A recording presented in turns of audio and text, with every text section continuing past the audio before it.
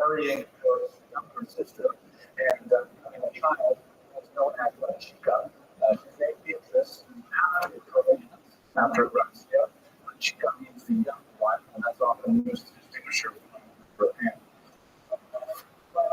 It seems that her sister Beatrice was not enthusiastic, but schlepping around, quick converse on the culture stuff. And she was really happy in Lisbon.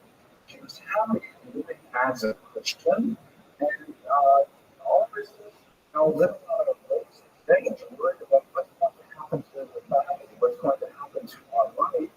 Do we really seriously talking about moving to Istanbul?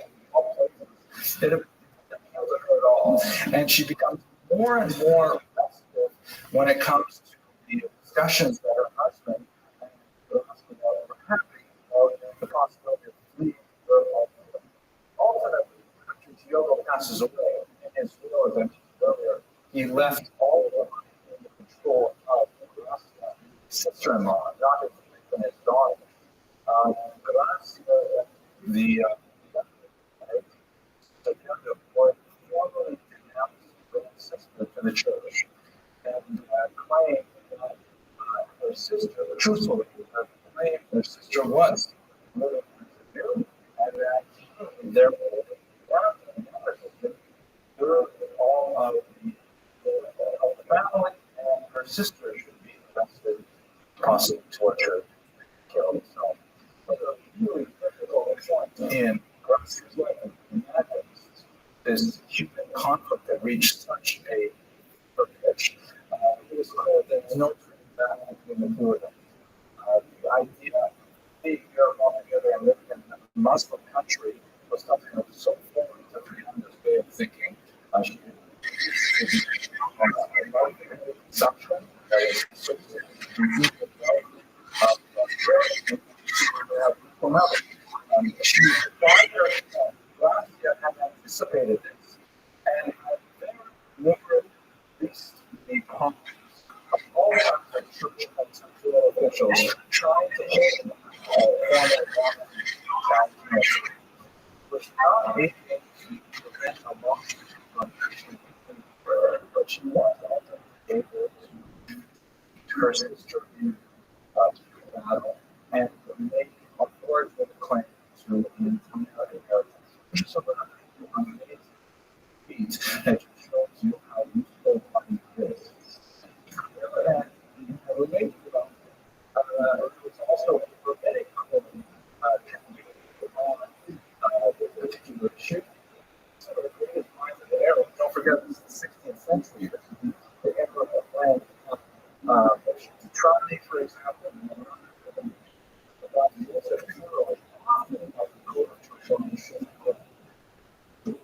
debate at this point, and ironically, Joseph Carroll disagreed with Josh Mendes. Even though that she was a wonderful person, and so on, it wasn't right that the sister didn't get an inheritance and that the didn't get an inheritance either. But that's another story beyond what we discuss here. Was to wonder as well, who would your child marry? Who would be it that she could end up marrying? One of the, at this point, a limited discussion of the local names here, but there are tremendous kings and queens that have designs on the money of the House of Nasser. In this particular case, Germany, the Roman emperor, had a wife who wanted to marry off, but she was one of her closest friends, and in so doing, hoped to garner a large section of the assets that belonged to the national family. When the queen approached Gracia about this, she actually avoided her several times with a feigning illness, and was finally forced to answer up front what she would say about this particular marriage. At least to this older Christian man, Gracia seemed intimately, relatively crowned, then married to that man. Very strong way. But she really had to clean her because those were for her at that point. So then, finally making her way to Istanbul. At this point, Gracia had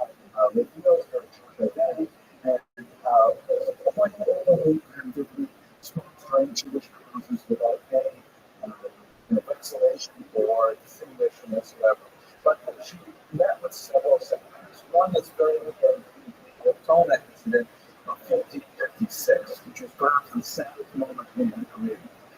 There was an Italian city, a port called Ancona. They were very zealous for their municipal port. And there was a very large controversial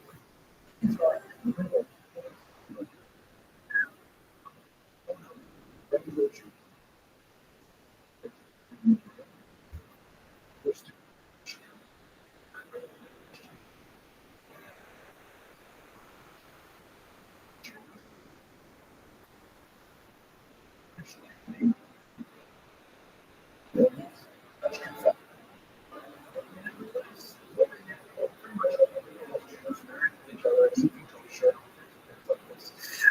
And could not, declare themselves openly Jewish, because that would be in contradiction of church law, and you can't simply convert to Christianity and then convert back again. But they were not prepared to live as Christians. So you have these three distinct populations in Ancona, as you did in many central Jewish settlements. And his very zealous inquisitor arrested approximately 100 conversos and proceeded to take the traditional inquisitorial route of confessions, arresting others, and so on, threatening to burn them. Gracia Mendez was insane and wanted to do everything possible to prevent use of co-religionists. She would enable them to succeed. She actually went so far as to assault him to she had that level of confidence. And the Sultan sent an emissary to Ancona to indicate that any sort of treatment of these conversos would result in potentially military action from the Ottoman Empire. Gracia also rounded up a huge number of tributaries who agreed to impose a boycott on the port of Ancona and to bring that city to its knees economically. Because the Jews were extremely involved in all kinds of international trade and refused to do business with that particular court, couldn't actually largely to a standstill. Unfortunately, she was unable to achieve unity on the issue. There were a few Italian who felt that they were being unfairly drawn into this international dispute. They were, not always friendly and conversos. They were, distinct community, even though the parties were related to each other, it's still not marrying each other. So they felt that they were going to be violently destroyed by this right? And within several dependent on the Ancona trade. Despite her tremendous efforts, she was not able to bring together the and the Orthodox faith, and 100 Jews were put to death as a result of the inquisitorial flames. She, however, devoted most of the energies of the last years of her life to developing the history with some very fascinating projects. One of them, most famously, in the city of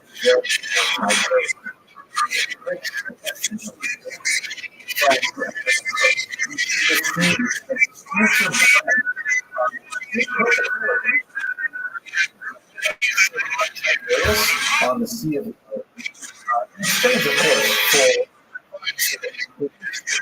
will be given to the Ottoman Turks. So many ways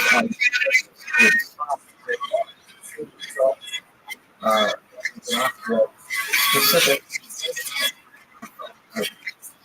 So one thing yes,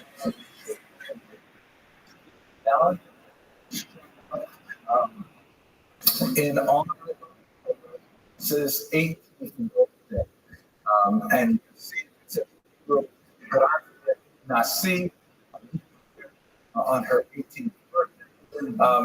This is the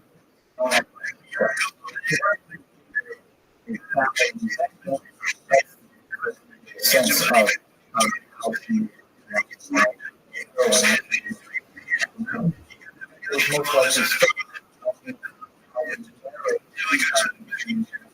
John Joseph Nasi, also a family member.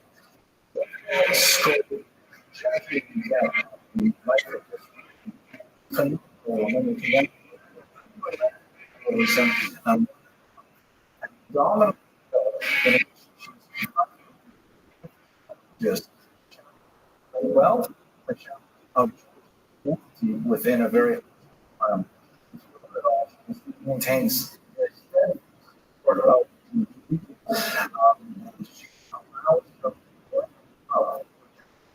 to soul while she is only when she is finally Jew that ultimately will her faith.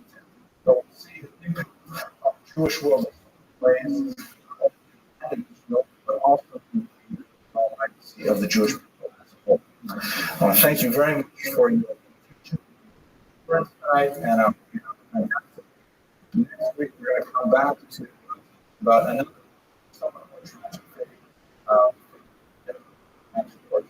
experience.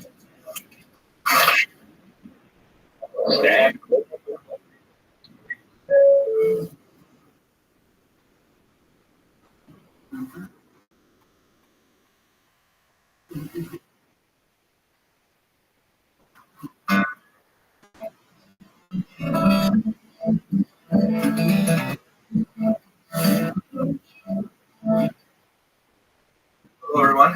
Welcome to another moving things around on this campus. I'm not entirely sure how much. Period. I literally just turned my camera on and you see. I did not turn on my microphone, nor did I type anything. Someone is picking on me. They kicked me out of DC. Then I got accused of advertising, but I haven't said anything nor advertised anything. Very important changes. If possible, please check the moderation record. A lot of things change. Please see who keeps picking on me and ask them for their evidence, because I am confident I did not do anything against the rules. If you think I did something against the rules, please tell me, because I know I did not. I read the rules very thoroughly, and I am not violating any of them, period. I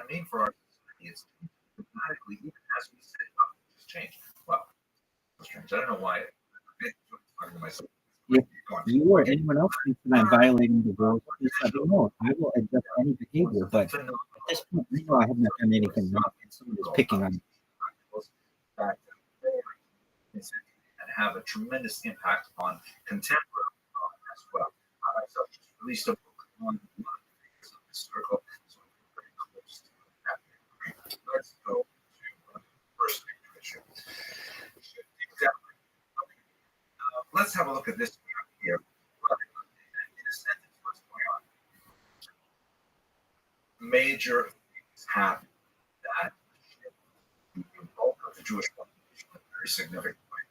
Thank you for your consideration. Impact of, and then later Portuguese explosion that drive the Jews out of the Iberian Peninsula, primarily across the coast of North Africa into places like the Ottoman Empire. That's a huge shift, and it's really important to understand how that affects the way Jews look at themselves and their work. And the second thing, which is even more important, is the Jews from the traditional homeland of the Rhine and further in Germany, let's say. These are very factors that represent major changes in the Jewish population as a whole. Now, Jews are no stranger to exposure expulsions and picks up significantly over the course of the 15th, 16th century. Look at this map here. This is a map which shows the boundaries of the Juvenile trade. Sort of begins in the central Mediterranean region and then spreads northward from 1347 on. The Jews suffered tremendously during the Black Plague. Physically, there's no evidence that they suffered any less than general populations. In fact, there's even more because in urban environments where contagion easily. But be that as it may, here is that as the peasants trying to deal with overwhelming impact of Black Death, 47, and they're looking at this horrible plague of us. Unfortunately, Jews very traditionally go to excuse bad habits, which are cities, so the joke was like this: a big park outside of the cucumber store. I heard this when I was doing research back, and personalities there because this was made of and they open cucumbers. And the cucumber salesman opens up the window and says, less cucumbers than we expected. All Jews. You know, what can they do? The Jews leave them on. And everyone's waiting in line, and a few minutes later, please take all the time you want. I understand your role and will be patient. Period. Please also understand that I will modify how you can hit.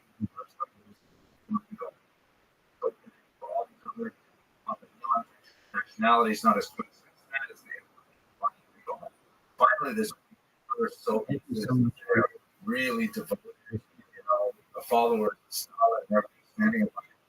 And the guy opens the door and says, "This Lord, taken over by the mafia. No cucumbers arriving today. Everybody go." On turns to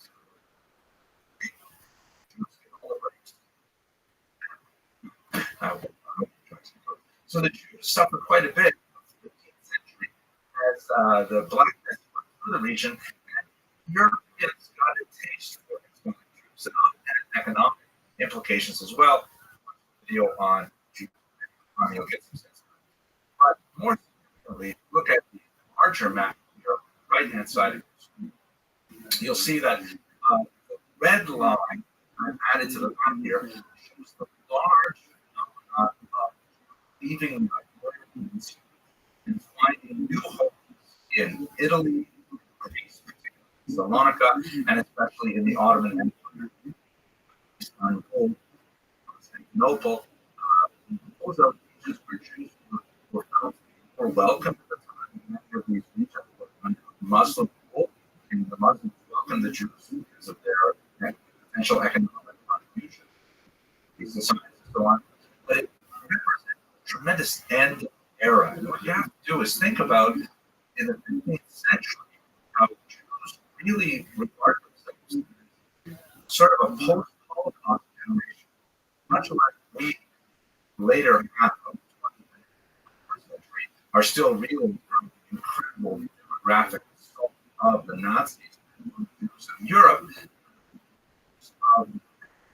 We're still trying to understand what the golden age of Spain came to such and with the expulsions of the 18th century. So it's not just a shift of population, it's not just a migration for economic. It's the destruction of a civilization that had to be planned. It's also important to note in this regard that there are a lot of Jews who were actually moving to the west, not to the east. It's not necessarily for our discussion today.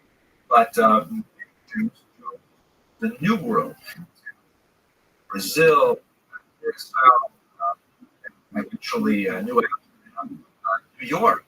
These are really later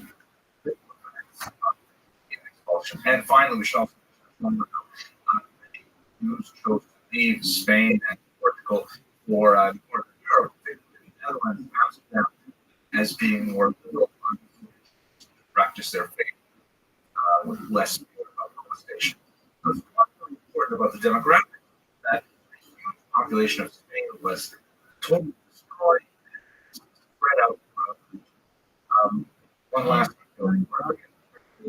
So chose to pass abilities and guys. Something's called which is and she is also fascinated but not so large. So the second thing is what you can see there at the top. Jews in Western Europe, Eastern Europe, Poland, Slovakia, and those regions. This was basically Eastern Europe, discussed in earlier videos. The attraction to economic rights, where much of the economy was developed, if they move towards the east, become not so words or lessees and much.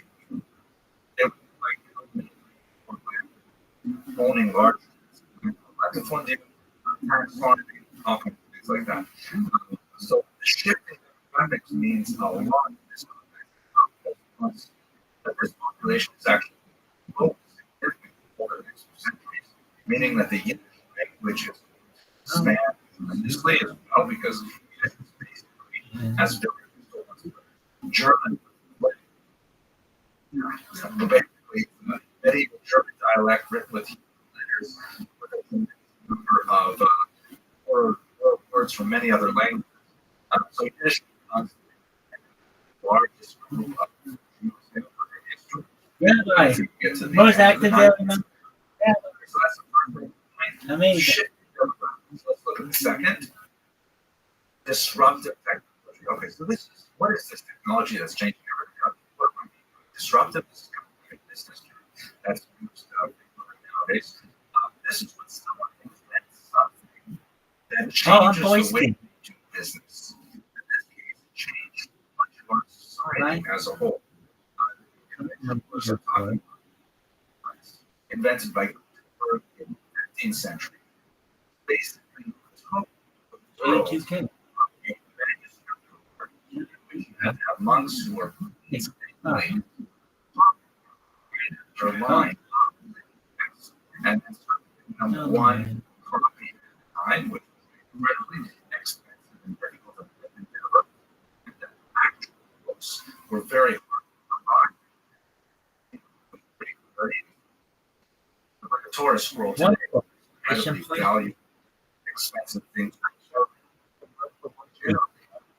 I don't know. Actually a command right there, staying on topic. And these technologies early, particularly the Sonsino family in Italy, who started using amazingly good works. This is, for example, the first page of the Bible, Genesis. It's illuminated. Much like manuscript illuminated, and they're trying to that aesthetic into printed text the way that they would, of course, abandon it. The cost was not necessarily the driving factor. Profit of their they were printer name or that was not necessarily what was complete, and it was a quick fashion, and it rapidly essentially something rapid out of business because some standardization. Think back for a second. What does this mean? Why is this disruptive? Tremendous disruption. It means that population from the those who of course we all do. Oh, dude, hold on, they just said something. Hey, let's see. Yo, brother, unmute the S. All right. You can hear me. I'm coming. Where are my edgy girls? Not my edgy boy. Dissemination. Okay, darling. I'm coming. So brand they never had the. If you ever wonder why don't you talk like man? People, it's blogging on your computer out there for minutes. So the shift from this and at the end of this lecture, which is so and the impact that we feel to the present. But let's the sixth amazing. What's is important in Hebrew or there are very girls, as you can see in this photograph here. It was a nothing town until the 16th century. And essentially, the auto took it over and they put in place some laws that made it really advantageous to settle everything. So it was a population of a lot of Jews of the Iberian Peninsula.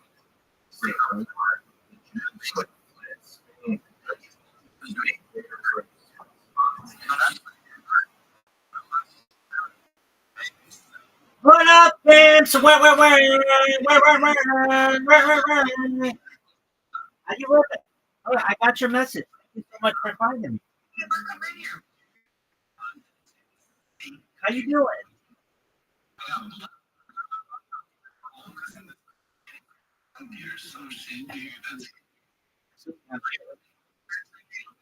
Absolutely. Thank you so much for sending me a message. I saw it. I was like, absolutely. How are you guys?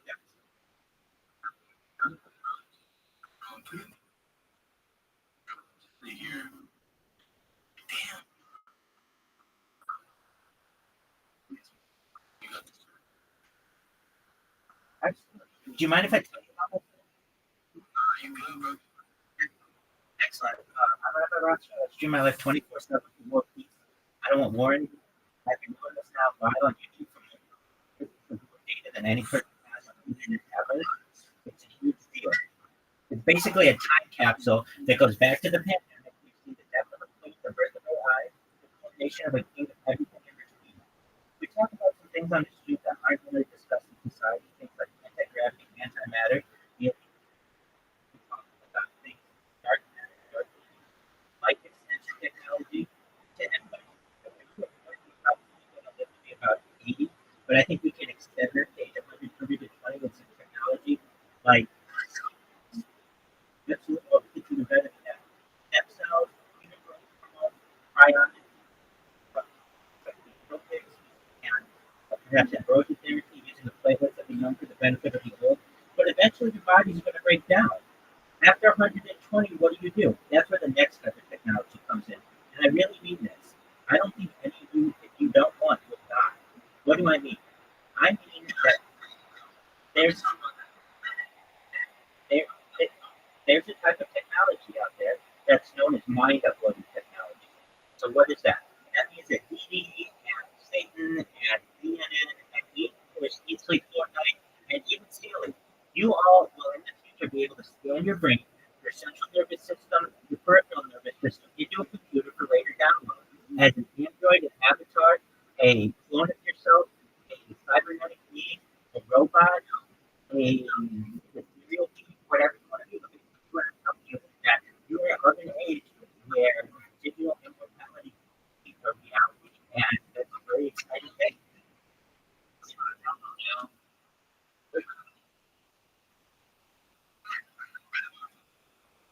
That's what it sounds like.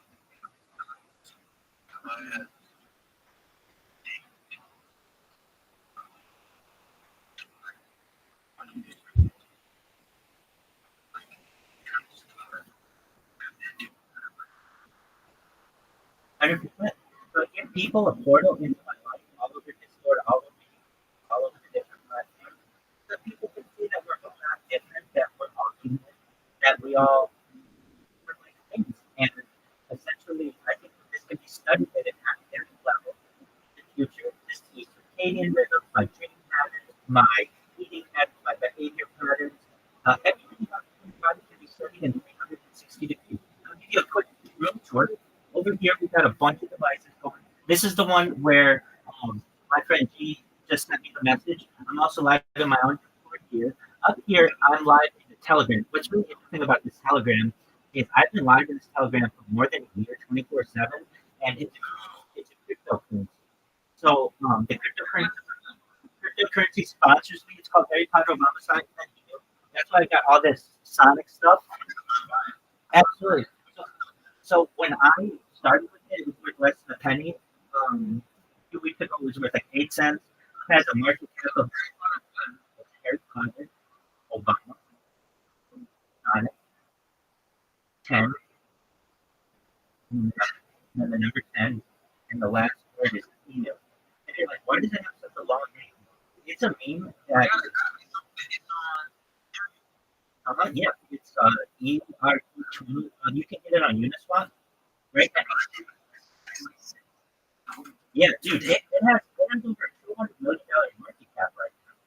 So it hit an all-time high about 2 weeks ago, and the community's really great, and they sent me a whole bunch of merchandise, and I promote them as best I can, and do your own ability. But here's what I can tell you makes this coin special.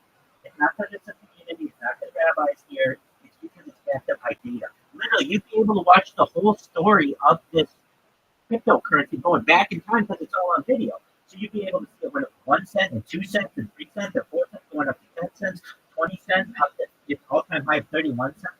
So those are some really exciting things about it. Over here in the corner, I just got another device. I'm going to show you guys some. To be honest with you, it's the perfect kind of fun. It just has like an all-time high of 31 cents. Buy the dip and then watch it go. If we get 100, if we get a hundred, or if we get $1, that's $1 billion market cap, and we're having a yacht party in. Next up, absolutely. Next up, what I'm going to show you, I got robots that I programmed. So essentially, like I'm a very well-known trainer. I'm pretty much a slip. I don't is but you know what? I'm gonna make sure everybody knows who I am. So Ada Ross knows who I am. Durant knows who I am. The owner of Kick, Eddie Craven, I was able to document some issues in the sign-up process. Even he knows who I am. We're friends on Discord. We're friends on Discord. So I have billionaires in my DMs. Over here, I'm going to show you the other. Okay, so this is Aiden Ross's Discord right here. I've been live in here for 6 months. There's some other Discords here. I have 3 Chromebooks that are always going 24/7, essentially to capture everything. And over here, I'm in some other Discords, just making friends, connecting with people. But overall, I push the message. No one will be. It's really important to me that one day we have peace on the planet, because the planet can start space tourism, which starts. Yes, it is. If you absolutely, if you look at any extraterrestrial, if you look at any extraterrestrial species, the only way that they are able. Hey, you want to talk, or do you want me to talk? Okay, so I'm going to talk. You're going to be quiet, and then when I'm done, you can talk about whatever you want.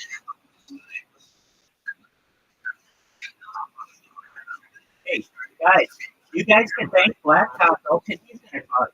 How much I'll be back. So Black Taco, this is all you, baby.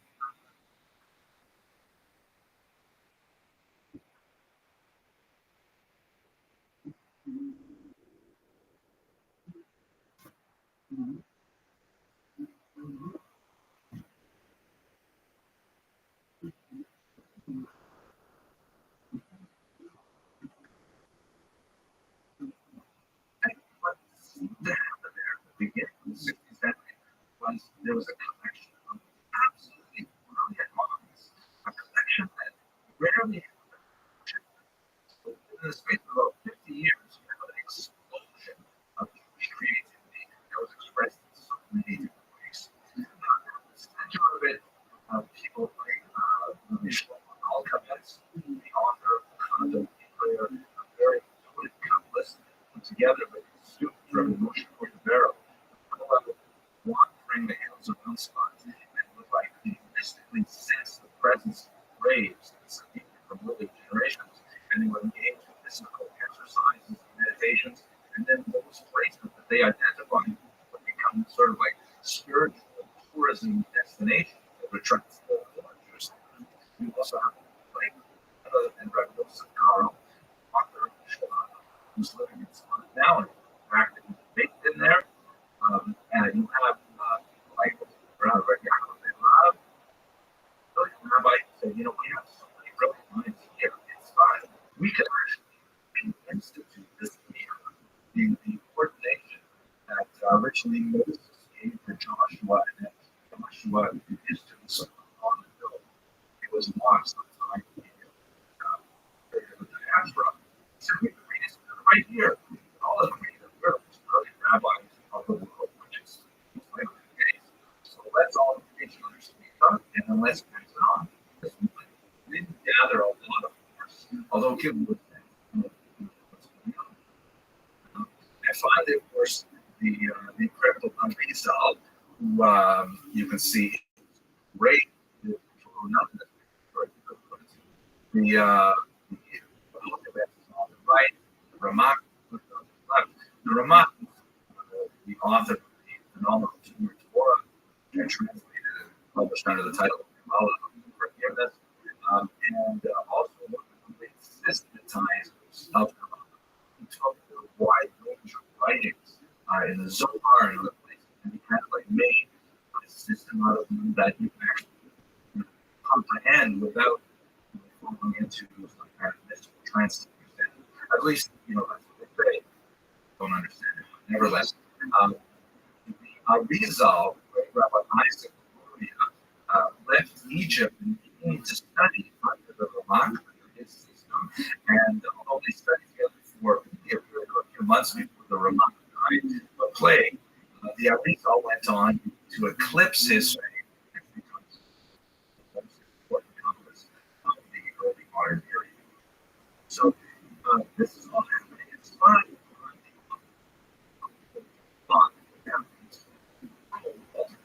Is writing this idea of social change it's all happening in Islam. Now, if we bring these three things together, I think we can make sort of generalizations by these and together in a very important understanding. So first of all, shifting it around the level of the social world changing dramatically.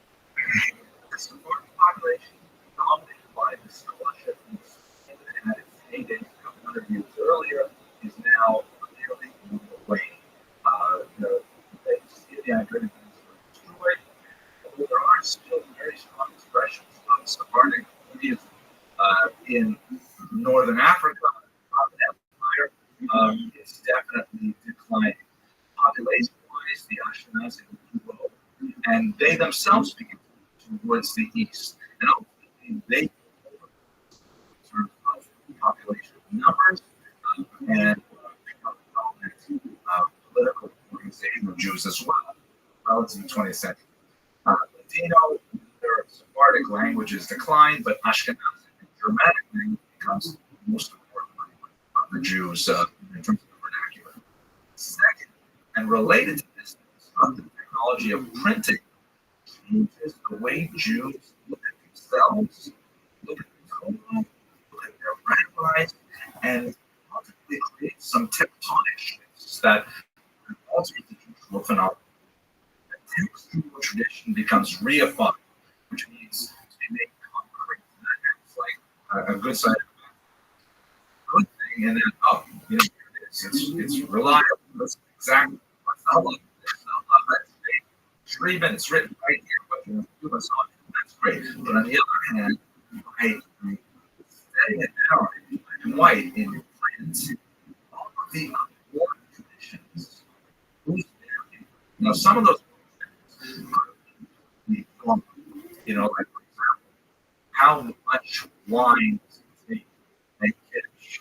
How much wine you have to say prayer, and so on.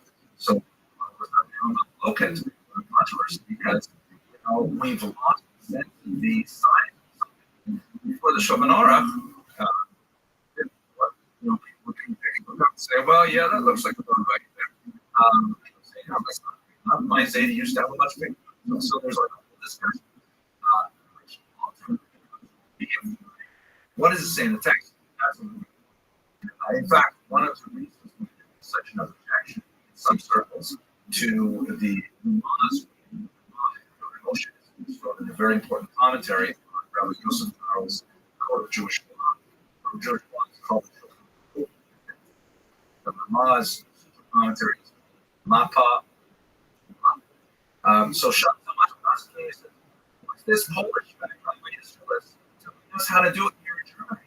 You don't do it like that. The German rabbis were absolutely correct. The Ramah came out in his commentary, and even German Jewish students studying hundreds of years later, he inclined to go with what the text is. So Judaism, in some ways, halachically becomes much more focused on what is the text, even when it may be areas where, according to family tradition, right or wrong, but according to family tradition, it might change all. I'll give you another example. So in America, there's I observed the privilege, it's a sad privilege of serving on many different nations that moved around with my academic.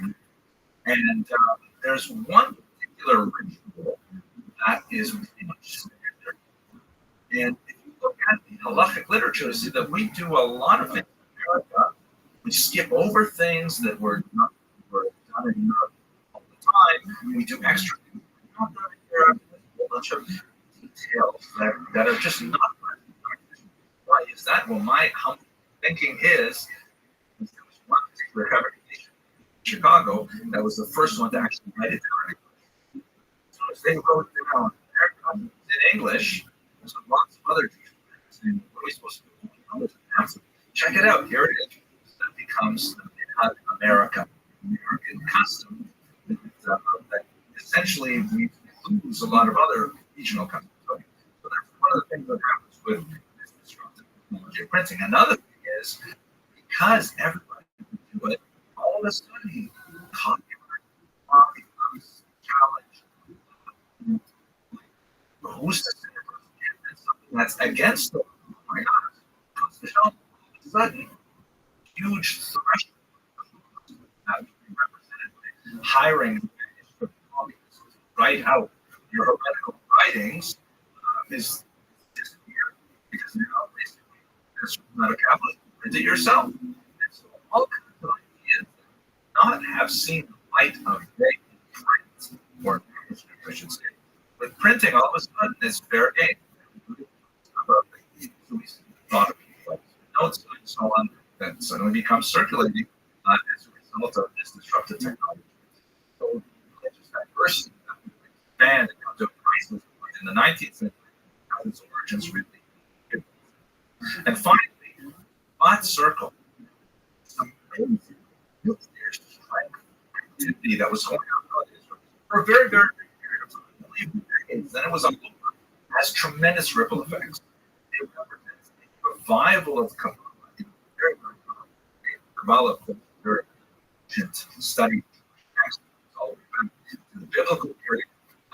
Much of it was accessible. Rabbi Moshe Cordovero wrote the Pardes Ramonim. His student, Chaim Vital, popularized understandings of it.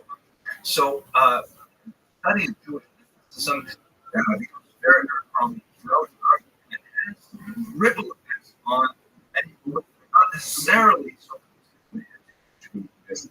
In particular, false messiahs like Shabtai Tzvi, heavily inspired by Kabbalah, and on the other side of the coin, definitely within the mainstream of Judaism, although it wasn't necessarily appreciated by all Jews in that sense, 16th century, the Hasidic movement borrows very heavily on Judaism and Kabbalah, and therefore there's a tremendous amount of creativity in the 18th century as a result of what happens in the 15th century.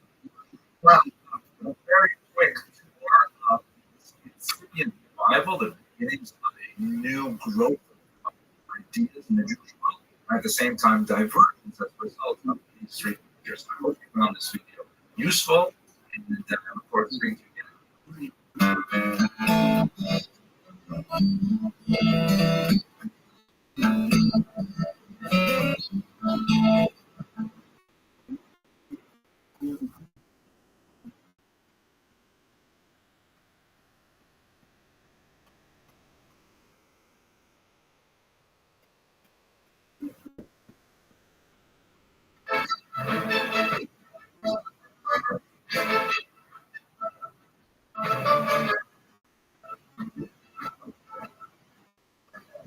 Ladies and gentlemen, thank you very much for coming. Sorry, oh my gosh, the record didn't start because they put a new lock on the door, and I don't have the key to the lock yet. So, for those of you who are here over Shabbos, you know we had a magnificent affair. The Rav's own son, and he was a tremendous guy. He was brilliant. Really, and not only his leading, but in particular his Torah. And he started with following Job. So this is an Rothschild original. Job looks like this. So between Nebuchadnezzar and Mara during the week, Rabbanim like to see a short Torah, you know, in that period before during sunset during the week. And so the Rav gets up to give the Torah. You have to imagine this joke told by a 13-year-old son of a rabbi between the Khanmar. And was the Torah, and he notices towards the back of the room one of the men gets up and walks out of shul. One of his most loyal commissioners, congregants, gets up and walks unexpectedly in the middle of his driving. He was used to having people get cell phone calls and things like that, but has to be his best. But really, his most important member of during the drasha, he was very, very disturbed by this. So, and then a while later, before he's about to wrap up his Torah, he was back in. So he's very grateful to see him back there. They done part of it now. So he says, listen, I'm surprised to see you leave right in the middle of my Torah. He says, yeah, I had to get a haircut. And Rabbi says, yeah, to get the haircut. You get the haircut before cut? He said, before I didn't need a haircut. I think I said that one. But there it is. Okay.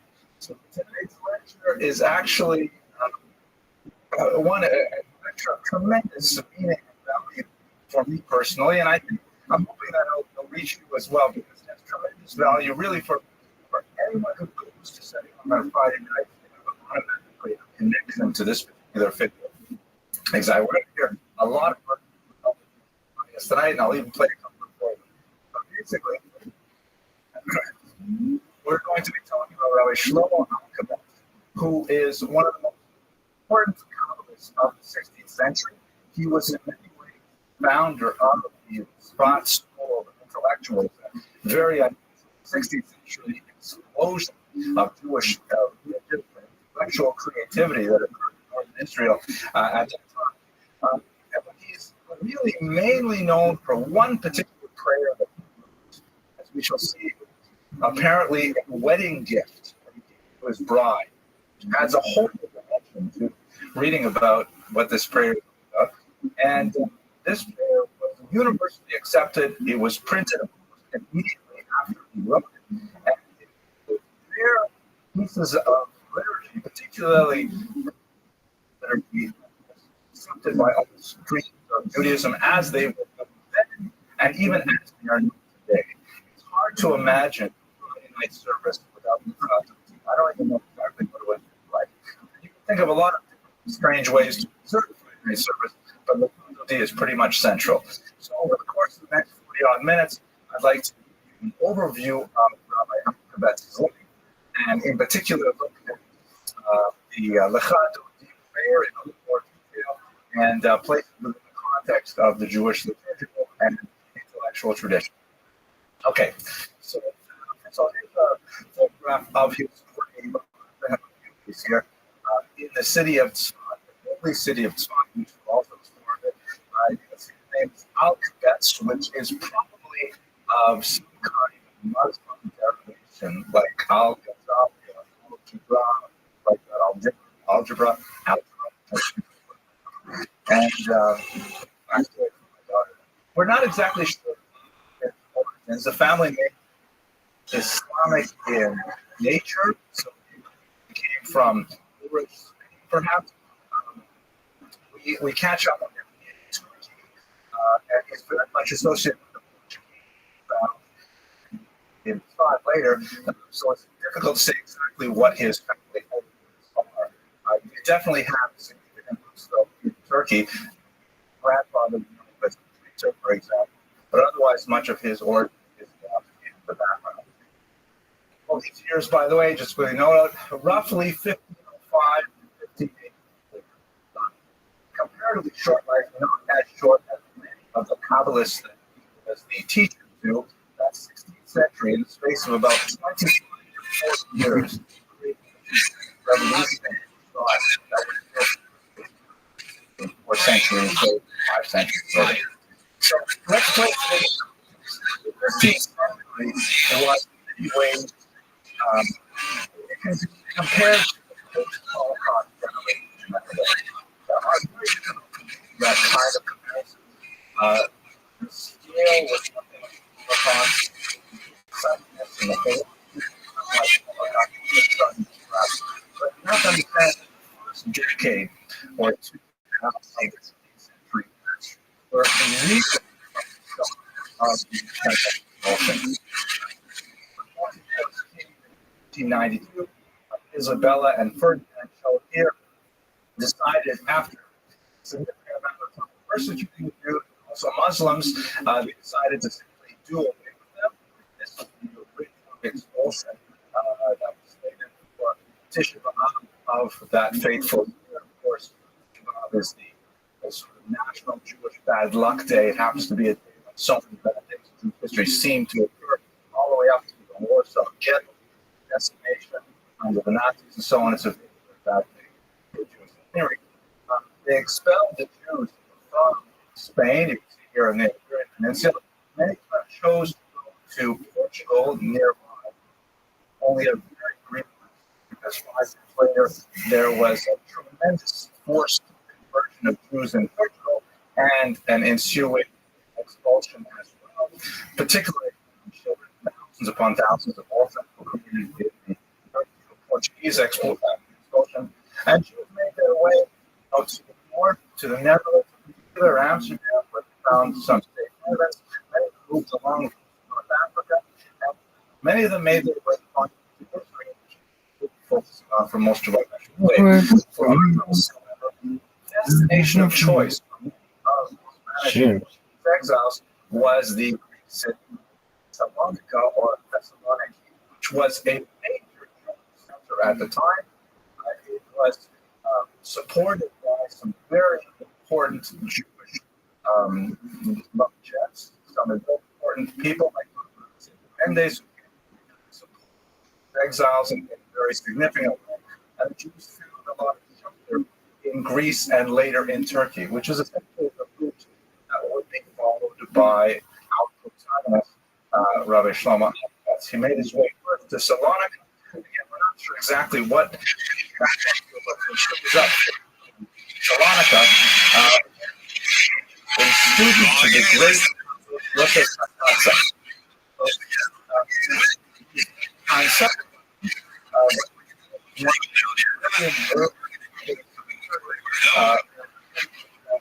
Only sleep on a bed on the ship. Otherwise, on the floor, long. Rabbi Shlomo, that's instructed in the mystical arts. And that brings me to his root Tutsvat to in Turkey, he is acquainted with some of his, including this man. This is an iconic picture. We don't know if this is exactly what he looks like, but none other than the great Rabbi Yosef Karo, who was the author of the Shulchan Aruch. It's not very well known outside of cognoscence, but it's a great legal mind, complete with the 4 sections of the Quran, was also accomplished. And in fact, much of his Kabbalistic thought and his overlap and borrow from much of Kabbalistic ideology as form his halakhic writings as well. So the Rabbi Yosef Karo and several others to Quebec by then beginning already to get the disciples, directing them to the teachings of the early. Holy fuck. And this time in Turkey, with other disciples,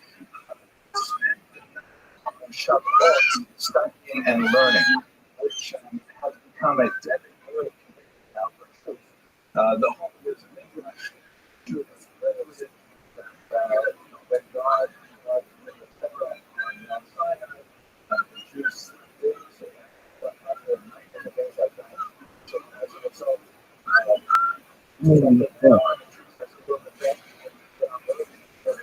received the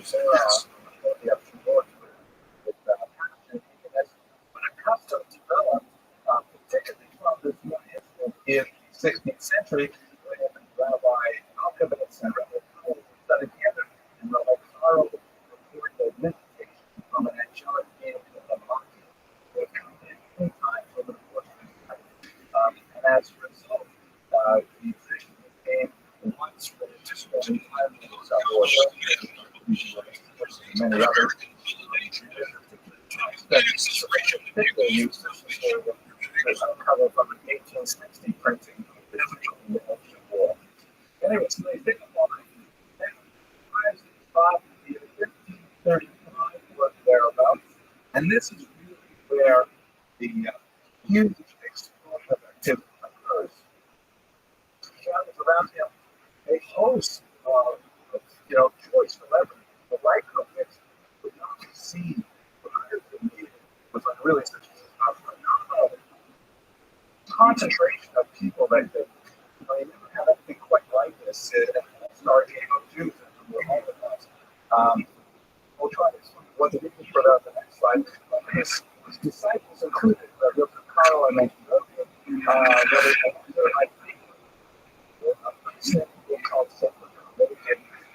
essentially a book that lists 150 things and then compares them to parts of the body that are used for making those mitzvahs.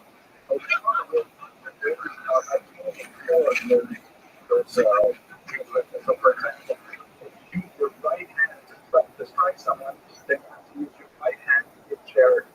An act of cruelty has to be matched with an act of kindness with the same hand. It goes through all the body parts like that. There's no so on.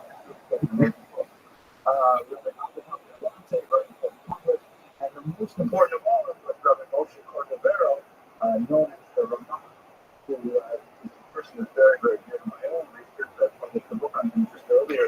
Love was the song. I wanted Moshe Cordovero is so influential as a student. And Rabbi Alkabetz, was also No, baby. You can't advertise in here. Fuck you. His brother-in-law's teacher became the student. Disciples don't teach you towards it. I'm going to take this further afield of the question is, why is student having a staff that is different?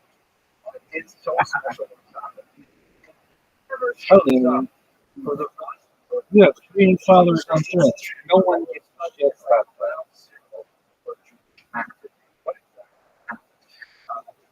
The place is referred to in Tanakh, the passing away. It doesn't show up in people who are passing away. There's no activity, there's no personality. The first 2 distances down in northern California is comparatively unfair. So whatever you have these kinds of which are the land use, for example, all those exiles from Portugal and Spain, making their way to homes and interests were so central. Why did now the sun, like 150 miles north of Jerusalem, that has no beach whatsoever? So why did undergraduate is what they call the Abrams of local history. I went to remember the Abrams of local history. Well, good. It's not exactly that way. So I like to say that if you don't know why something happens to it, the answer probably is money. Probably money. But the so-called benefits of, it doesn't who gets the benefit? Right? So it appears to be basically the Turks who were controlling it for governments. They put in place some very beneficial tax policies which encouraged the development of businesses, particularly textile and import-export businesses in spots during that century, which suddenly made it quite a magnet for business interests. And you have a lot of money that is sort of as a result of the Spanish expansion, where Jews are leaving, they're looking to invest, they're looking to settle down. Not one that needs subsidy. There is no or maybe it's Monica. What about this new place? It's kind of like where the Las Vegas of the era. It was a wild west, a lot of potential, and many Jews. Okay, yes, question. Crossroads. Actually, it serves the crossroads to the north because the way the Galil is set up, right? Jerusalem is definitely high up enough. It's got over the entire region. It's the largest town in the region, so it had a lot of benefits that the inhabitants could find. There's one in particular that is especially important, and that is spiritual tourism. This was a new industry that was very big at the time, and that is, and in fact, by the way, Rabbi Alphabet was very important in developing this. Tzaddikim, the courageous ones, was considered like, an act of people finding these springs all over the place. Most of the places that were visited today, there are two images, but Islam was one place for that. It's beautiful, it's well watered, has lands, has all kinds of things that Jerusalem at that time did not. And so the money concentrated there, people said that actually the question is so fascinating about Las Vegas the comparison. What is Las Vegas kind of, right? I mean, there's no water there, it's a desert, but it's a human created economy. You don't want to stay together in one place and figure out a way to make money. And in fact, it happens just boom for about 80 years, and they had a problem with earthquakes and plagues. And then people shut it all down. By the 1580s, it was on its way down, and it declined significantly since then. But the first 3/4 of the century was quick.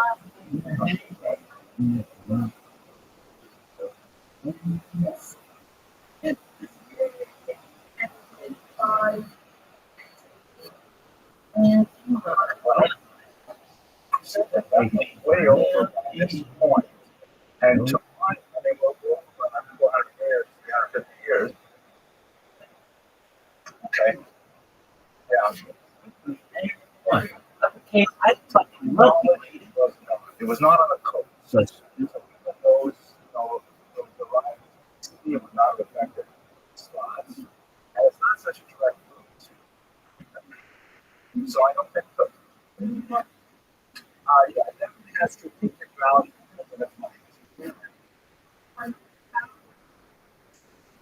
Yes. People allowed to. No, but there's ways to get around them. So there's clear connections. And the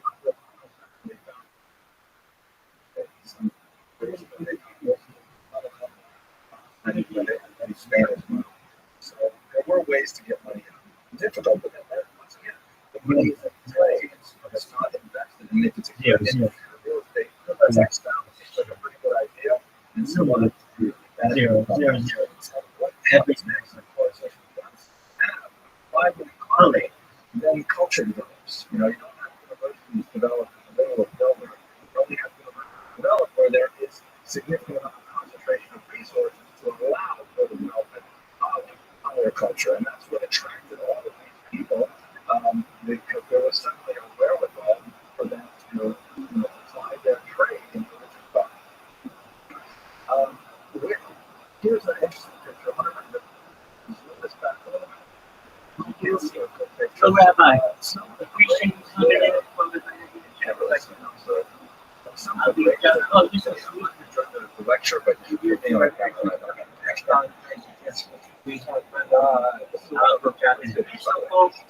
I love you. Gee, that's how you do it. Hey, I'm interested in what you're doing, what's new, as opposed to some of these assholes who are just like, huh.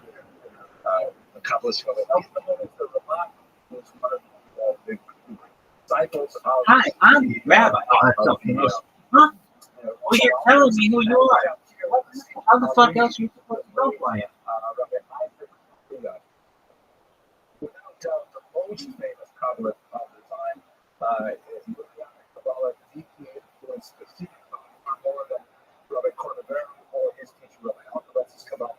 But they're all like grouped together here because they had this tremendous concentration in place. Now, Rabbi Alkabetz was perhaps not the most known, but it's probably one of the most prominent at the time. He was the head of the yeshiva, which is close by to school.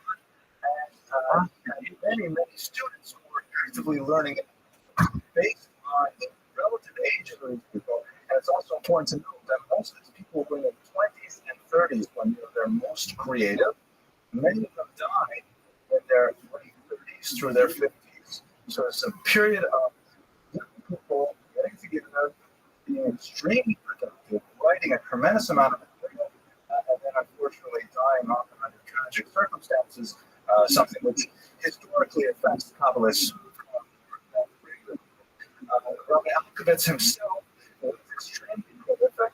He left behind many titles. Unfortunately, at some point, quite a few of his manuscripts were lost. With suspicion that they were stolen by his rivals, but they are simply lost. We know of these texts, but we do not have them. Only a handful of texts really get their completeness.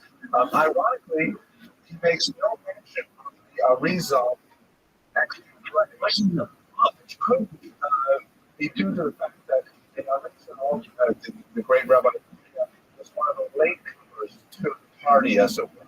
By the time he arrived, it's really already in the, I believe it was in the 70s by that point. So he's an interesting and Trot had already had this motherfucker's study under the disciple of Rabbi Alkabetz, Rabbi Cordovero, and then Rabbi Cordovero died a few months later, and everything began to go downhill at that point. So we don't have any references to the Arizal from one of the greatest teachers of the time, which might be a reflection of the distance between the ages and the limited amount of time that the Arizal was actually there. So what did he do while he was there? We knew he had a job. We knew he had a wife whose name had been lost to us. We know he had a son, Moshe, who he named after his grandfather, his father. What did he do for a living? He's only left behind a few signatures on communal documents, indicating that he was a highly respected figure who was consulted on legal decisions quite often, but he was something of a recluse when it comes to legal affairs. His main activity was in the yeshiva, studied all that and so on, and not as an asket, a person who was deeply involved in the affairs of the community. But like Carl, the Baruch was much more deeply involved in those kinds of things, although he himself would consult with Rabbi Alkabetz on many weighty issues. What we do know about his activities really comes to us once again from his disciple, the Ramah. And he used to have this very, very unusual form of meditation which he called Gerushin, or divorces. exiles, something which Rabbi Moshe Cordero actually wrote an entire book about, describing this particular spiritual practice that his teacher would engage in, and that he on many occasions would go on with him. What exactly were these so-called derushin? And by the way, the word derushin was loaded with meaning. Not only does it mean divorce in contemporary Hebrew, it also means exile, but it was also the same term used to refer to the expulsion from Spain. Gerus Spala. So when people would practice derushin, it was like, think is the way we do in a post-Holocaust generation. It's almost frightening.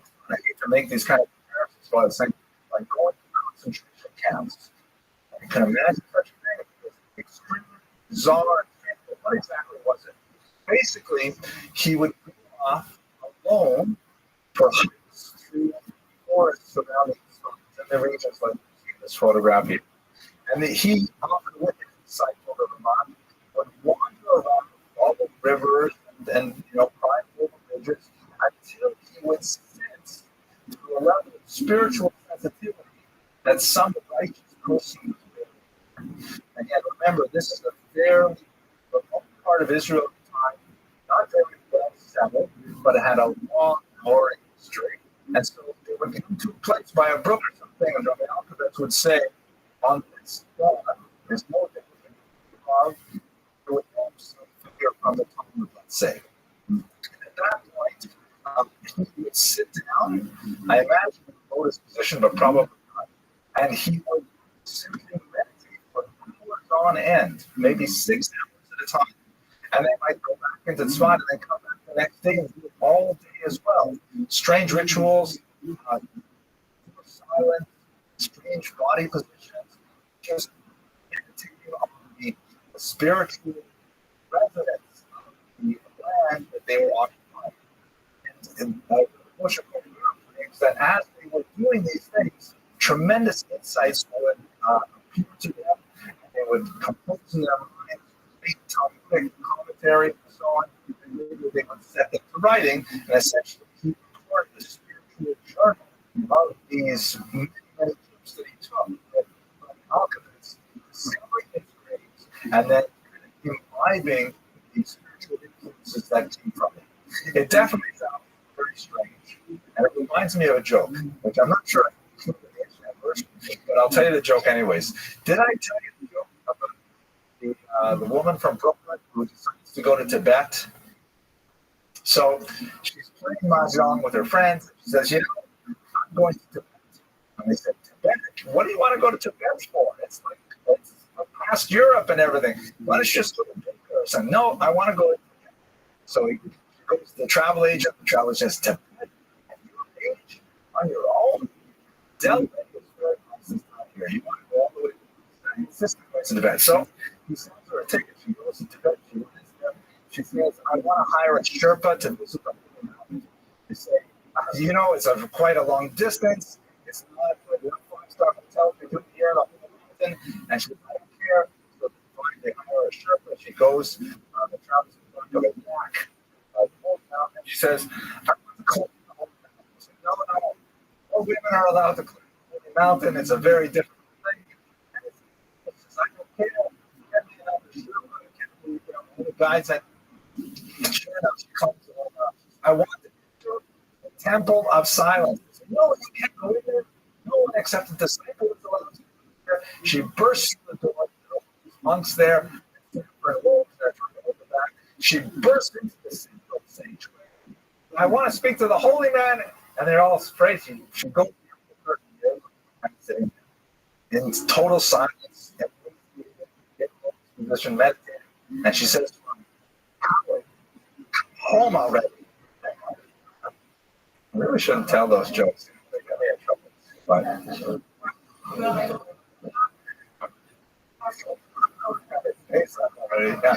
Okay, thank you, Judith, for letting me.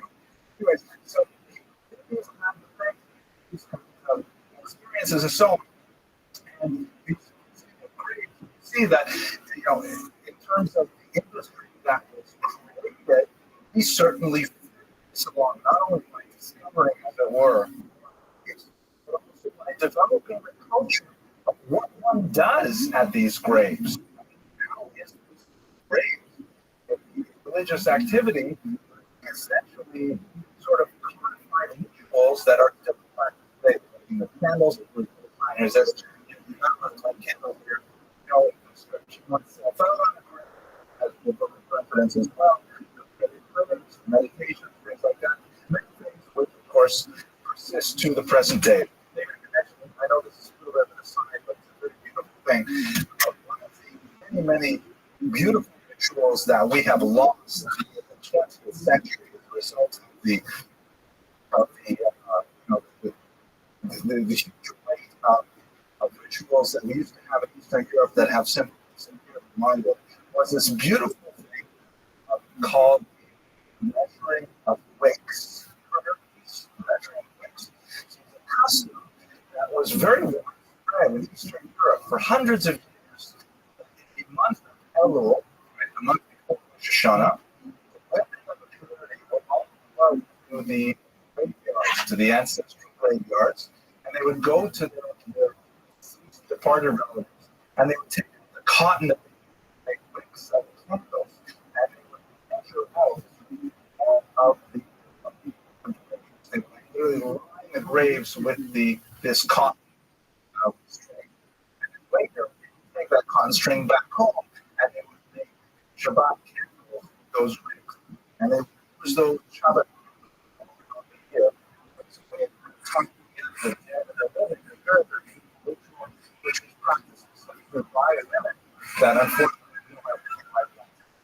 we have today is some schools have a custom in the month of April that they send kids cleaning up the grave.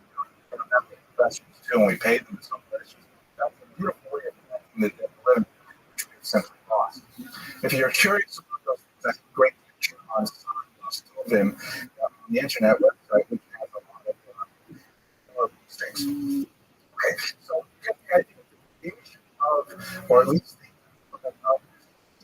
which would be great, and what the value is, and so on, certainly accelerated the interest in SWAT and in the entire SWAT circle, because these are expert in those things.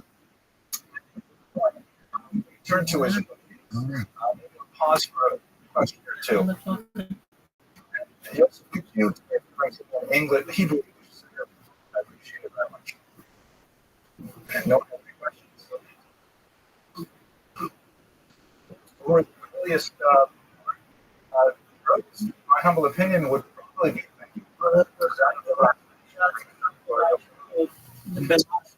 consent.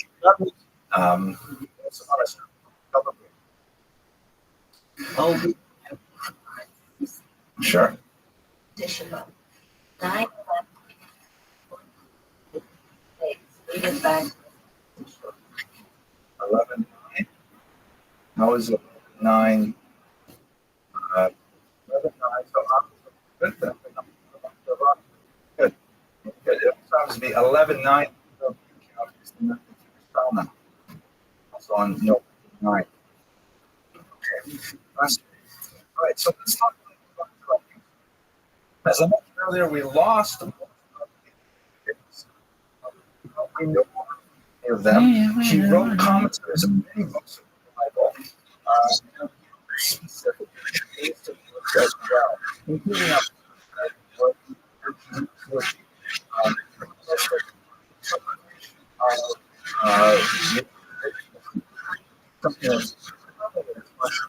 writing, and he devoted entire books specifically to that topic.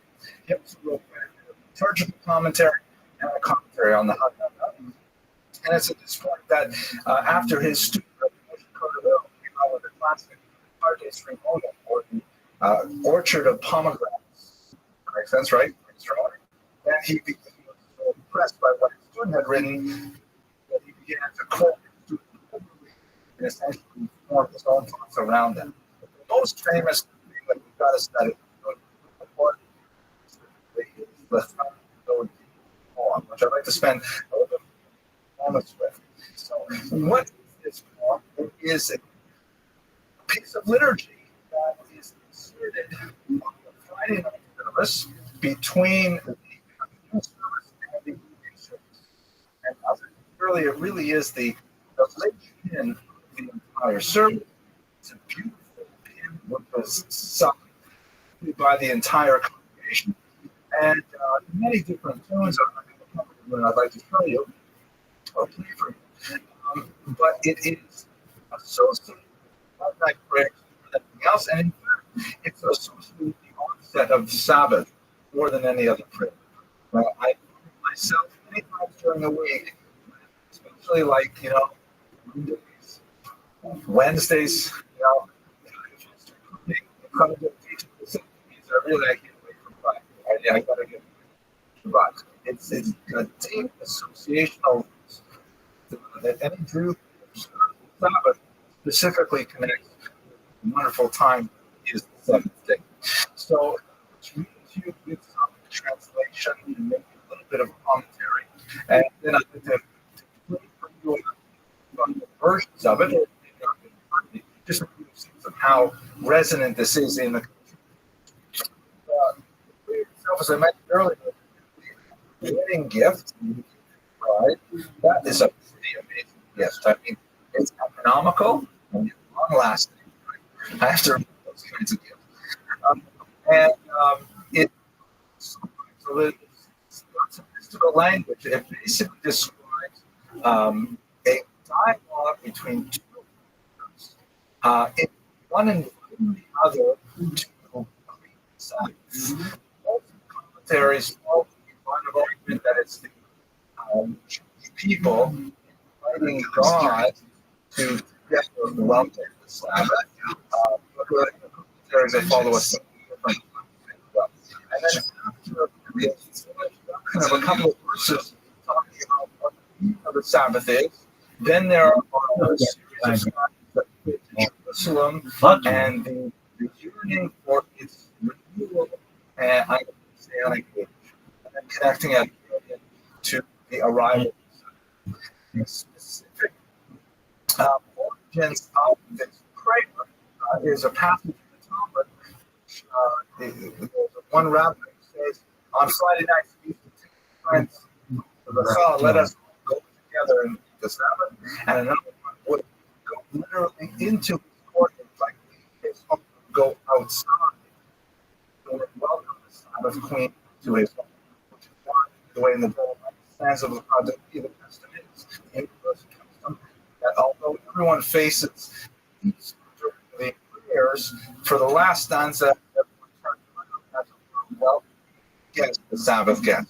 And kind of on a darker note, since it's and uplifting prayer, orders, many congregations are not allowed to be in a synagogue while that prayer is sung, and then they're included back in after because it's simply too heavy for the association. Okay, so let's look at here from the English translation in the Oxford. Come, my beloved, the bride, Sabbath princes, let us come. Come, my beloved, in Hebrew, the is the God over Jewish people that it's there on the Sabbath. Safeguard, remember, quotes in a single utterance. That's referring to the two different times that the Ten Commandments refer to Sabbath, and one place it says safeguard, Shamor, God, and another place it says Zachor, and the commentators say that this discrepancy between the versions of the Ten Commandments at the same time and understood at the same time by the Jewish people were saying that. The one of the God is one, his name is one forever. Let us go for blessing. The idea is that the spiritual energy that one of the Sabbath is the energy that is the source for the energy flow to be. So you really have to recharge your battery Friday night through Saturday night and use those energies for the rest of the week. the joy is the physical energy, right? This is the spiritual energy. From the beginning, from antiquity, she was honored, meaning that God thought of the Sabbath before he began creating the world. And the beautiful phrase, last little thought. It's a fantastic one, so we can have Shabbos. So we set Shabbos aside. That was the seventh day. What else had to happen? The seventh day. Awesome. Let's say now there's a shift of that, welcoming the Sabbath to discussions of Jerusalem. The sanctuary of the king, the royal city, arise and depart from amid the upheaval. Jerusalem arise from the Rome. Recall, of course, that although there is this tiny settlement of Jews, it's not a somewhat large settlement of Jews in Jerusalem, we're still talking about the hundreds of people. We're not talking about tens of thousands of Jews. We're talking about very, very small populations. So Jerusalem is still definitely considered in exile itself. Too long have you dwelled in the valley of weeping, you will shower compassion on you.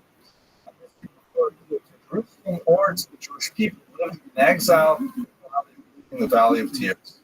Shake off the dust, arise, don your splendid clothes, my people. The son of Jesse, that's the first statement. That's right, meaning that's the Messianic age. Draw near to my soul.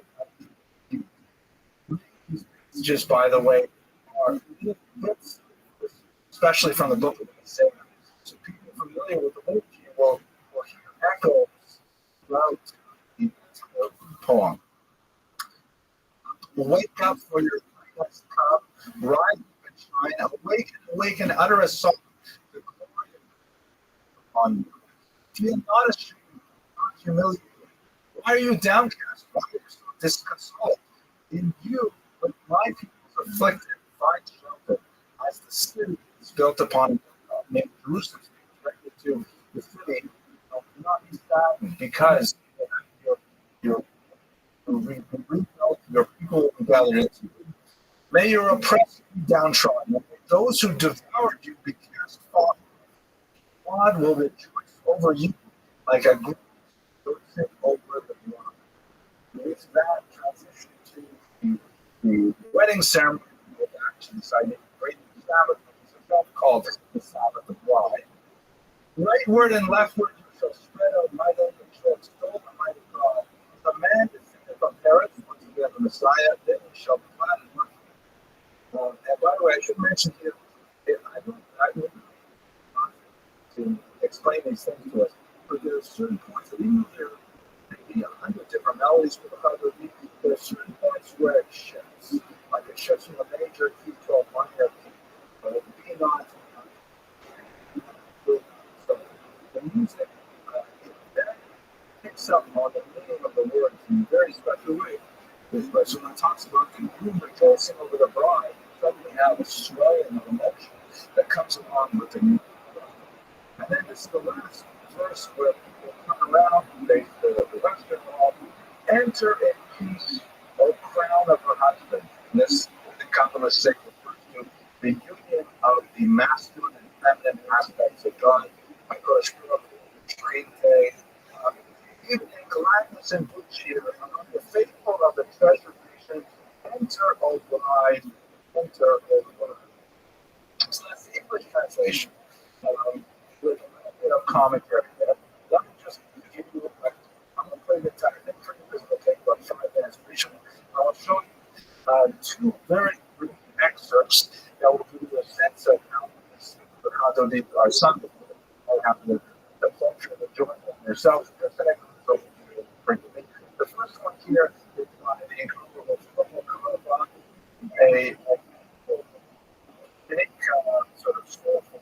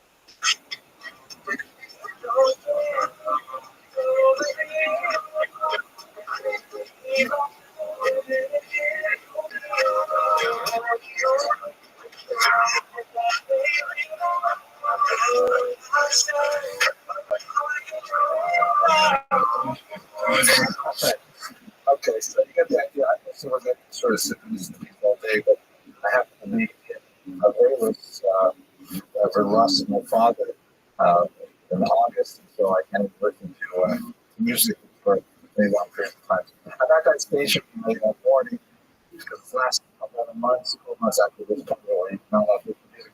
But when I get put on hold, really, so at any rate, so the legacy of Brother Schultz is legacy about me. I can only imagine what a tremendous feat it must be to compose a song that moved people for centuries. Very, very few pieces of art of this high quality. What makes it shape in terms of its impact and the future? Favorite experiences when I was living in Israel, and I think you have similar experiences. There was a broken down old synagogue in the Catalan region, and it was really broken down. Like one side of it was I don't know how long it was, probably built in the 19th century or something, and it was abandoned on Friday. They would have a Muslim radio there, and constantly sing the Chagall team, literally paid about 15 to 75 just for that one home entirely. 50 to 75 minutes just singing that one song. And the synagogue would learn that people would come sitting outside listening to this song. And what was mostly people were at this venue. The people who came early and got inside the synagogue before usual to the Shomer Shabbat, most of them were listening. So outside, all were coming.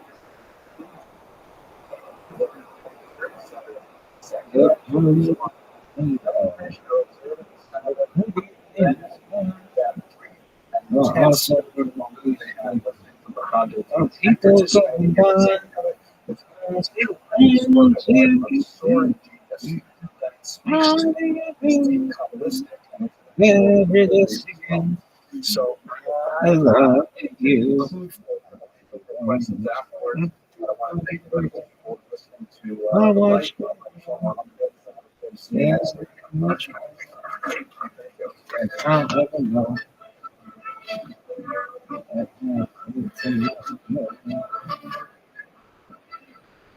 What a wonderful the color of the rainbow.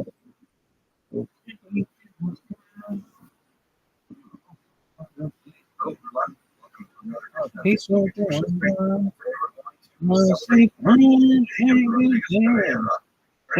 how do you do? You will sing I love you. Your baby's glad. How much them glad. Yeah, not much more. That I never know. What a wonderful world. His family were crypto Jews, that is, were secretly Jewish but practicing as Christians and baptized as a child. Out of fear of the 14th Inquisition, the family would their Jews in secret. Sometimes these people are known as Maranos with Robin. So, when his father died, he was 6 years old. His mother took the Bordeaux. Openly presumed living as Jews who were that Ain't nothing too much hate, but the wonderful world. Biology, Rabbi, Rothschild. Later on, when he achieved primarily he achieved his through his invention of a method of teaching Fucking husband. Somebody's gonna be like, who the fuck is this? and using various Oh, they must be. a medical language, which was in many ways a huge innovation for earlier methods that have been developed over the past couple centuries. And, Hilarious. You guys like my song? we're recognizing Some lady humorist. And he developed his method. So He baby. mentioned was named What do you call this? well since 91. Dog. He for his contributions that went on develop this method significantly. But in fact, it's not one of his many talents known as pioneer of early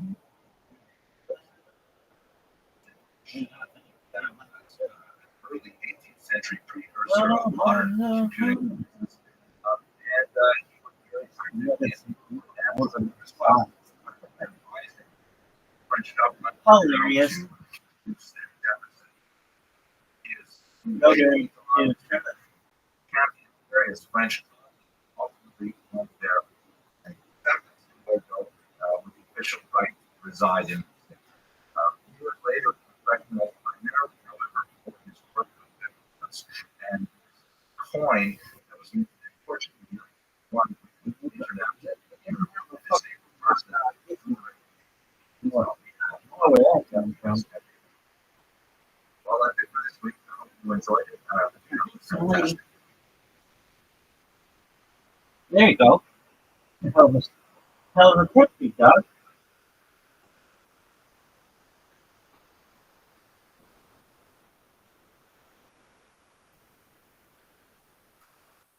I'm going to eat my.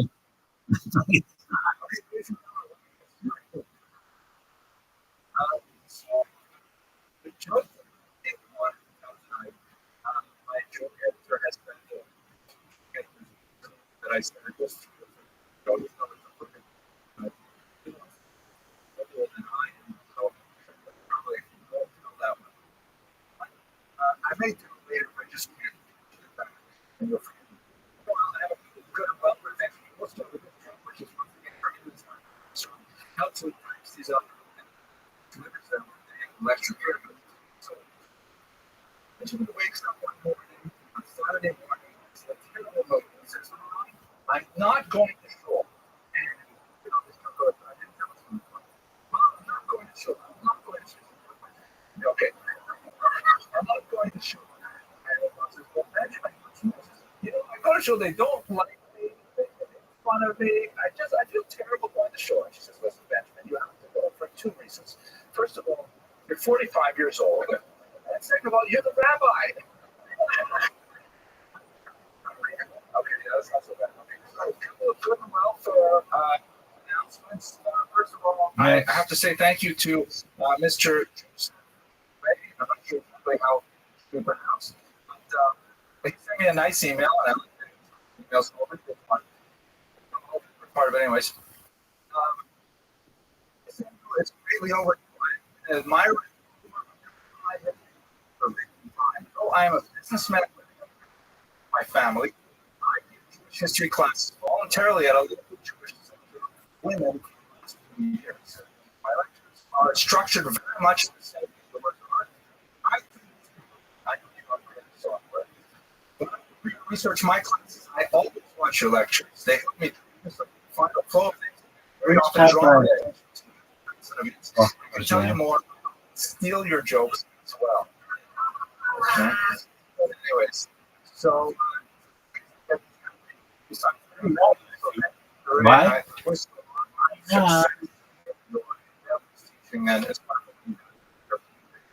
Okay. So tonight's lecture is of course Spinoza, and for a long time, I was really the opportunity to speak to you about it. One of the larger areas of research that I identity. What exactly is the Jew? When is a Jew? How do the community the phrase goes? What's going on in that camp or outside the camp? Those kinds of questions I find very fascinating. Spinoza is an excellent test.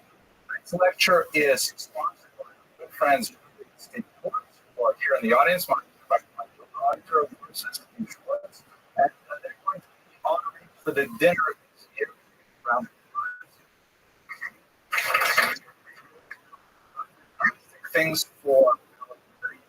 Rabbi is the unsung, very much accomplished historian of the shul.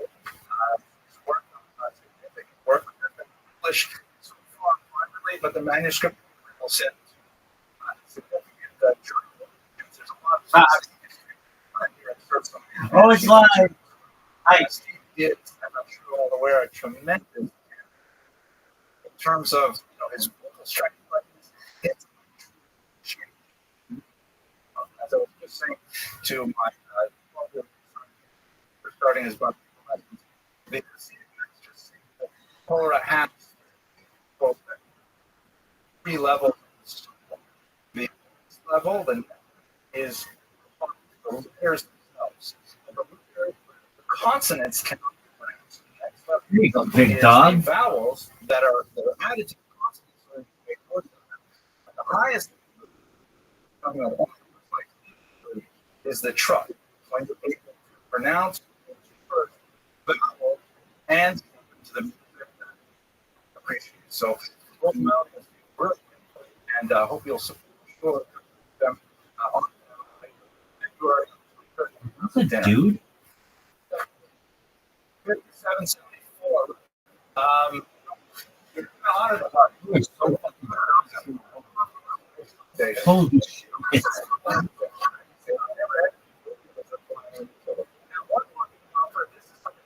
Who is a trying male? to use more videos in our classes. One is Baby, my are son fucking Alexander. It's a minute long, so it won't take too much time from our presentation. So if you want to focus on the screen here we go. Then 8 miles.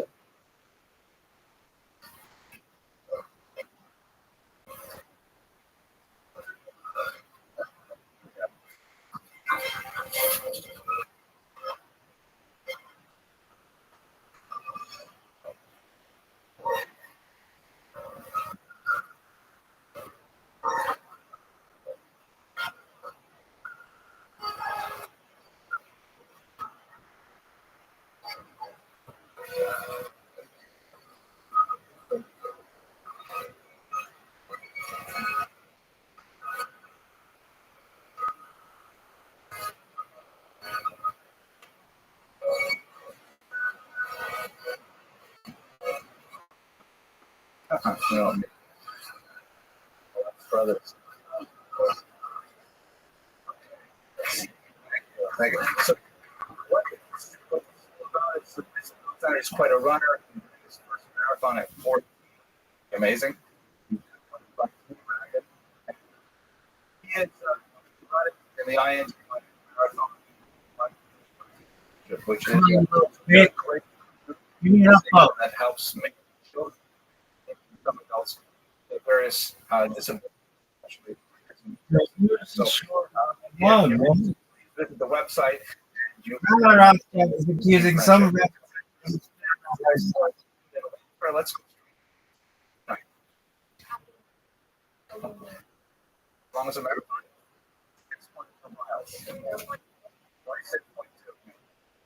Now, so, 17th century, he is one of the greatest philosophers of the modern age.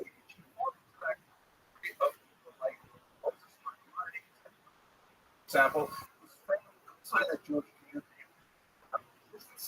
fame inside. It's a little ambiguous. Put him within the universe per se, because his distributions are beyond what is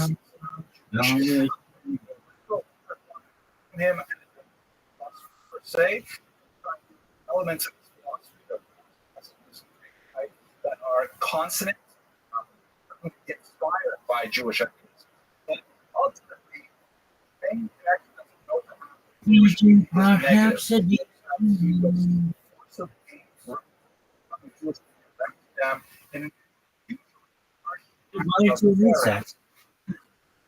I have a text of it. I'd like to read it later on. It's a very rare step for a community to specifically single out an individual, exploring it and then forcing the removed him, but that's in fact what happened to Spinoza. So the rejected son ultimately ended up into world state European philosophy, the intellectual level.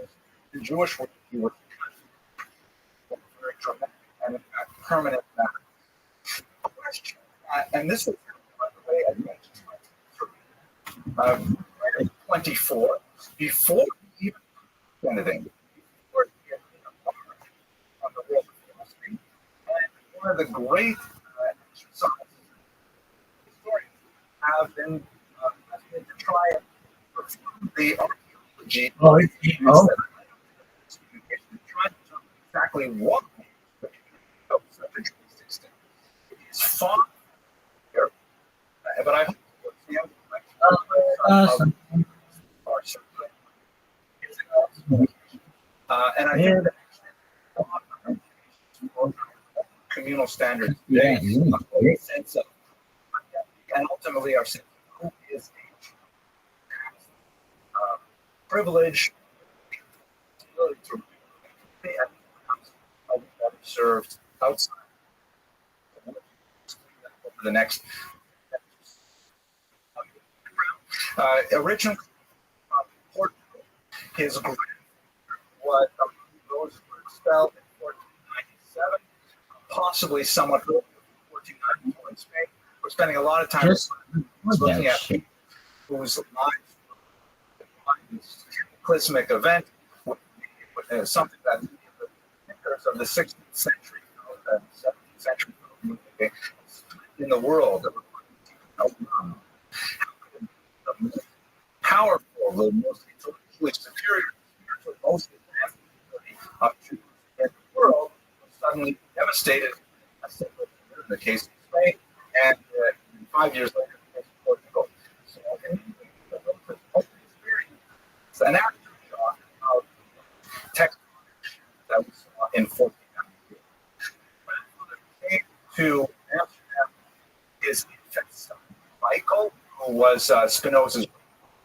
So, Spinoza had direct contact with one of the themselves, his own grandfather. His father was a very successful merchant, and we have archival records from the period that indicate that he was a lay leader in the synagogue. Synagogue, and his father had significant leadership role. Expulsion of from the community. Spinoza, he was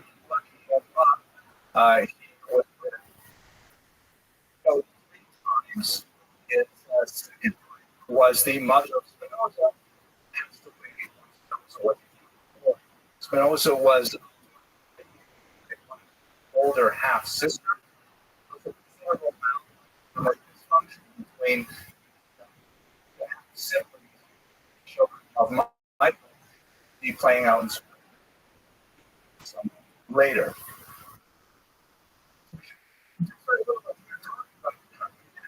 Though, which is a fascinating, interesting, not exactly, but sort of tributary of Jewish history. There's an emphasis for the control of 88, and for allowing of threat, there were some towards religion. It was a very difficult.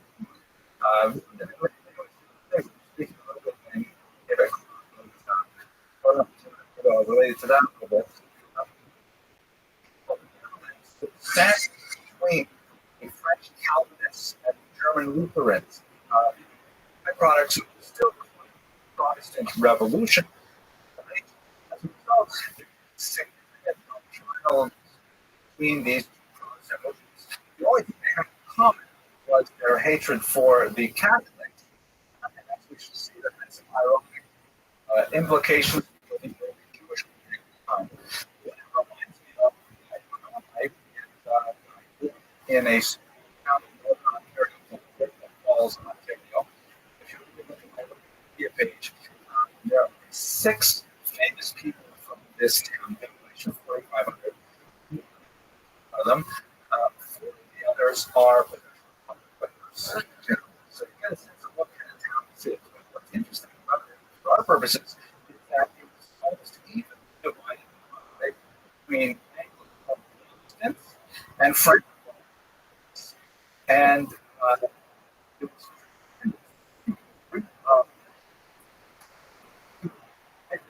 populations, and the in many ways, and my Chinese friend, later and the black girl who lived miles away and I saw like Jews they're not Calvinists, and they were not Lutherans. They were something different. What do you do? Which Catholic? Certainly, they should not be associated. Within this kind of tenuous environment, there is at least a stepped up religious freedom. It was a way more reach than in purpose. Pressure placed upon them to form orthodoxy. When I say here orthodoxy, the small o, form Bingo. step beyond their So, this context Shout I'd out to like to you. introduce you to On here. Shit. European college wrote tremendous on the consequence of Jews on the beyond it's his contention that anti-Semitism is oriented. Anti-Semitism is oriented. That's not head. Anti-Semitism when Jews begin to challenge traditional seek out employment, advancement, educational institutions, advancement in cultural institutions. They begin to ordinary society is good for them. That's when they test the kind of tolerance that has made up for them so far. Was specifically referring to the 19th century Russian Empire, where the Judaism and other secular moves away from traditional orthodoxy, not to mention Zionism. He says exacerbated with Russian population, which I'll I think a lot of this can be said in that there was officially events, but the Jews did not get to use an American what is the acceptable border. And once we start challenging some of those, can be. So in this context, it seems that the Jewish community of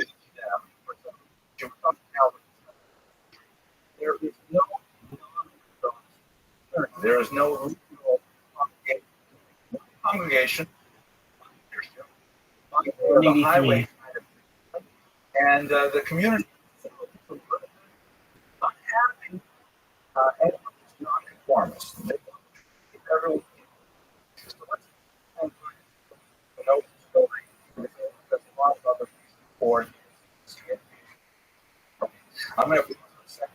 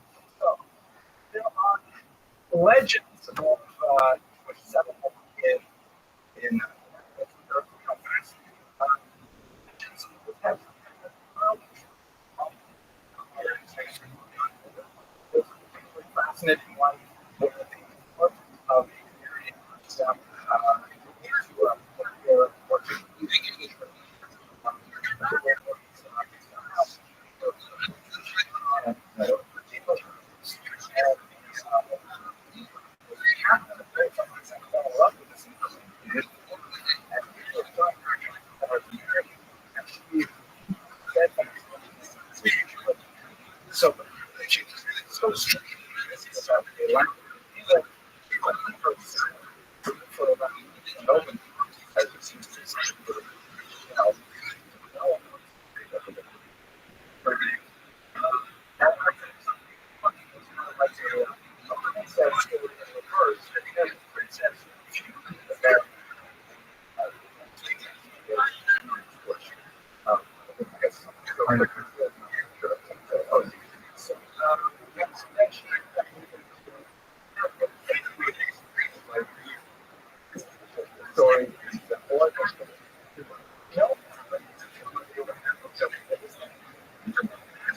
never officially allowed Jews to enter the entry anyway.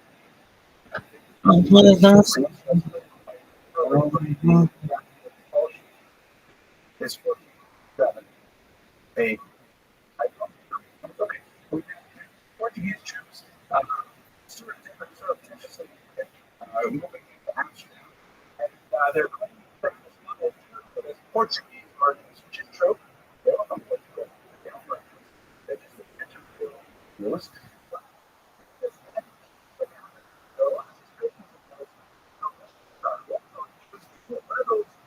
These merchants up to it and the suspicions that they were actually Catholic, not Jewish. So they organized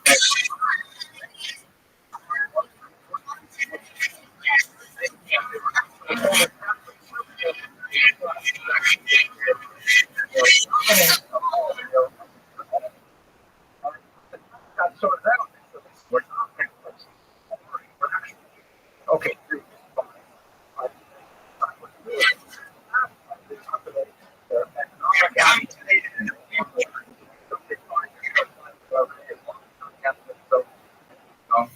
So that's how the Portuguese it was established ultimately in Amsterdam. It took a long time for that small beginning actually to such a community. And we have to bear in mind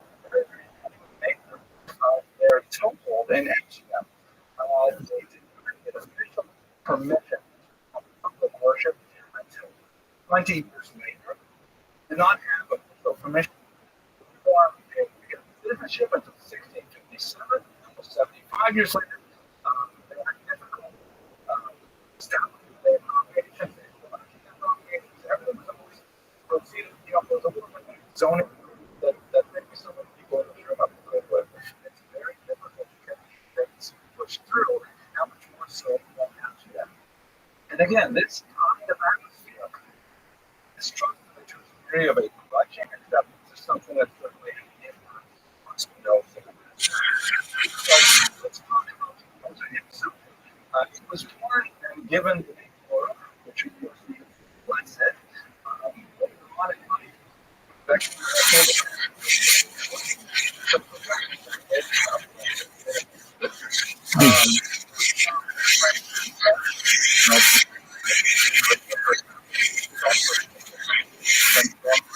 this time too. But he was known as Ben, very traditional Jewish education with the most prominent educators in Amsterdam at the time. Rabbis who were famous on the right, but very Jewish. And also fascinating was not flying books, right? And that would be very insular kind of way. Done. Let's see. Being produced with attitudes, Nothing. text, Zero. into natural languages. Free Rabbi. Receive education. Nobody wants these bitches. Balance education, secular values, history, mathematics, and so on. Jewish education. So, Yeah. somehow, free is simply not the corresponding to reality of his upbringing. He was very well education was offered by rabbis themselves who were very comfortable in their European culture. However, towards him, under the influence of discuss some of the master Catholic group because he as a free thinker had significant questions about Catholic doctrine, Catholic theology, and it was ultimately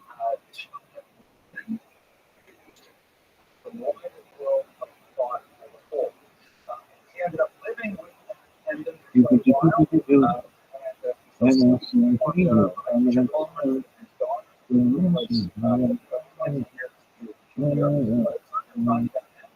where you put your esports another thing. You put Fortnite. influence on young Spinoza was Rene Descartes, a very famous French philosopher, was also a devout Catholic, but not necessarily in the dogmatic mold of his peers. I'm sure you're familiar with his most famous book, and you'll see things I perceive, therefore I am. Let me take a moment just to talk about Descartes and look at a sense of how his philosophy chatter affect the way that he was philosophy. So they was on 6 meditations on first philosophy. And these meditations begins with the repetition that nothing can be relied upon. Absolutely nothing is true. Everything that he's investigated in his life,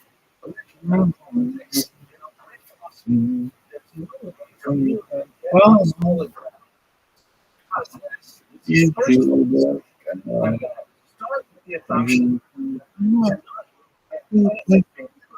and then those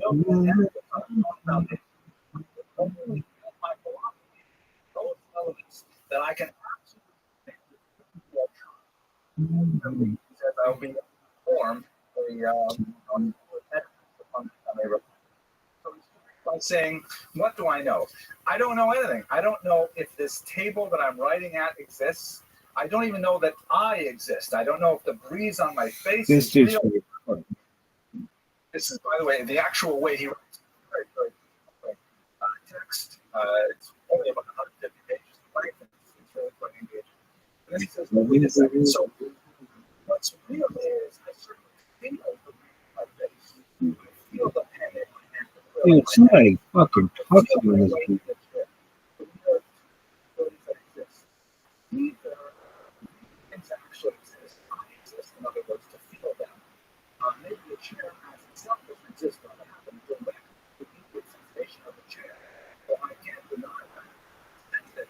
So either I am here to sense it, it's there, or some evil genius is fusing and giving me the sensation of this chair as its soul.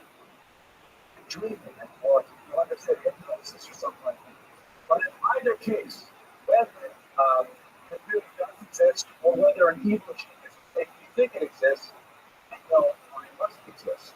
I'll put this on the wall. Of the concept of ego and the soul, I perceive. So that's the first thing. Stand on that. Let's go. I know I exist. I'm not going to sit there. Yashikar.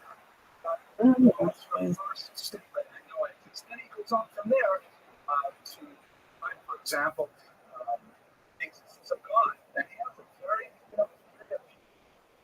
teleological argument.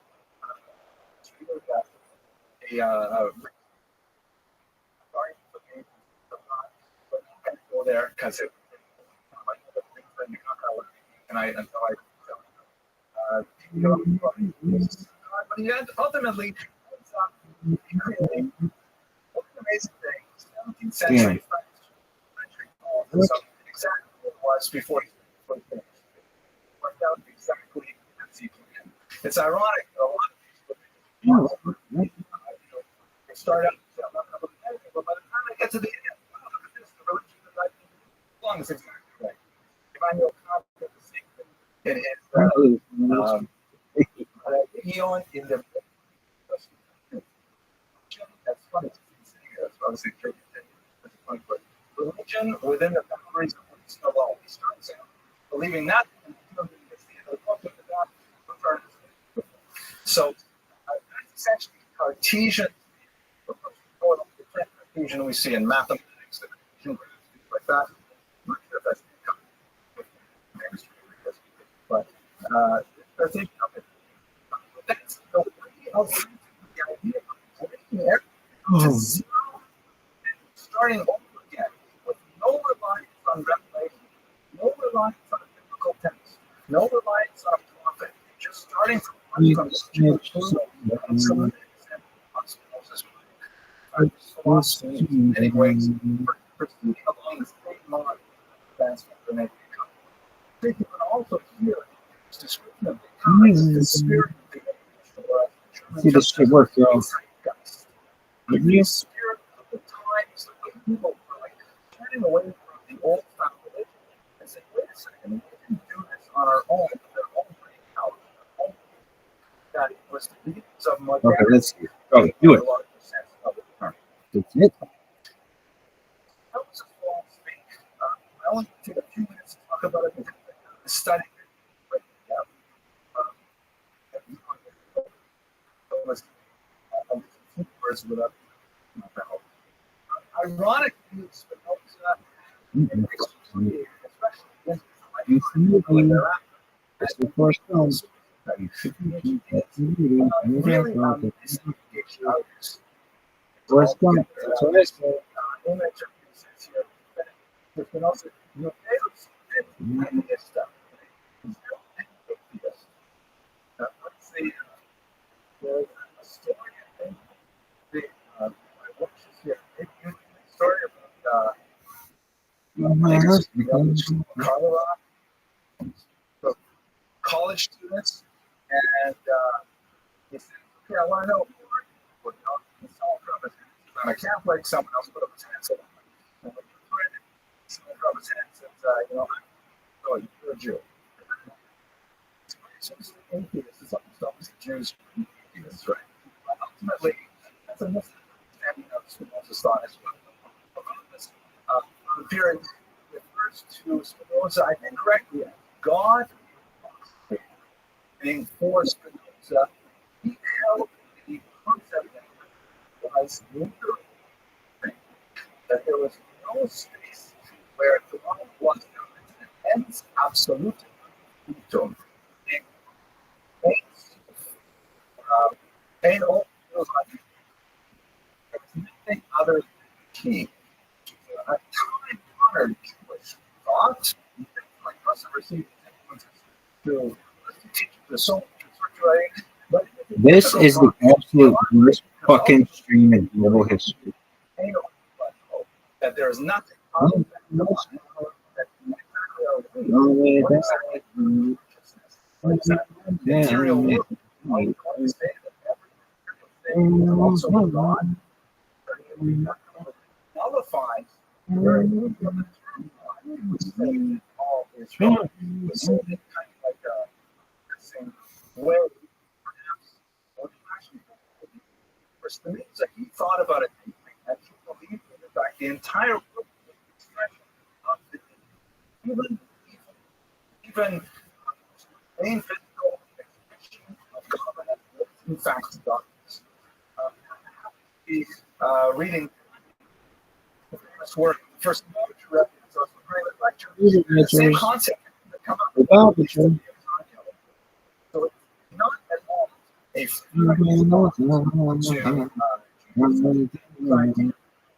Where's fucking between Judaism and however, definitely applies the concept of God consciousness, of God actually in work. Jews believe is a God that would create, the concept of Hashgacha, supervision, that God is personally aware of what is happening. But inanimate these things, so clear divergence that the commodities matter in here or a modern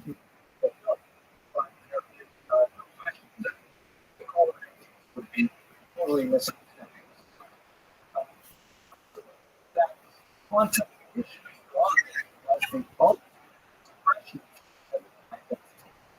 and the definition of God is the greatest form of somehow thinking of God. One of the cheaper how these pieces get there is a not read. That was revival of the dead.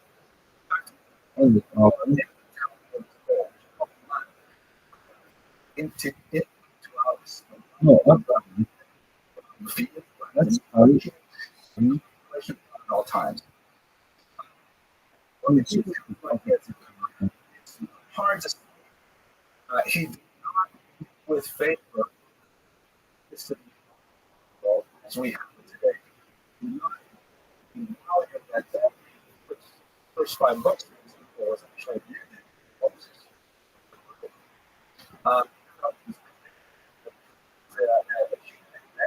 perhaps but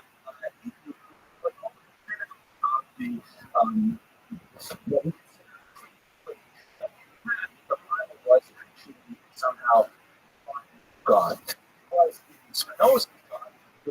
His dignity himself. Words directed to a specific with expertise of specific requirements. It's not all the knows of. And ultimately, speech in the person and it is that much of what's in the Bible is in the 19th century with the attribution of multiple authorship, with 5 books in the Bible and so on. That's the first one to open up this concept of the Bible being divine, at least not in any way. And he also had politics, basic essence,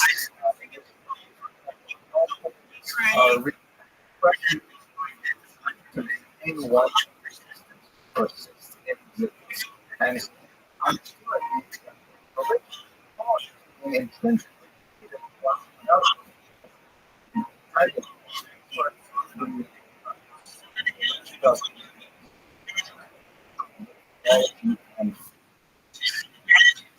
Heavy stuff. One day,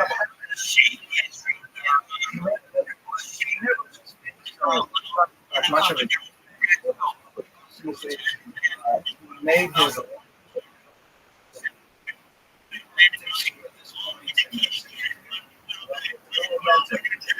taking lenses with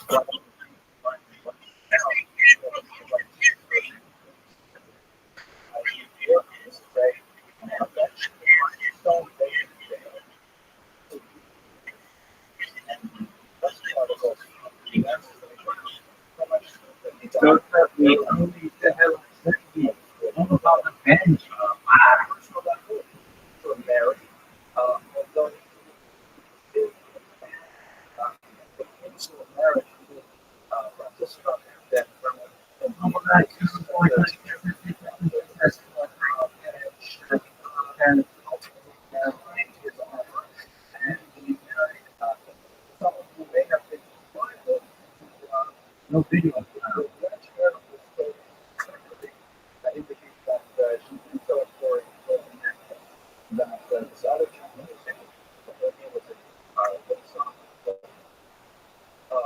Spinoza, they had long and extensive business and Mara chose them for Spinoza. The father of God is Right. Download. But there's a lot of questions about this rumor. Something clear if you really have this relationship with Mara. Is of course What exactly? Oh, there he is. That's my boy. Was he fucking PNC back in the hizzy? Sources. The tech of the Welcome. is incredibly harsh, and it stays read it to you in just a moment. Download, you little But bitch. it's like the should be cursed by day and cursed by night. People were not only was it Easy. Why you have to- people were not and Unknown error. Fuck yourself. it was a permanent affair. He has proceeded some sort of Come on, you there was a fucking brother up. West side is the west side. very much Or shit. Download. which are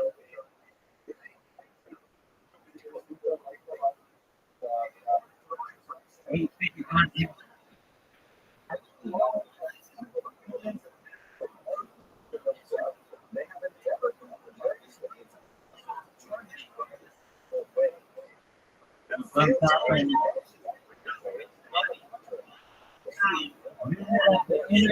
Hour after hour.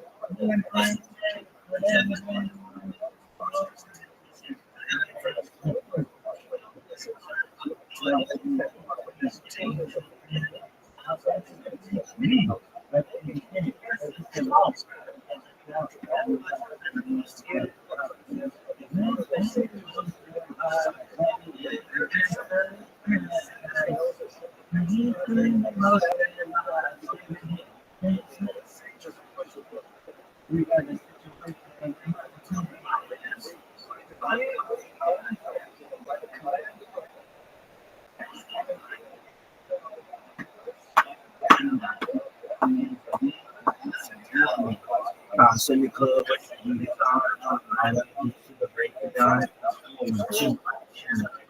welcome to Miami.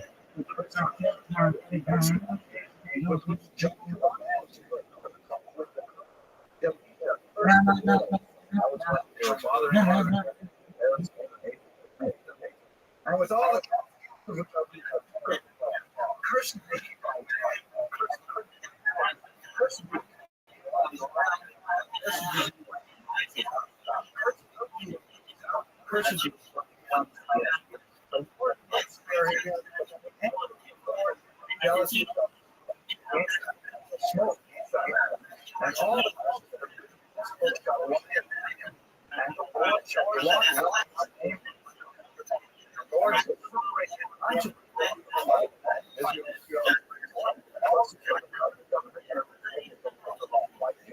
cleave unto the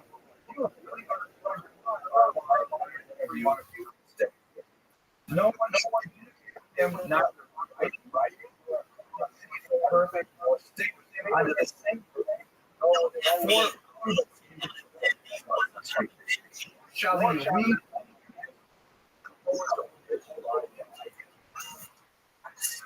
read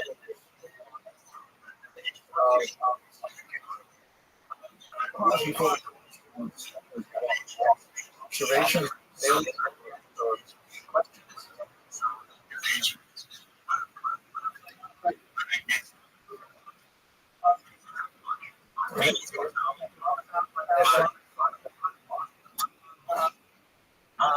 I don't know strong thing that your opponent doesn't your friend it's just how so he can just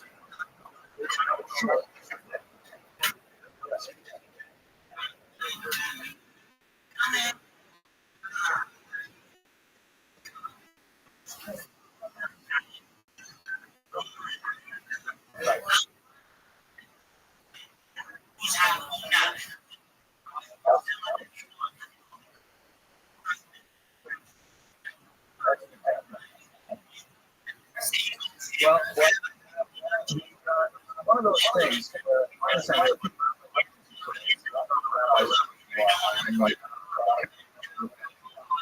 it's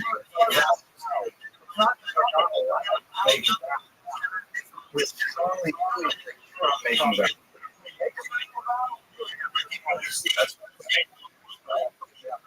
So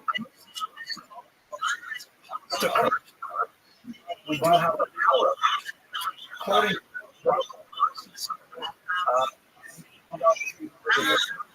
literature. Got like 89%, but this is the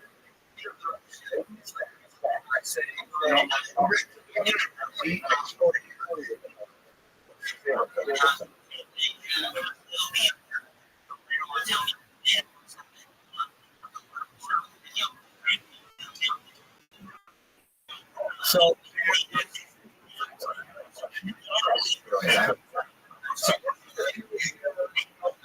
begin to have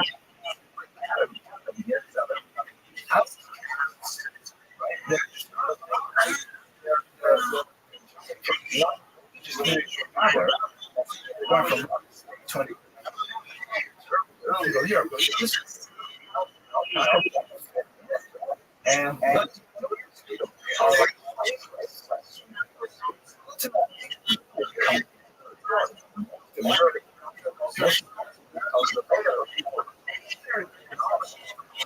to some against actually if I orthodoxy we have to coin be orthodox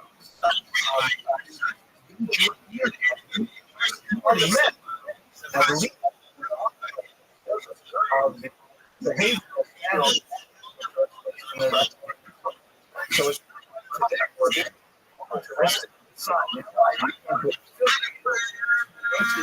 affiliate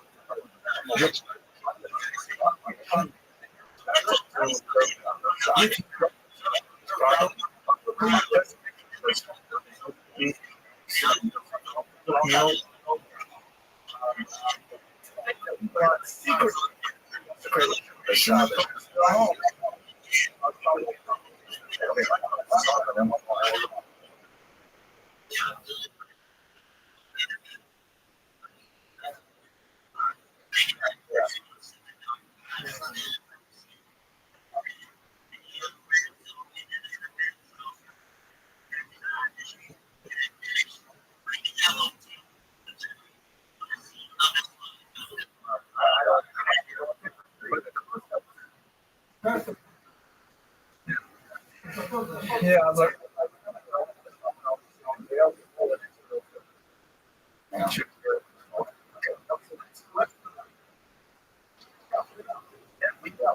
we do. Let's go.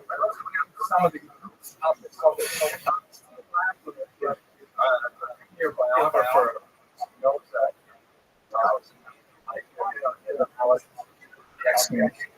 so he argues that we have to understand the explanations knows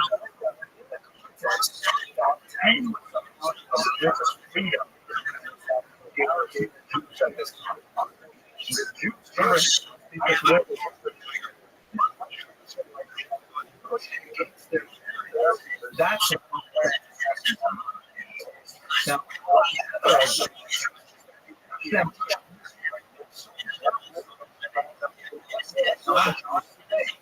that they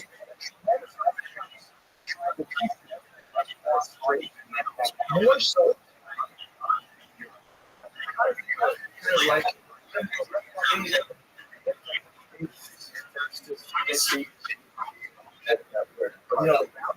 see really wanted to make sure all people were behaving.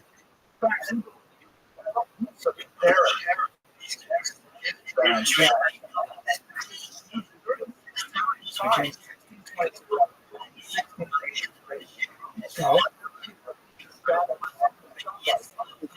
some amount of trouble times trying to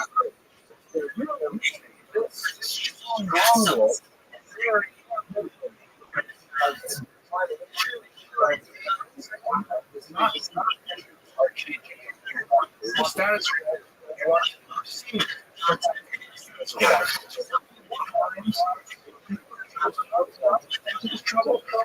yeah, things like services, for example,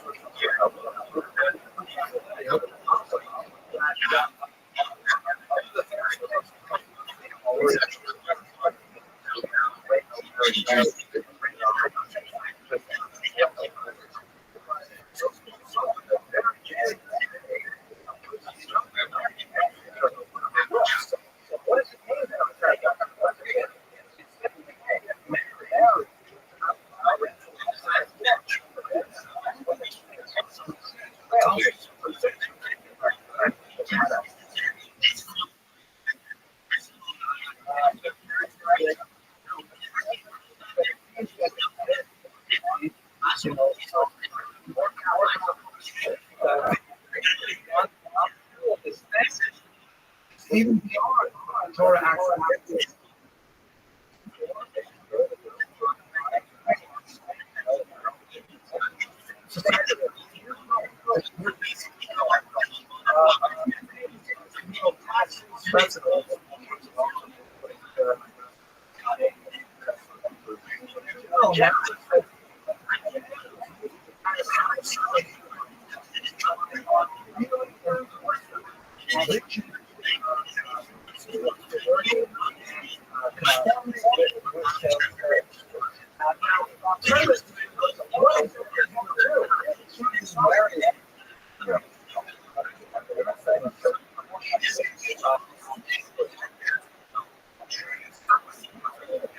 So what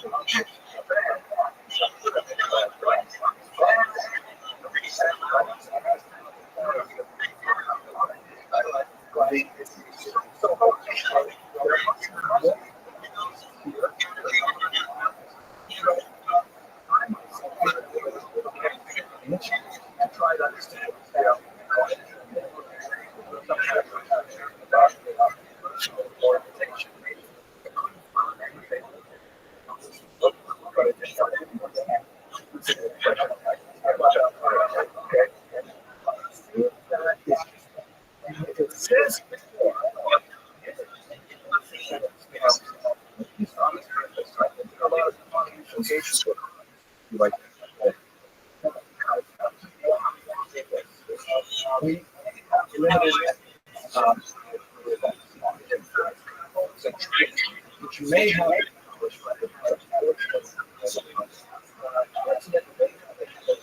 other piece that the public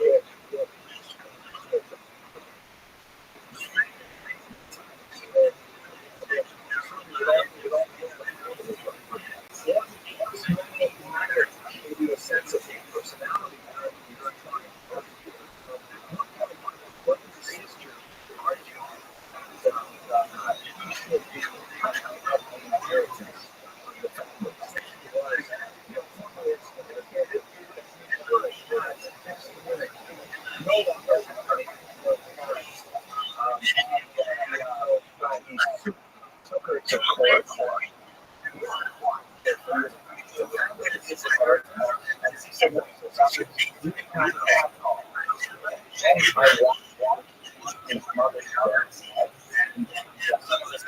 Things that were of value, everything else that his father had made.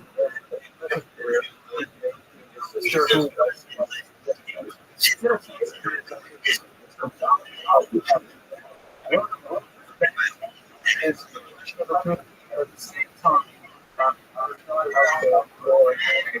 and now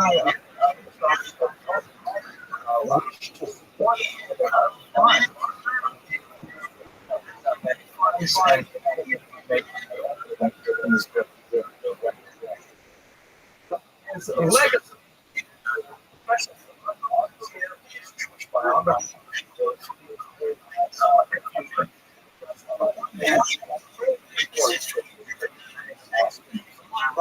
Laying the foundations for tremendous work on politics and society.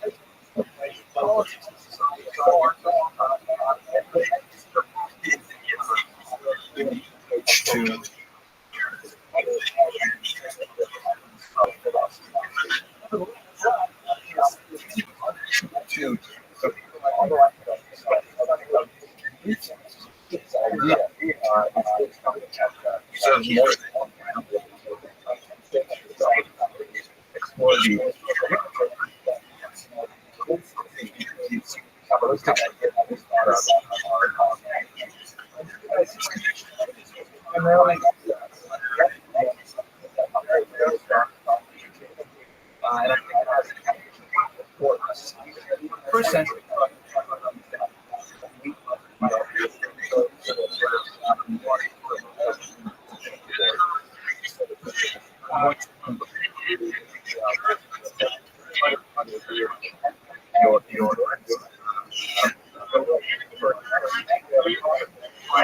Absolutely.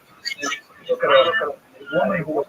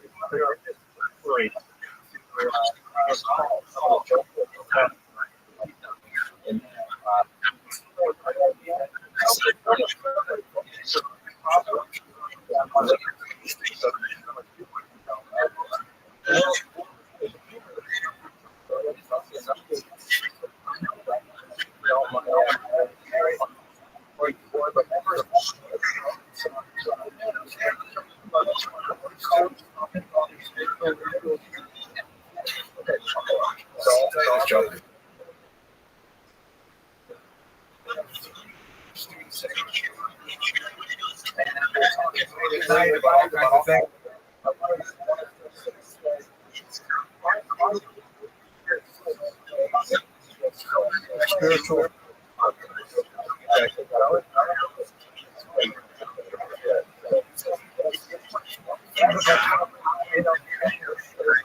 Once in the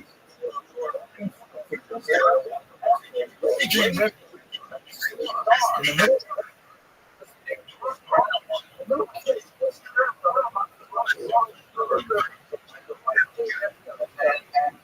6 feet around, walk straight out.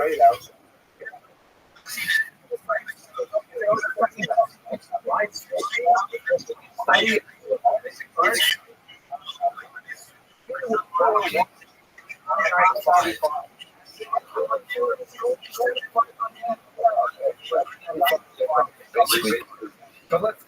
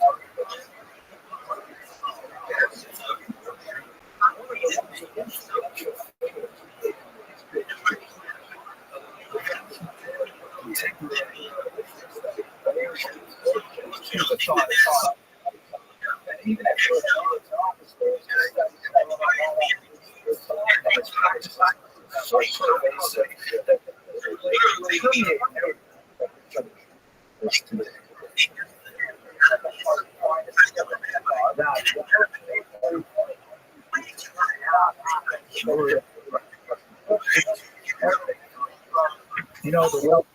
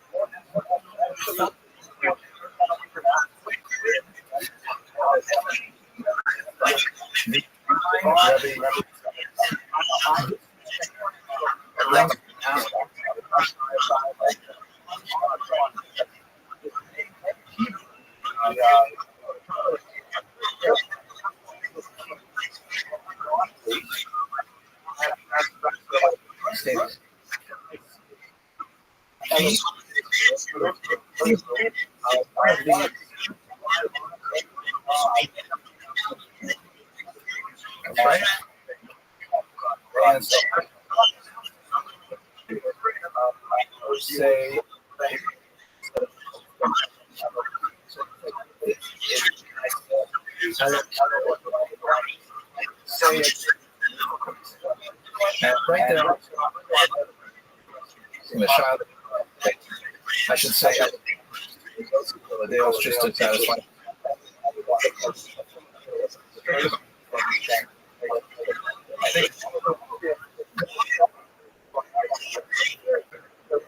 Name.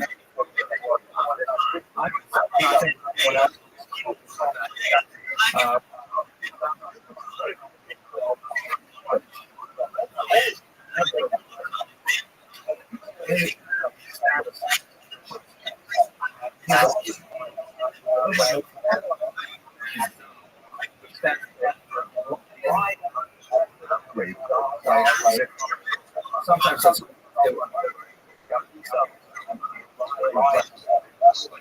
actually was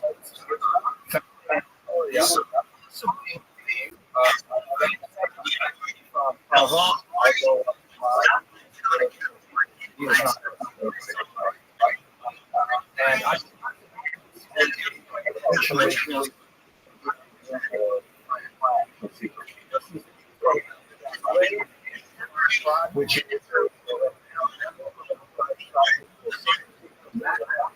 for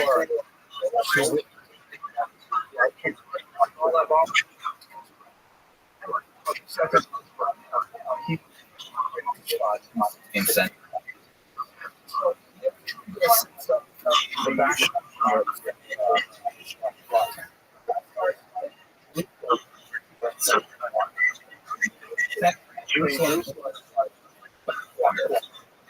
Only one synagogue.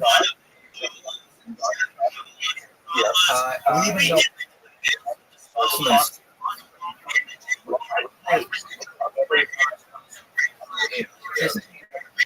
Jerusalem.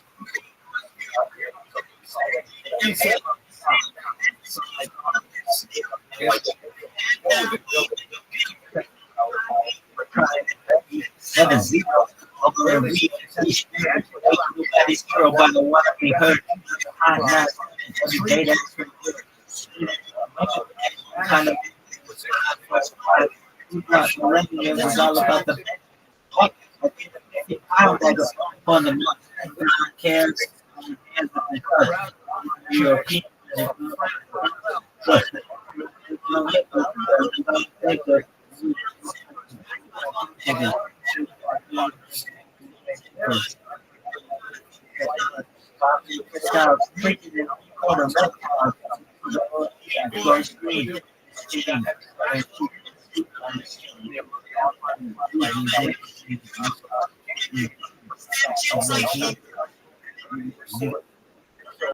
Beginning of the 16th century,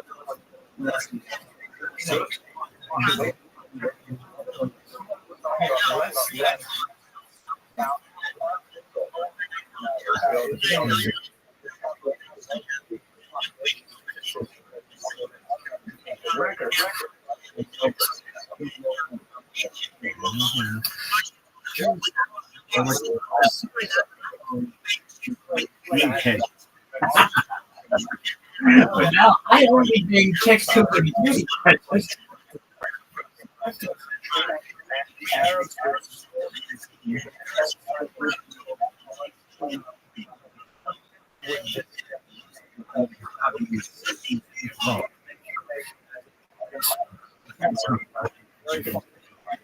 and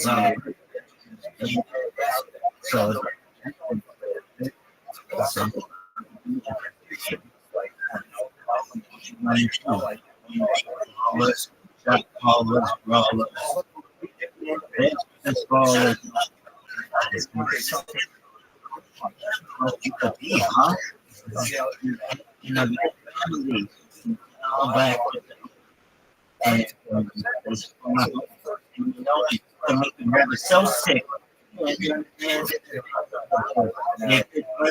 No German Ruger with your ass.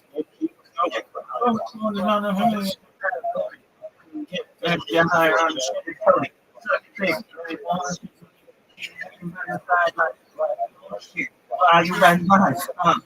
Look at the lady. Walking home you down, lady. You know, kick a rabbi do. Pull the trigger too. Fuck you.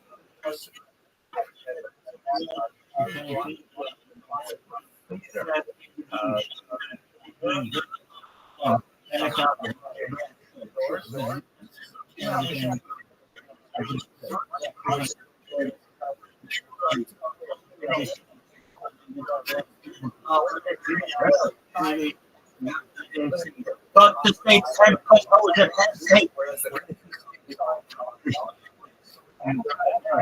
And shit.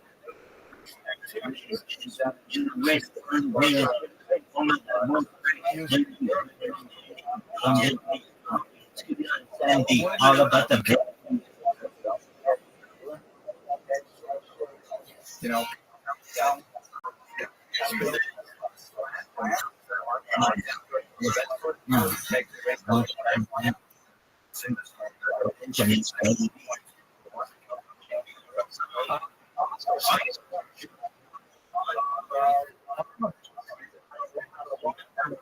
technology, and the more advanced science.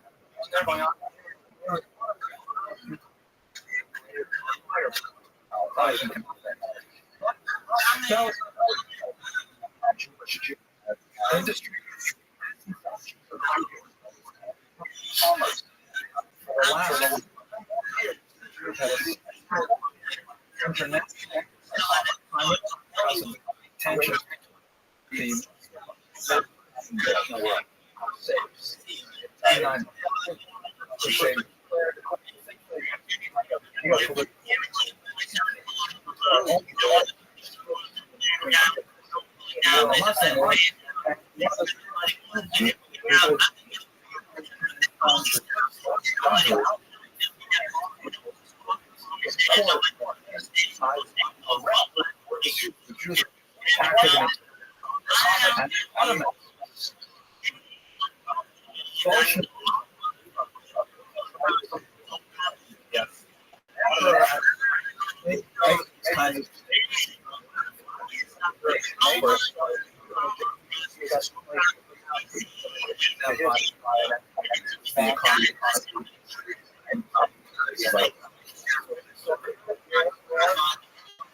really respect not and this was birth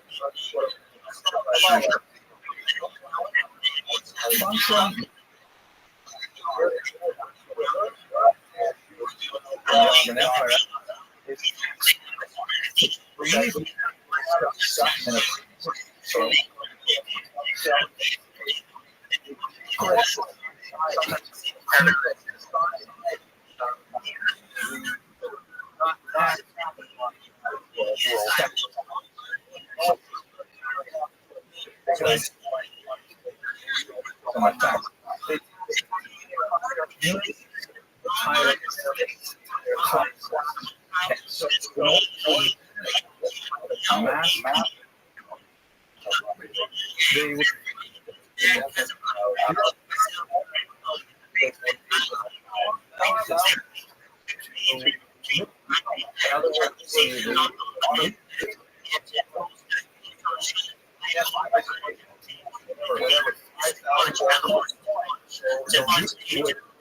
we can get that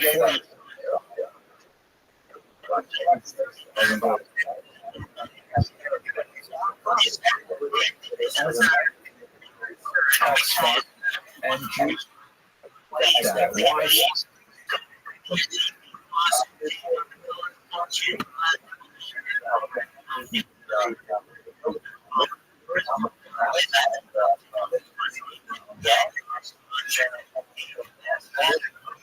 that extends from and perhaps even more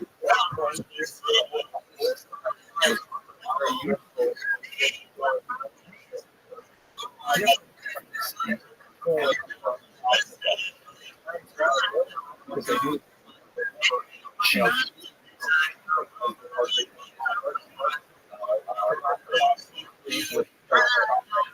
That's a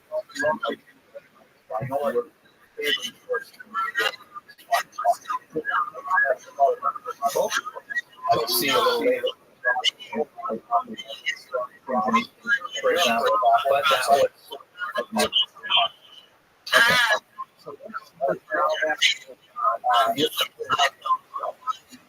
was born this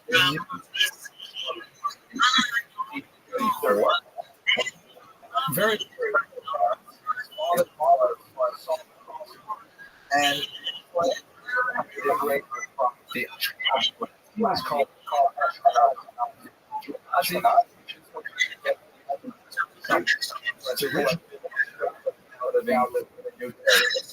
as I mentioned, unlikely that his mother When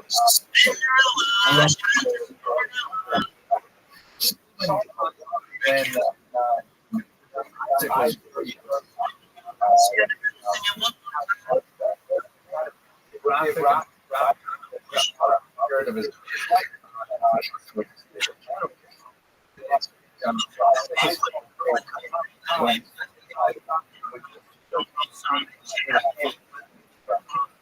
his to take him out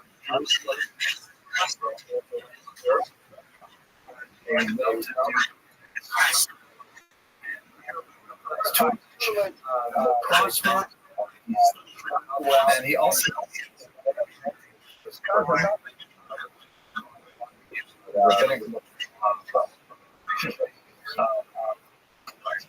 his first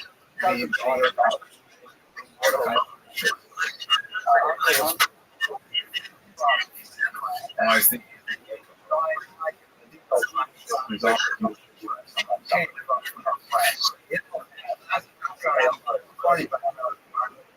in Cairo.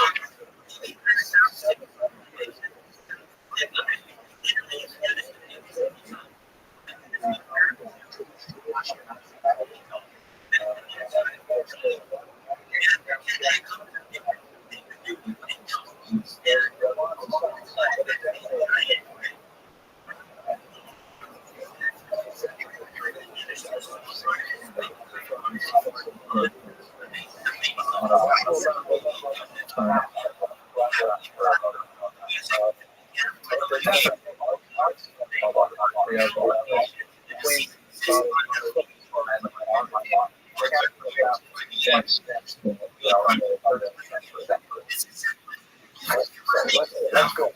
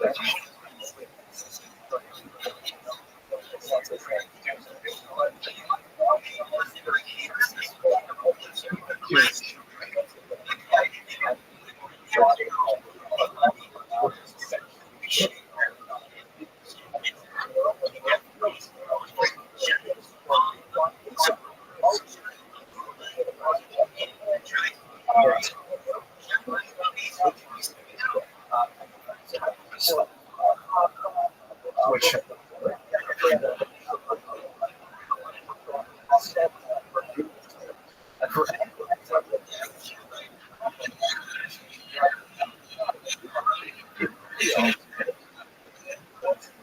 Syria.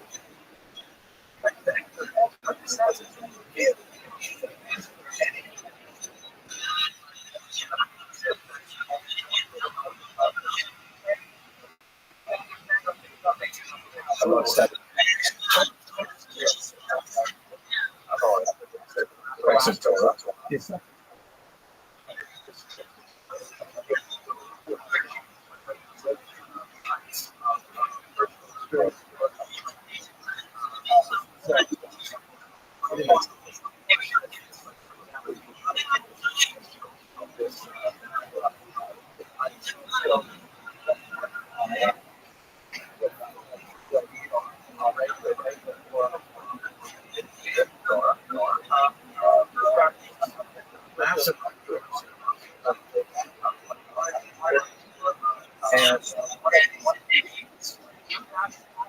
To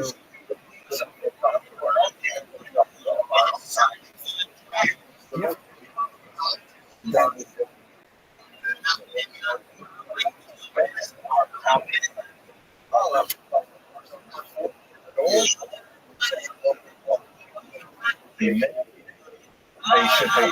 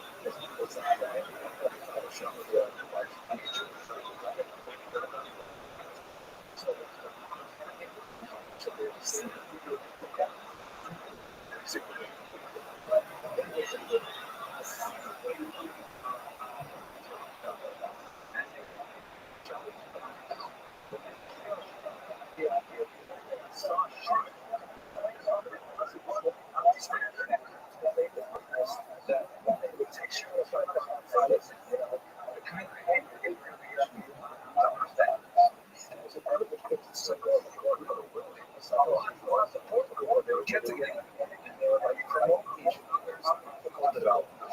So that's kind of like super Jewish. Right? That's kind of like getting the friends right for your exactly the same thing. Actually,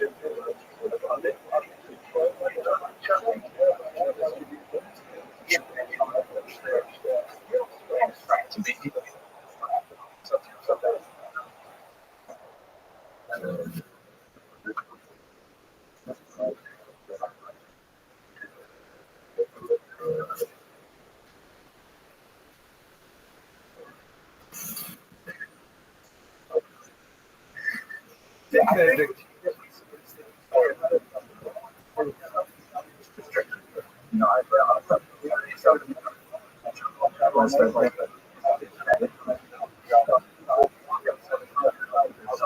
see if there's a and if you are and then you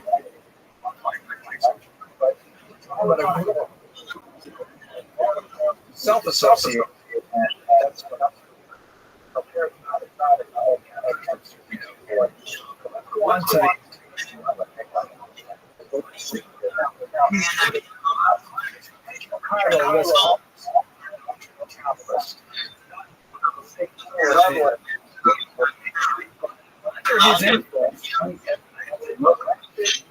Right? You're living like a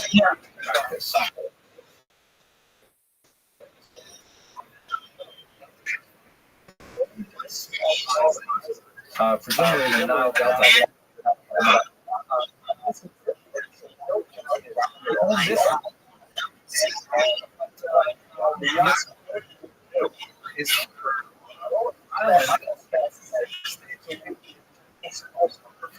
This first.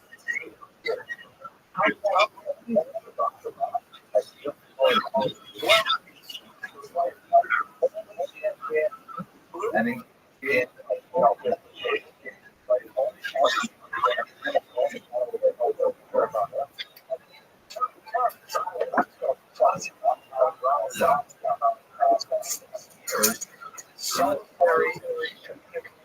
divine.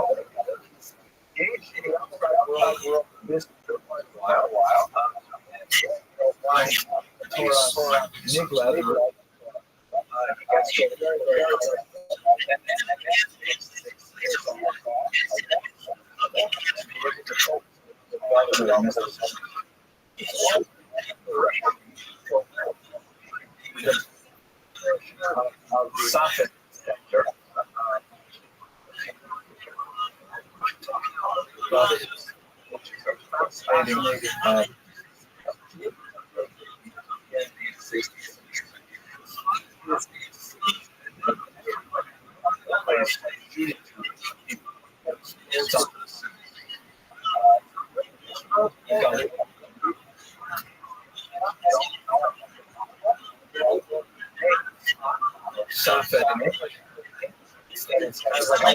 Point because it's about 800 meters above.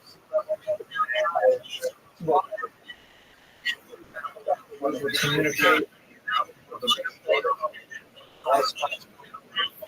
signal.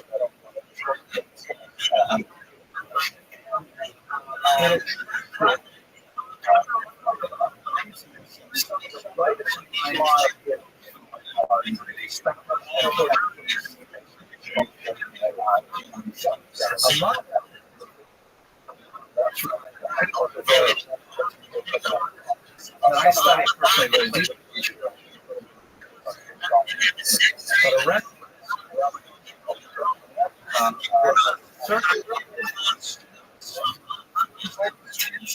studying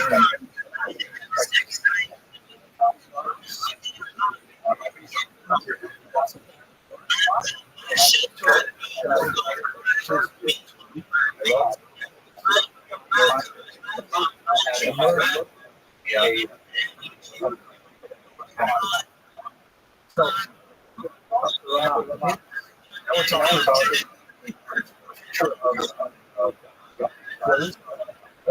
and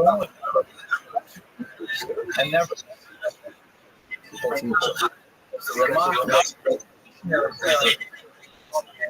and try and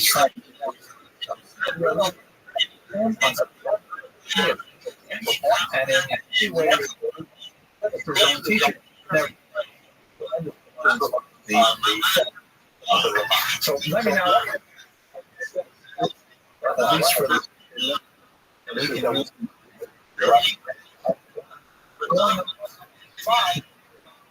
going to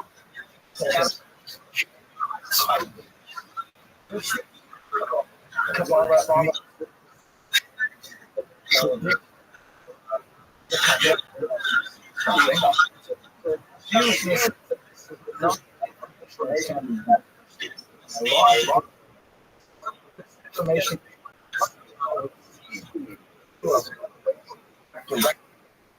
as many they are some sort of method. And accept so they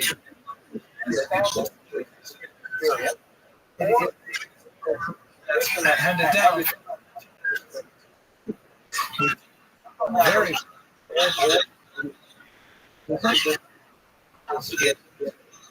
clearly, for example, between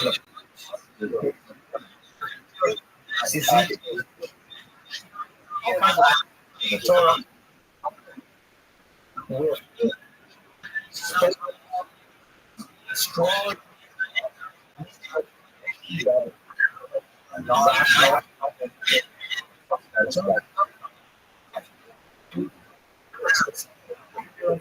called the principle of Kabbalah. There's a lot of controversy.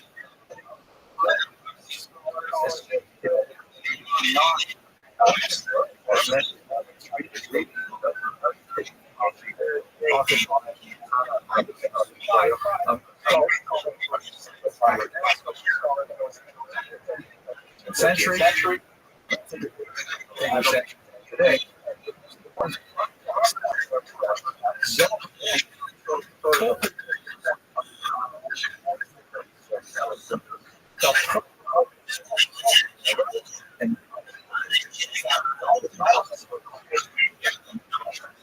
English.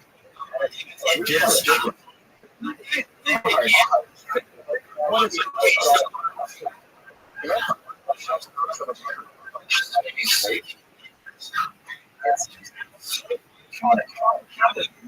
Sorry.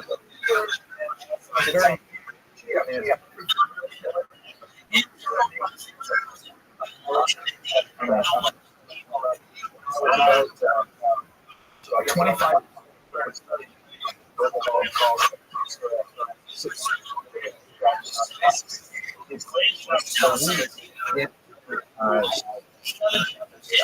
and every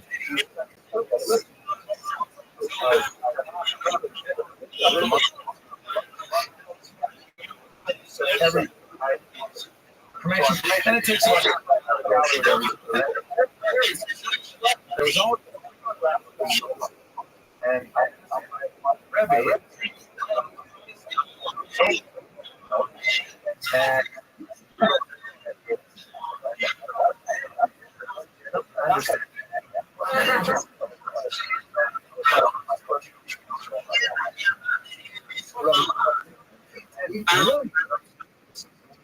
teacher.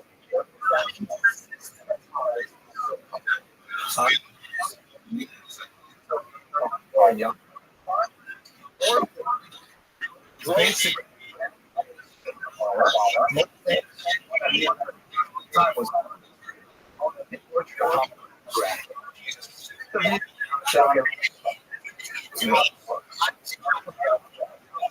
nation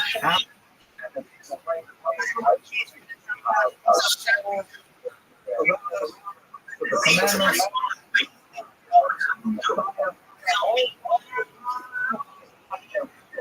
on a deal.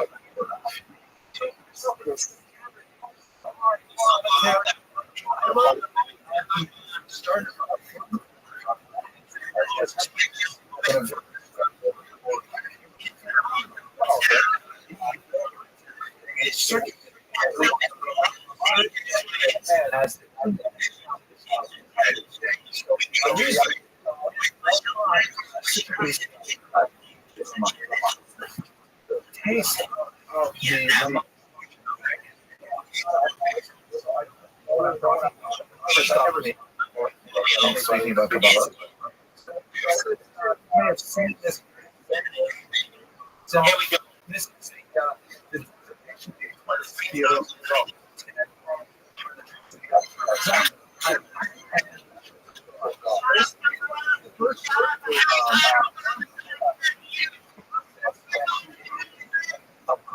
which is ongoing.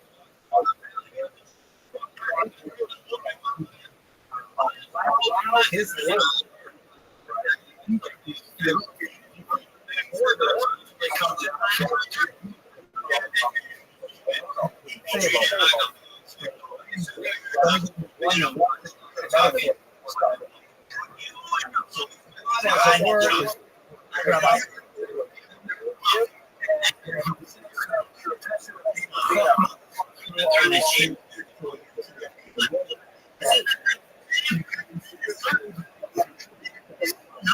the sun did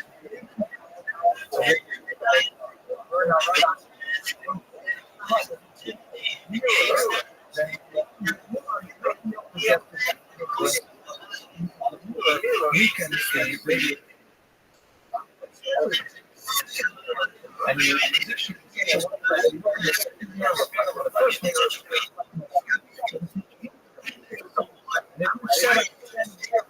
it seems like that.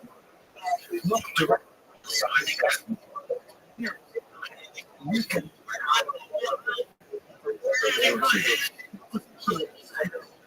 God's light us.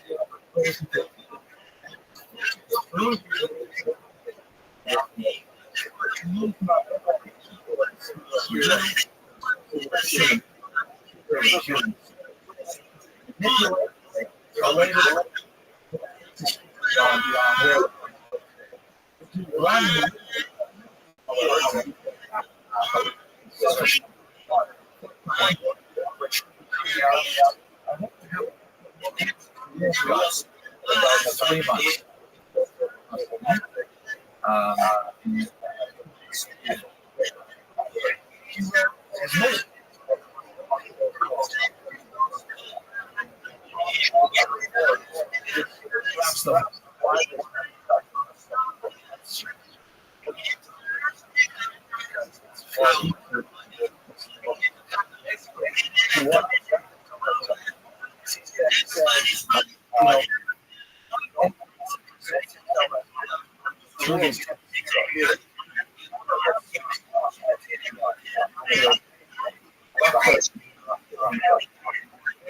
Then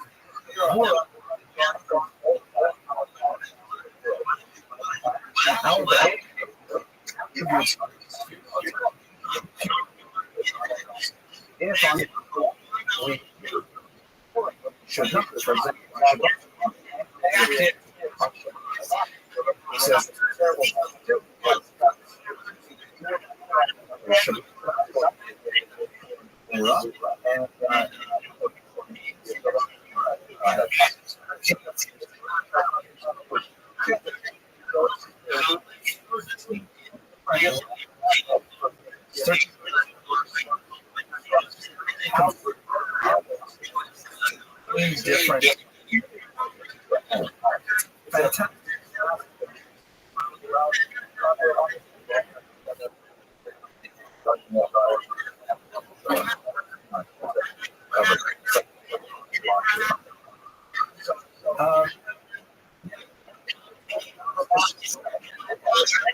About 18 months.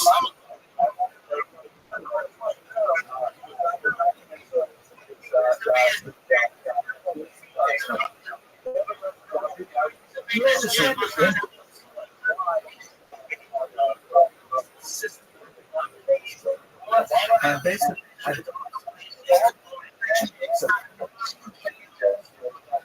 brings your sense and you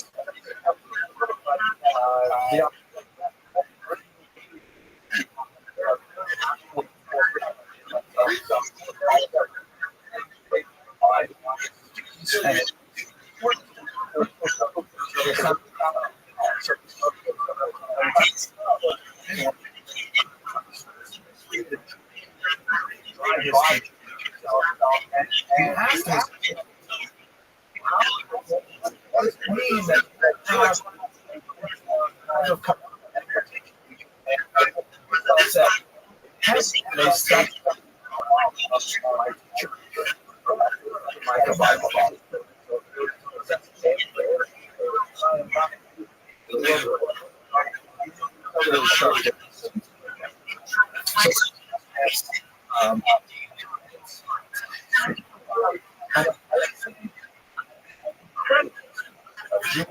creativity.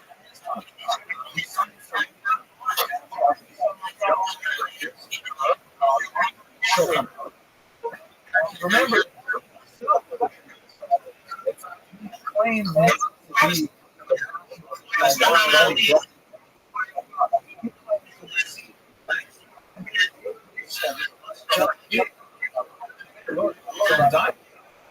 just right there. So they're like a lot deeply intertwined with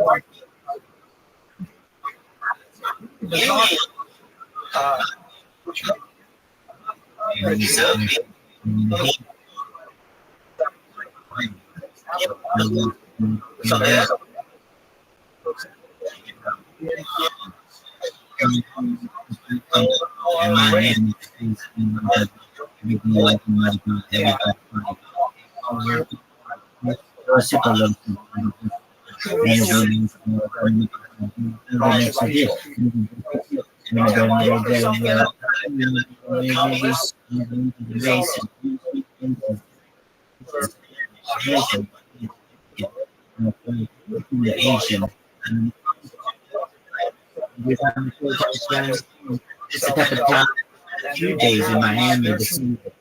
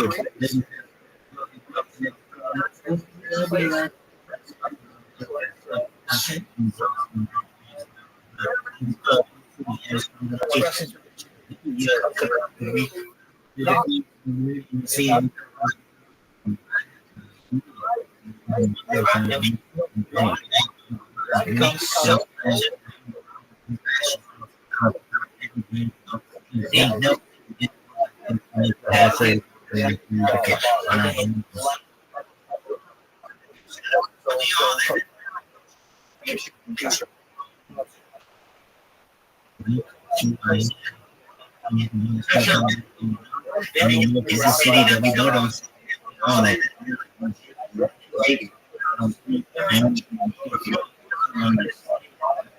So many Dominican and mirror this plan, take a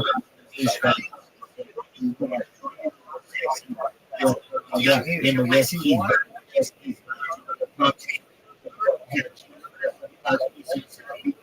So crazy.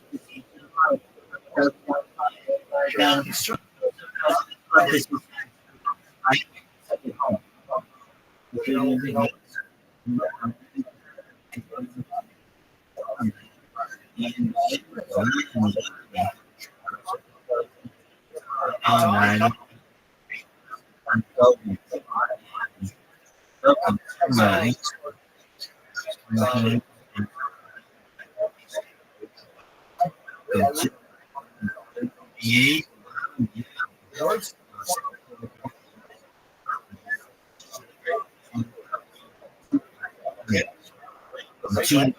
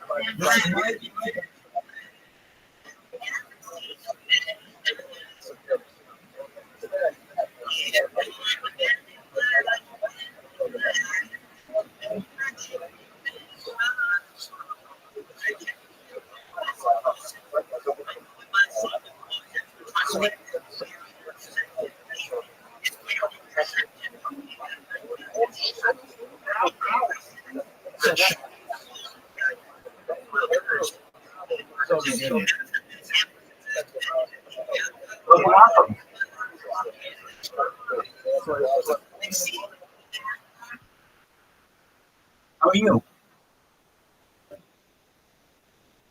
That's cool.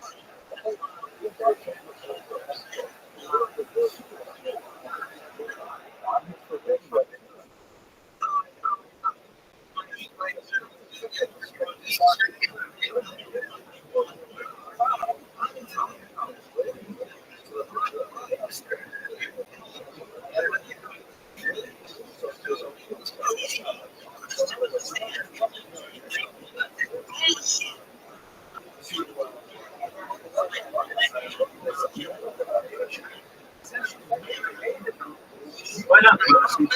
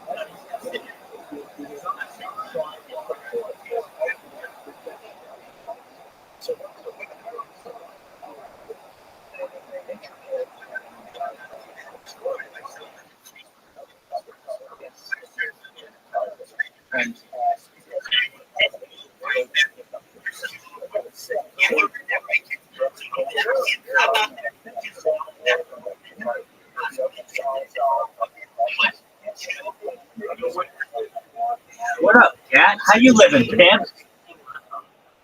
What's good? Streaming my life 24/7 football keys. What are you doing? That's what I like to hear, my man. How'd you find out about me? Oh, I'm in the bus. Oh, yeah. Turn that together. I love you. That's true. Something like that. Yeah, like 33 different devices. Well, first I have to be sick as fuck. After that, you just have to buy them on Amazon.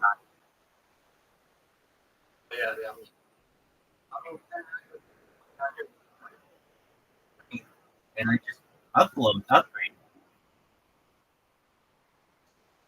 What is this guy? Yeah. It's Professor Henderson.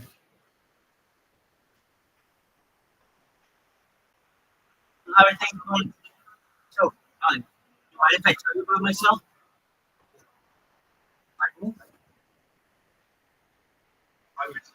Yeah. Here it says that. Yeah. I have accounts for all of those right now. Like at this very moment, I'm live on to a moment. Well, do you mind if I tell you about myself first? Excellent. I'm Rabbi Rothschild. I stream like 24/7, 365 for world peace because I don't want war anymore. I'm sick of people dying. Some of the things that we discussed on this stream are ending world hunger through the use of agricultural drones, floating greenhouses, saltwater greenhouses. We talk about hydroponics and cloud seeding, as well as vertical farming. I talk about some other things that I normally discuss, like anti-gravity, antimatter, alien disclosure. We talk about life extension technology. Yeah, when you were born, you probably were gonna have a average life expectancy of being like 80. But I'm gonna get that higher. I like you. I like the cut of your job, and I think that we get that to 100, 120 using technology like stem cells, human growth hormone, things like uh, cryogenics, things like perhaps nootropics and cold shock therapies. Additionally, we may be able to help you using ambrosia therapy, using the platelets of younger people for the benefit of older people. But that's only going to get you to be 120 years old. Yeah, I want you to live as long as you want. So that's when a new kind of technology takes over that I think you're going to be for which you're going to be eligible. It's known as mind uploading technology, where we scan that through your gap, so we know where every atom is in your central nervous system and your peripheral nervous system. That information is scanned like an MRI. Hey, that's just how it's going to happen. So there you are.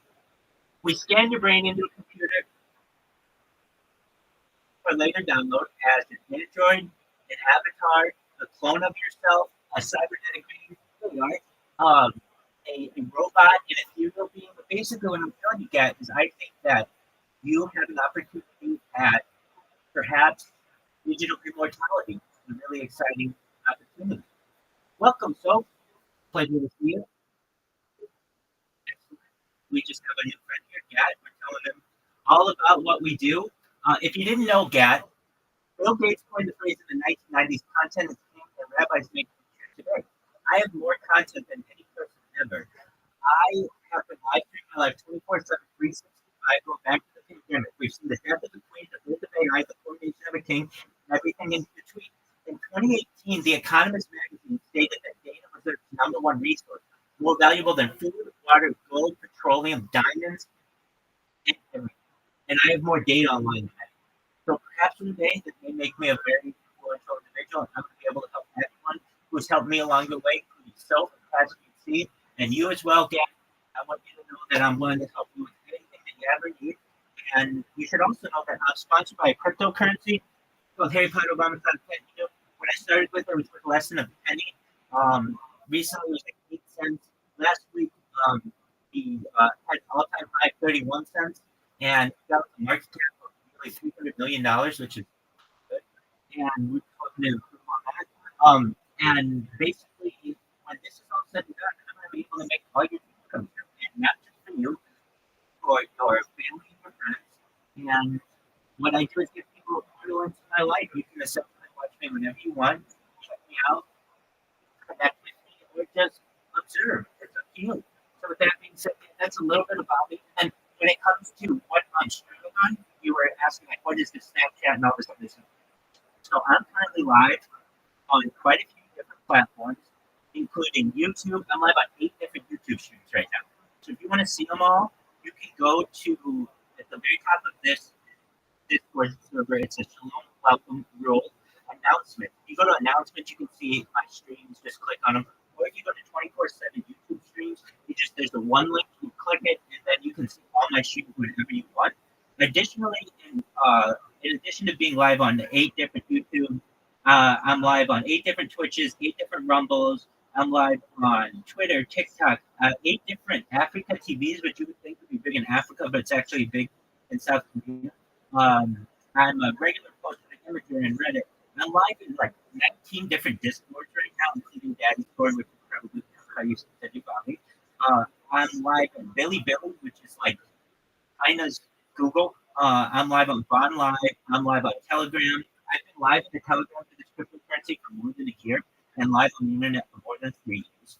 I'm live on a bunch of others, including Loco TV, Nemo TV, Nono Live. I have a podcast on Spotify. I'm live on D Live. I'm live on YouNow. I'm live on Breakers TV. I'm live on Trovo. I'm live on Bulk. I'm live on Odyssey. I'm live on FC2, and I'm live on Arena TV. I want to be uncanceled.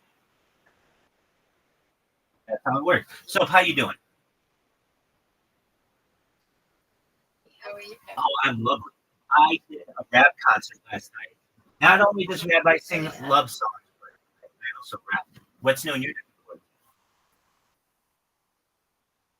It's a nephew to Where did you take it? It's that's amazing. Does it have like tubes and things that you go through? Like a place? Very cool. Oh, that's amazing. and farmers. Did they have a ball? Yeah, they had. Did you have a ball? Excellent. So are you the cool aunt? Amazing. All right. So while your niece and nephew are playing with other toys and stuff, what is cool aunt doing? I was 7 and 8. Oh, okay. So that's the perfect age to go to one of those indoor playgrounds, and also, yeah, the perfect age to go crazy, and you're just outside of that innocence world where now you're getting into learning more about the world and making friends and didn't make friends with. Yeah, they do. Okay, but that's an advantage too, and you are doing the job of implementing them to your social environment. Great. So, the museum, well, you don't have to name the museum, but is it like a general museum, history museum? It's like a kid. What did they learn at the Kid Science Museum? But It's hands on, they get to very. Those are the best. it's Amazing. That's really cool. We got this 7 and 8. Are you do they play any sport? no. Oh, okay, very well. And you play any sports? That's a sport. That's a sport. Definitely. Very well. So, you took it to a clear recently and the indoor kid place. Do you have any other? I mean, that's a lot, honestly. Do you have any other things upcoming for them? Saturday is so we're having What a great birthday week you provided for them already. so Oh, all right. So, are they turning 7 and 8, or they're turning 8 and 9? I'm 7 and So that's still a perfect age.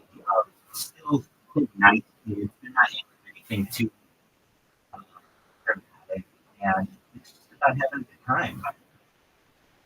Now, you said that they're 5 kids. Do they have an opportunity to, like, what do they do? They do Lego, or that kind of stuff? Are they into video games? Yeah. Okay.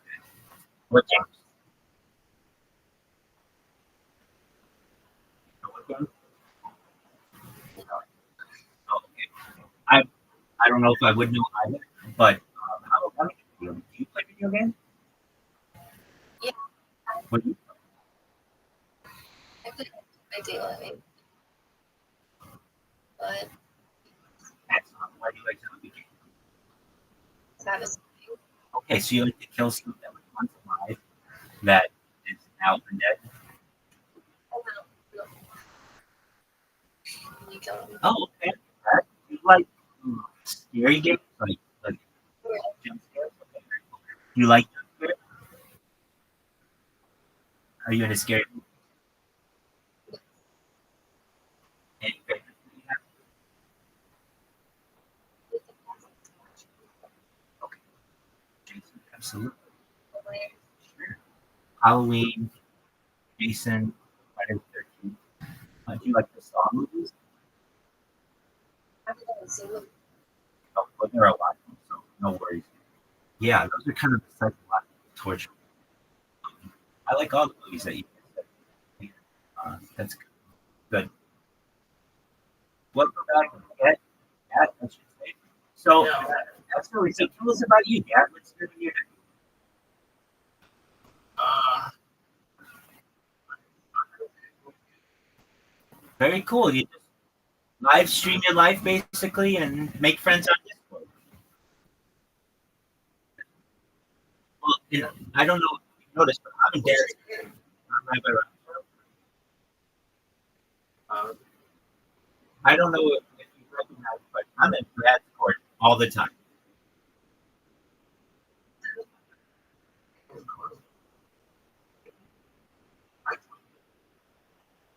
talk to you. Okay. He's saying,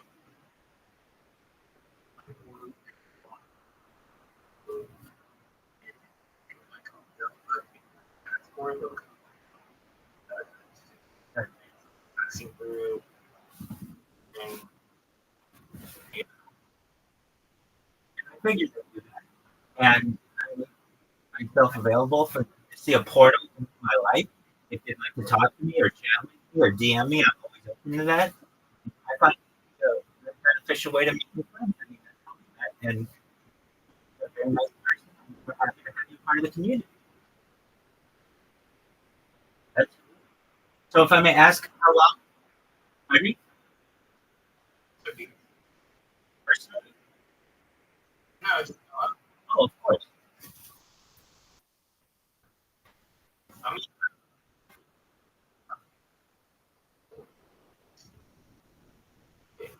There we go. Excellent, man. Yeah, I'm basically getting to be one of those levels. I'm not quite used to YouTube, but I can tell you this: I have 100 times more views on YouTube than Mr. Beast does. So when this people find out about this, it's gonna be much bigger than anything Mr. Beast has ever done. And I'm gonna do everything that he does to the world, except 100 times more. It's tons of content. I have more content than anybody. I can tell you, Aiden Ross knows who I am. He's been in the stream. I'm currently in Aiden Ross's Discord. I'm the number one streamer of all time in Aiden Ross's Discord. I'm the number one streamer of all time in Rachel Speed's Discord. So there are a lot of different influences I've been able to develop. At least some type of relationship, whether they allow me to stream the Discord or we DM'd or something like that. Do I know Rabbi? Am I a real Rabbi? Absolutely. Yeah, Rabbi means teacher. Well, it's a process known as Smicha. Before the pandemic, I was very diligently attending synagogue every day, multiple times a day, and I was so determined I didn't miss for many years. Thankfully, the opportunity. And eventually, my rabbi, after I had attended classes for several years, in both Torah and Talmud, Gemara class, eventually I started studying under other rabbis.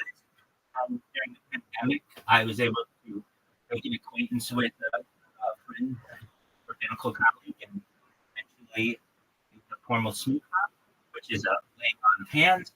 And then from there, it was still the pandemic, and we weren't returning to synagogue in our normal way. And I felt that I could probably do the world a lot more benefit by sharing my life with them and show them essentially what an Orthodox life can be, and that doesn't have to be so close to everyone. And also, I certainly am open to many different topics and answer questions on many different as well. And I do my best to be as religious as possible while still streaming my life, which isn't easy. It is something though that I very much enjoy. And then when this goes viral, I would really like to have my own synagogue someday and have a really great community. So that's the plan essentially. And once we go viral, though, we're going to do a lot more than just help the synagogue. We are going to help the world. Are they YouTubers?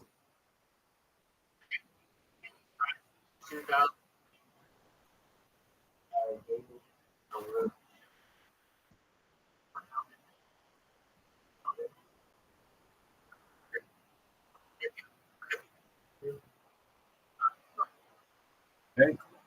Yeah, I would say this. There are quite a few of us who basically stream both on YouTube and to kind of put up each other, but absolutely no one you're going to find streams their entire life 24/7 and for years on multiple different accounts. So basically, I think I best to be like cancelable. I have redundant streams. If my internet ever goes down, I've got backups of the backups, and when this essentially explodes, the catalyst most likely be, let's say, Discord. I'm getting a lot of traction on Discord. People are just curious of what they're doing.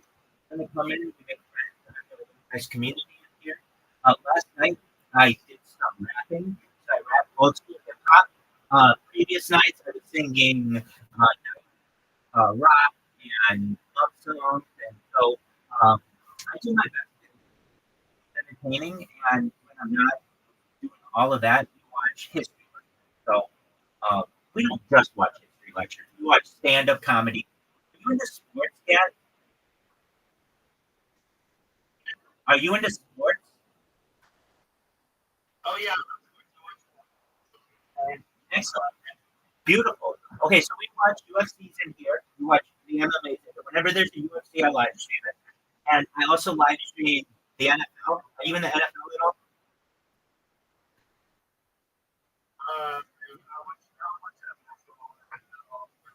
Excellent. So we're into all of those. We've watched now 3 different Olympics on this stream. We've seen 2 World Cups, both men's and women's. We have watched the NBA Finals, the World Series. We've watched multiple Super Bowls on this, as well as really some minor, like more minor sports, like the Little League World Series, and even sports like slam ball. I'm really into athletics. And I'm going to say as well, the cryptocurrency that I'm in, we have a fantasy football team. Oh, that takes up a lot of time as well. If you're in fantasy football, you know how all that works. It's really exciting. So I do my best to be as well-rounded of an individual as possible, always learning.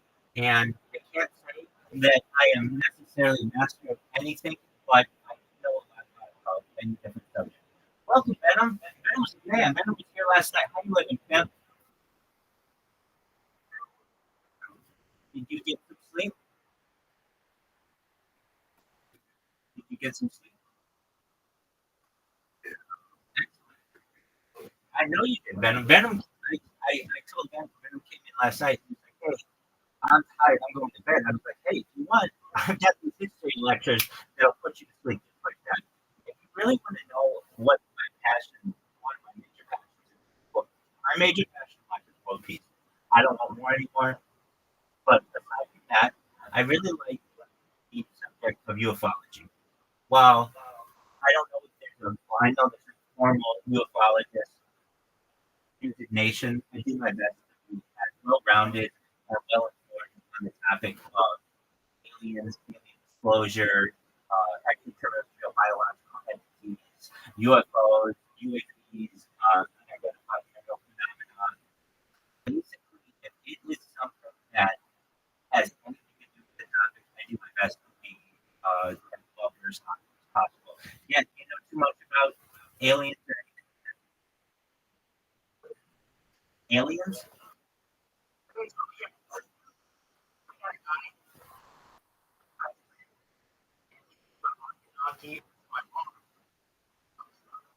Excellent. Yes. The cabal. Sometimes ends up being it's a monster and Okay. but yeah, Excellent. Hey, your friend who's really into Anunnaki and Nephilim, fallen angels, all that. Bring them in here whenever they have time because that's all very interesting. And I'm someone who is really an advocate for alien disclosure. I feel like perhaps we've had disclosure since Roswell in 1947. Hey, you know a lot about aliens? Is that correct?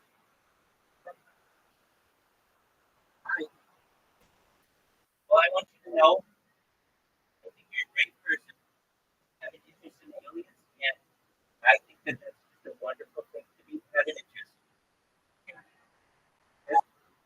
Yes.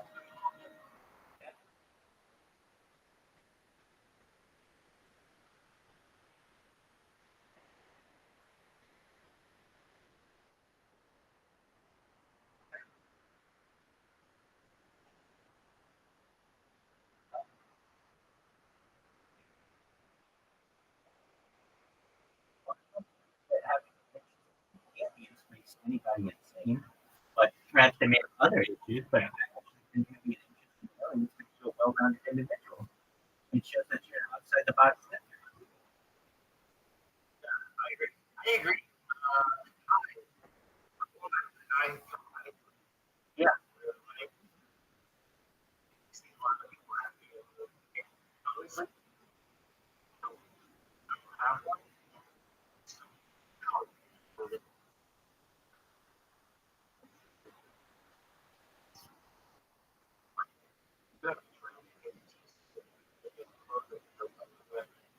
basically live on nobody does, but he lays down. Hold on. I don't believe you, but I understand a lot of people do. But go ahead. Will do. Yeah. Because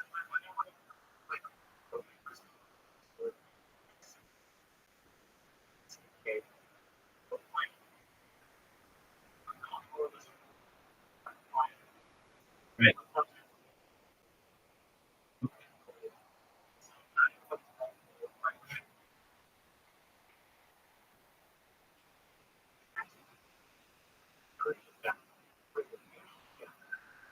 Then. But we do have people who do have contact. Stuff.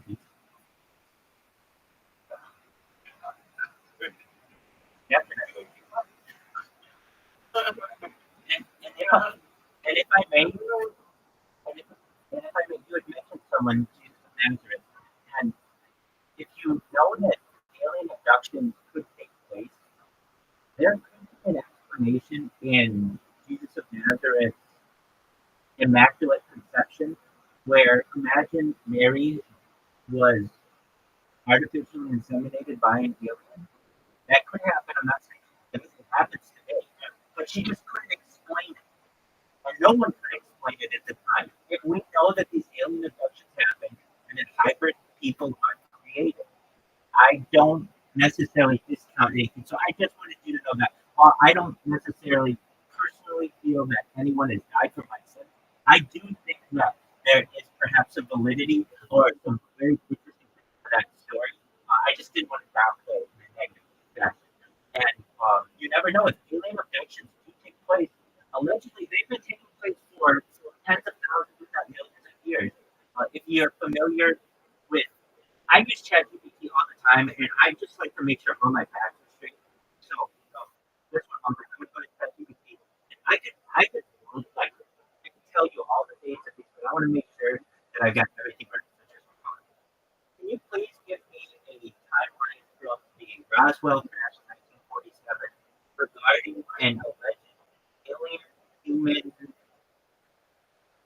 diplomatic relations that took place perhaps twice in the 1950s at least with President Eisenhower at Edwards Air Force Base and also Holloman Air Force Base, and then any other events that may have happened up through, say, 1970.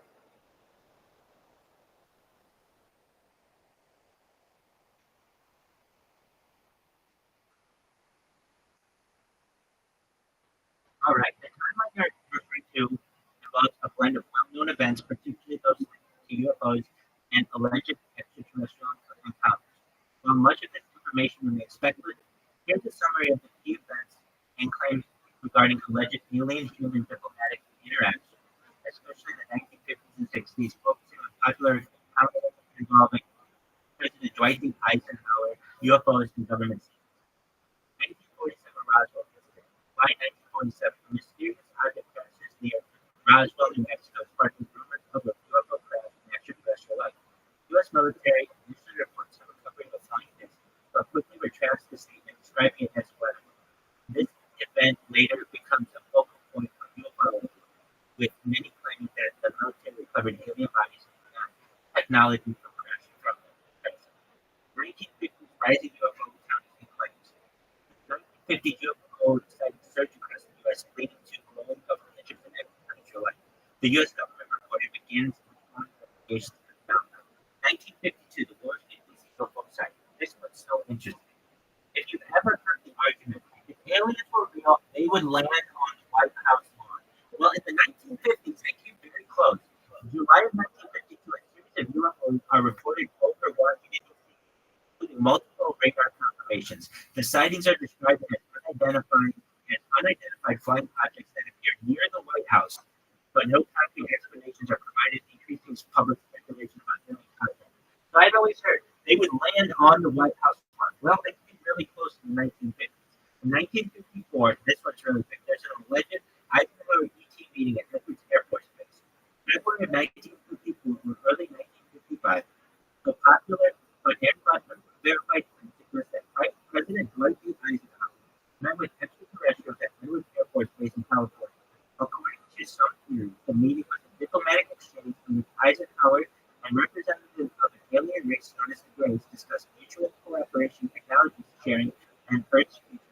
The story claims that this meeting occurred after Eisenhower suddenly disappeared for several hours, which some say was to meet with aliens.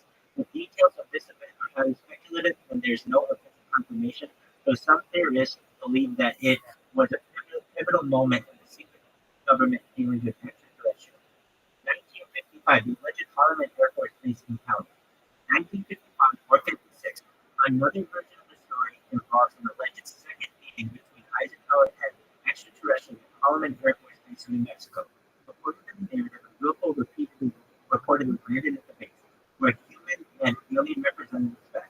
Some reports suggest that the encounter involved rays, and aliens supposedly communicated a message of peaceful cooperation, warning humanity of the danger of nuclear weapons and environmental destruction.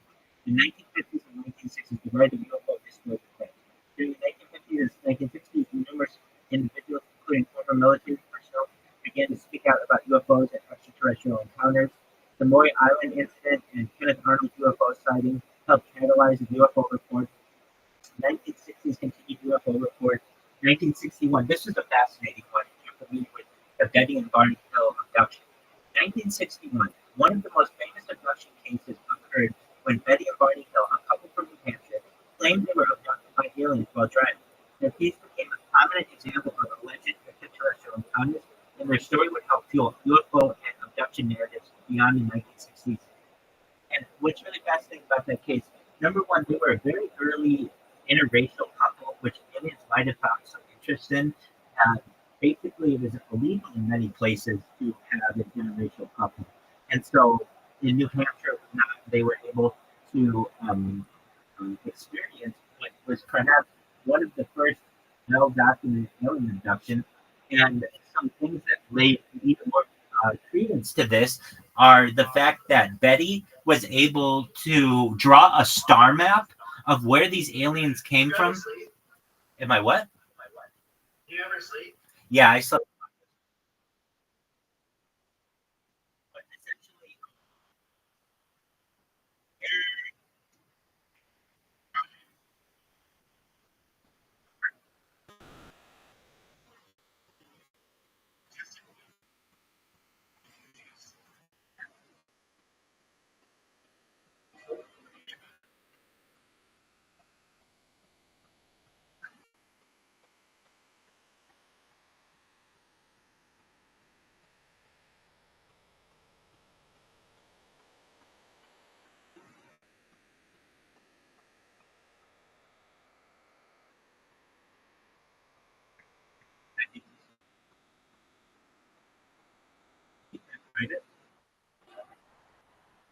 what's an excellent universe?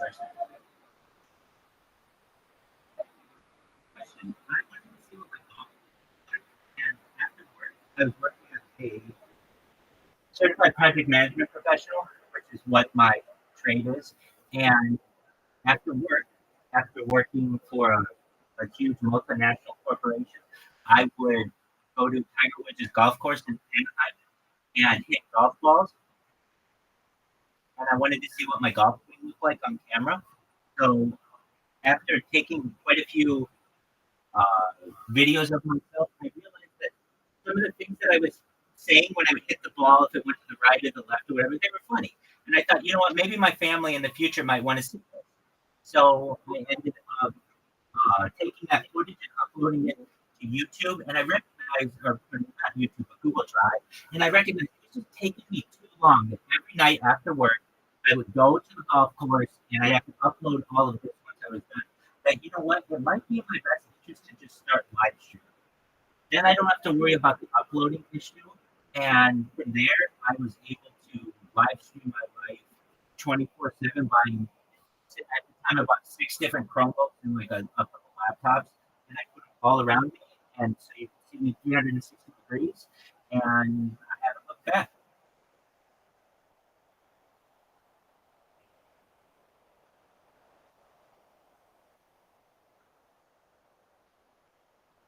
So that's what I do. No. That was 3.5 years ago.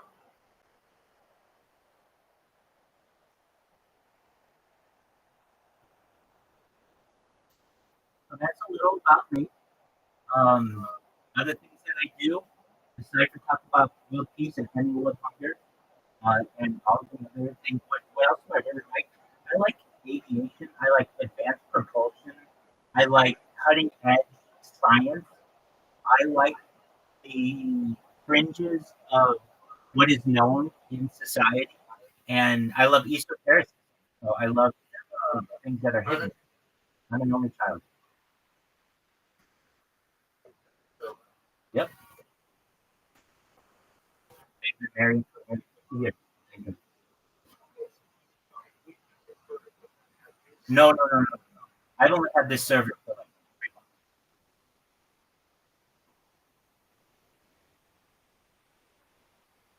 I think I started this server in July of 2020, but I've been live streaming since summer of 2021.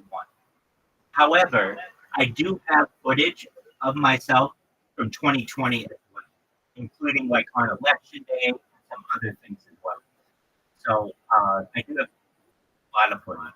And essentially, people will be able to study this footage in the future at an academic level. They'll be able to see a human circadian rhythm, how I eat, how I sleep.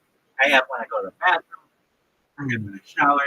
I have quite a lot of footage. When I walk, when I talk, the interactions that I have, the behavior that I have. And really the exciting thing is in the future, people will be able to use augmented reality and remove different layers of my skin so that you can see my skeletal frame or my muscular frame.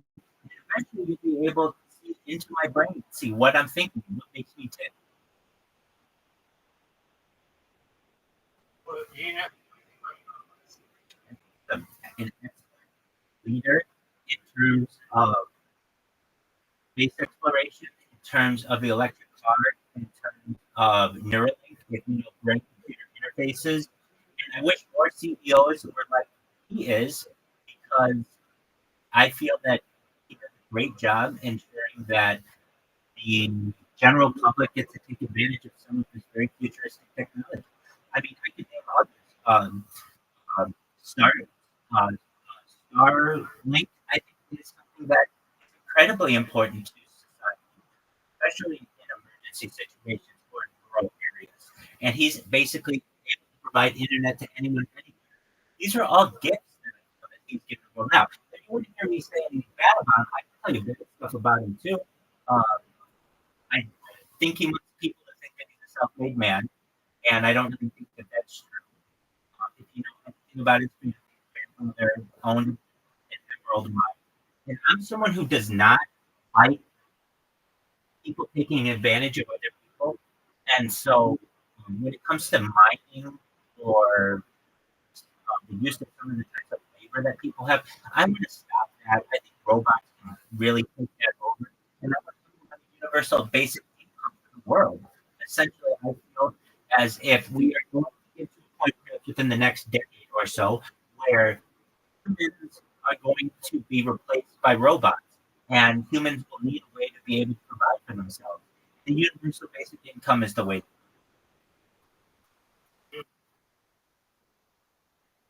Excellent.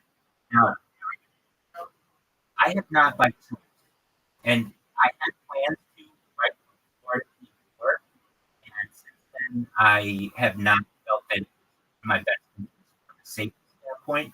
As soon as this goes viral, I do have some plans to travel some other places, but eventually I would like to what's called make Aliyah, or move to Israel permanently. And so that's a new plan. It's expensive to do, and I'm someone who wants to ensure that I have the necessary finances to be successful and do it. So it's just a matter of time. I imagine in the next decade, it will be my permanent home. Oh, Yep, United States. Excellent. So when it comes, welcome, Craig. Glad that you're here. So when it comes to what else do I do? Um, Karaoke. I love stand up. Basically, I allow the world into my world and allow people to see what I do.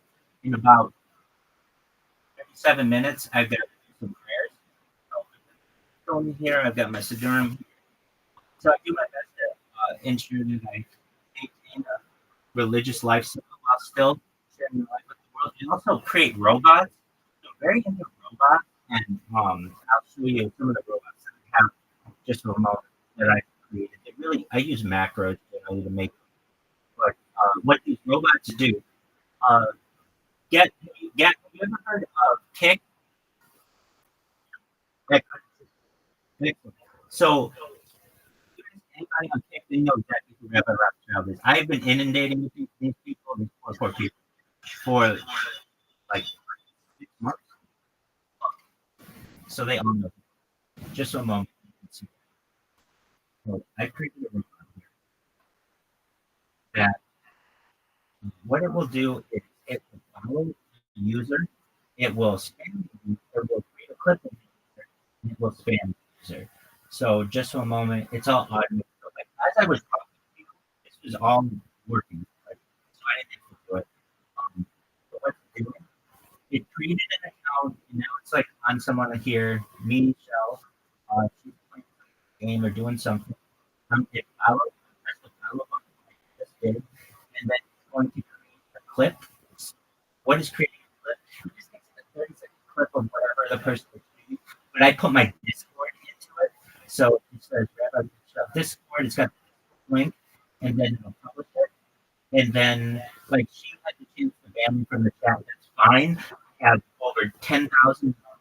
I have over 100 YouTube accounts, over 200 Instagram accounts, over 300 Twitch accounts, over 1,000 TikTok accounts, over 2,000 Twitter accounts, and over 10,000. So I have far more accounts than any person in global history. And if anybody bans me or bots me or whatever, that's fine. This bot is very smart, and after if the account gets banned, it will just create a new one, and I don't even have to do it. So what you're going to see it do, press this follow button, and it recognizes it. So that follow button could be anywhere. It will recognize it. I've done some recent interviews with some streamers. Sam was one, Ori was another one, and you can hear them. They say to me, Rabbi, you're a celebrity on this platform. You don't even stream on the platform, and that's true. I sacrificed one platform for the benefit of all my other platforms. So basically, I made sure that everybody knew about me on one platform so that all the platforms. So over here, here's another account that's just they're watching in. And what's really interesting about this is that I am someone who didn't know that this is happening, but I was able to document some major issues that it had in its science process, and I was able to document them for owner and with me doing that, he was able to is on the issue and doing his best to get it fixed. He's in my DMs. So it's just a matter of time until it happens. Some people get catalyzed, and I'll go up, and then I'm here and we're going to take care of you.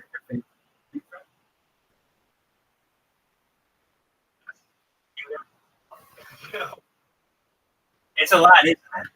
Yeah, that's I understand that. Yeah. The important thing is you should know that you have a so that I think you like that some of the technology you may be able to utilize that you never got.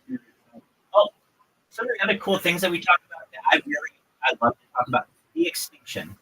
So in the late 1990s, there was an animal known as the Pyrenean ibex, which was located in the Pyrenees Mountains in northern Spain and southern France. It went extinct around the turn of the millennium. Scientists were able to take its DNA and impregnate multiple, multiple female, other types of ibexes, not quite the Pyrenean ibex. They were able to bring, using the DNA of the Pyrenean ibex, they were able to bring one of the babies to term to 7 minutes. 7 minutes of Normally, that wouldn't be seen as a big deal, but in terms of science, it was a huge, huge break. Fast forward to the year 2021, a company called Colossal Bioscientific is founded out of Dallas, Texas, and they have made their goal by the year 2028. So within the next 3.5 years, to reintroduce the woolly mammoth. Do you know what the woolly mammoth is? Yeah, Uh, exactly. years ago. 100% right. So the woolly mammoth went extinct approximately 10,000 years ago, and scientists are doing their best to impregnate African elephant African elephants with woolly mammoth DNA and bring essentially calves, woolly mammoth calves or hybrid woolly mammoth calves into the Arctic Circle. And after they reintroduce the woolly mammoth into the Arctic Circle, they want to reintroduce the Tasmanian tiger and the dodo bird. So think about it. Like within the next decade or so, you may be able to go see a woolly mammoth. Like that's incredibly exciting. And perhaps the Tasmanian tiger and the dodo bird as well. Some of the other things that we talk about on the street that fascinate me, I just keep a list of them. So just some of the tech that I like about which I like to talk is stuff like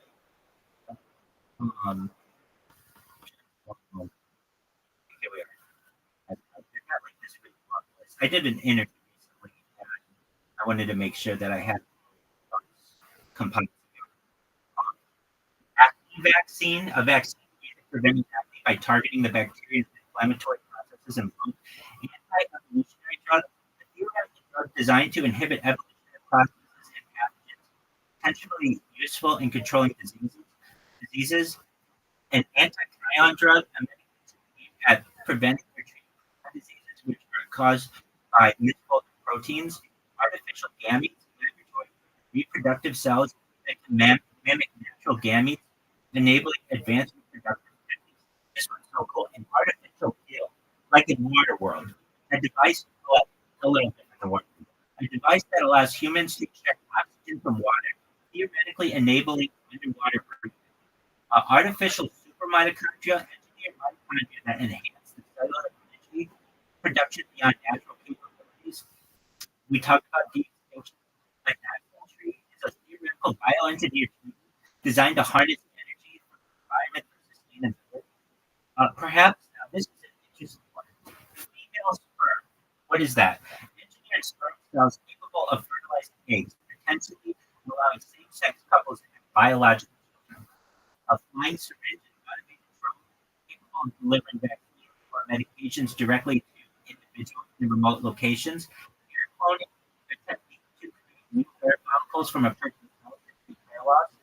HIV vaccine, a vaccine designed to prevent immunity against HIV, preventing the infection and its associated diseases. This one's really interesting. With humanity, and if you're thinking, wow, that sounds futuristic, it's already been taken, it's already experimented with by the Russians in the 1920s and the Chinese at least as recent as the 19th. So this is a speculative hybrid between humans and chimpanzees, exploring the boundaries of genetic engineering. As you know, some of the other things we talk about, life extension. We talk about male eggs. So we talk about female sperm. We also talk about male eggs. And male eggs are a concept where male cells are engineered to produce eggs and allow new reproduction possibilities. Other things that we talk about are mitochondrial and nanoscale devices, mitochondrial functions, potentially increasing cellular energy processes. I can go through this for hours, but just so you know, in addition to all of that, there's some mega structures I want to see built in the world within the next century. The two big ones that I want to see, it's really not that big of a deal, but I want to see a Bering Strait tunnel.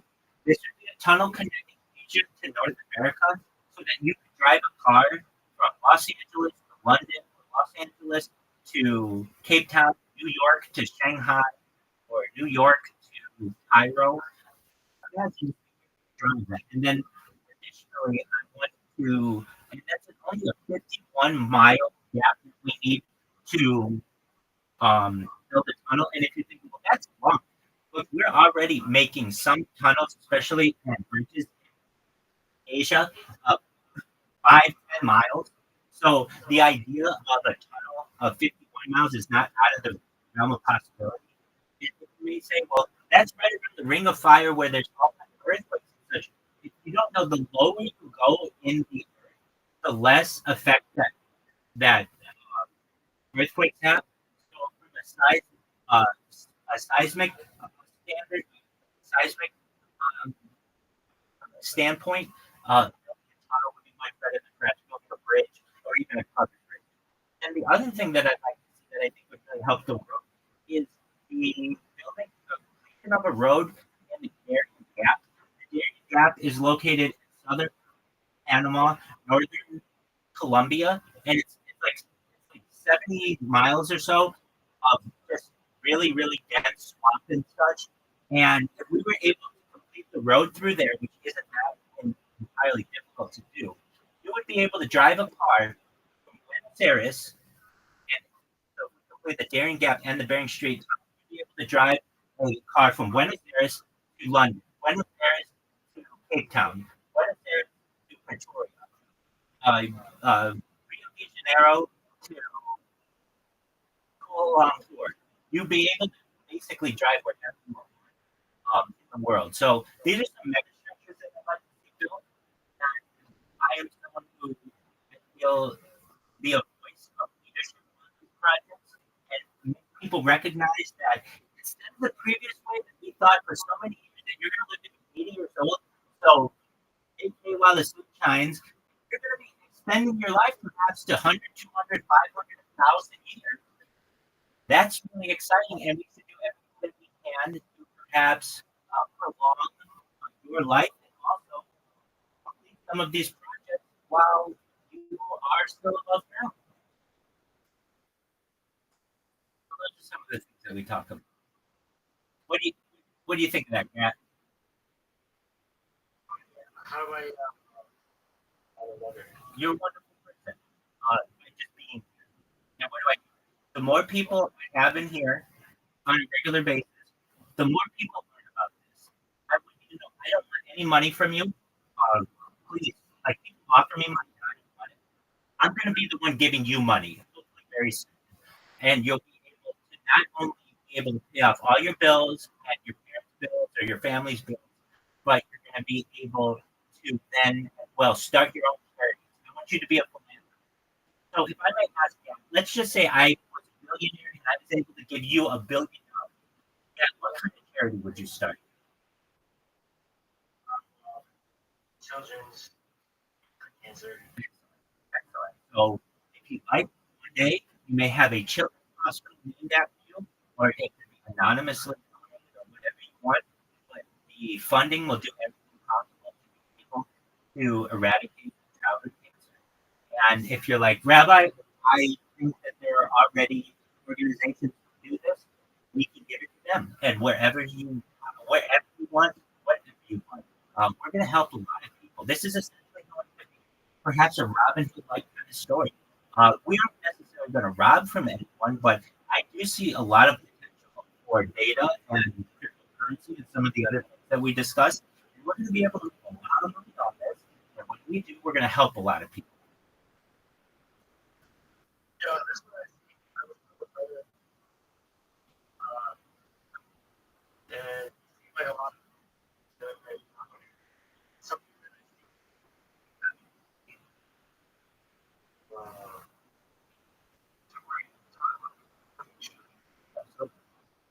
and this it's still able to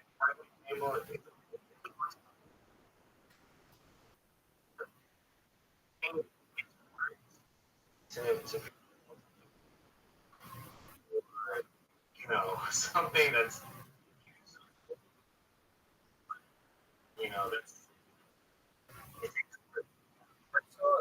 And you should know that a lot of people think you're doing a great job. Sometimes people are overwhelmed by it, but you're a smart person. And you know the things that I'm discussing are potentially a lot of the subjects of futurology, the study of the future. and perhaps over the course of the next century, these are certainly opportunities for the world. And I am someone who believes that in order to be able to do space tourism, terraform other planets, and interstellar travel, we need peace here at home. We're not going to be able to do any of that if we don't have peace. And excellent. And so my my my motto, my mission, my credo is I don't want war.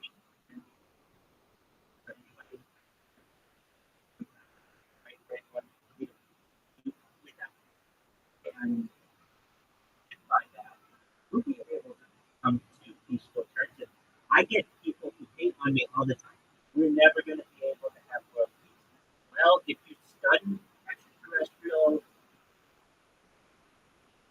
civilization, even just science fiction civilization, they always have to take care of things at home on their home planet before they can start exploring other planets.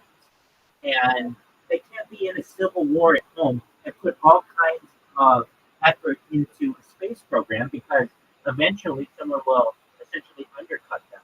We've learned the same when it came to colonization. It's very difficult for a country to go exploring and colonize and do all other things when they have a civil war. So they have to keep it going. So that's just very important to me.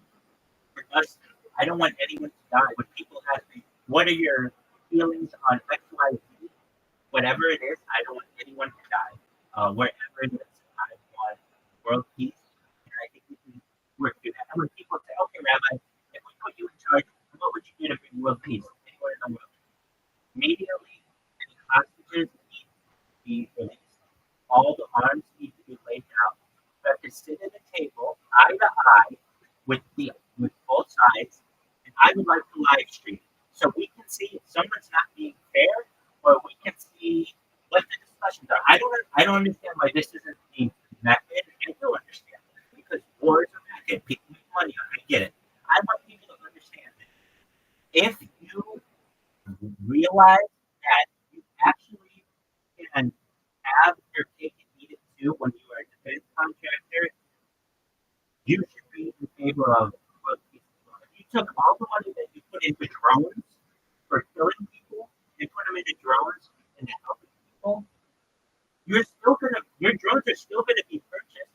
So if you make, robots that are peacekeeping robots or robots that can be a chef or a lawyer or a doctor or a driver, whatever it is, you're still gonna make money. And so I want to make these defense contractors aware you're still gonna make your money. Just do it in a more peaceful fashion.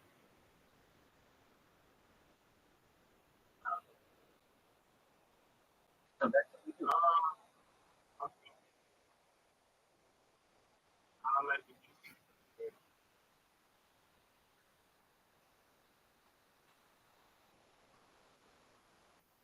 Okay.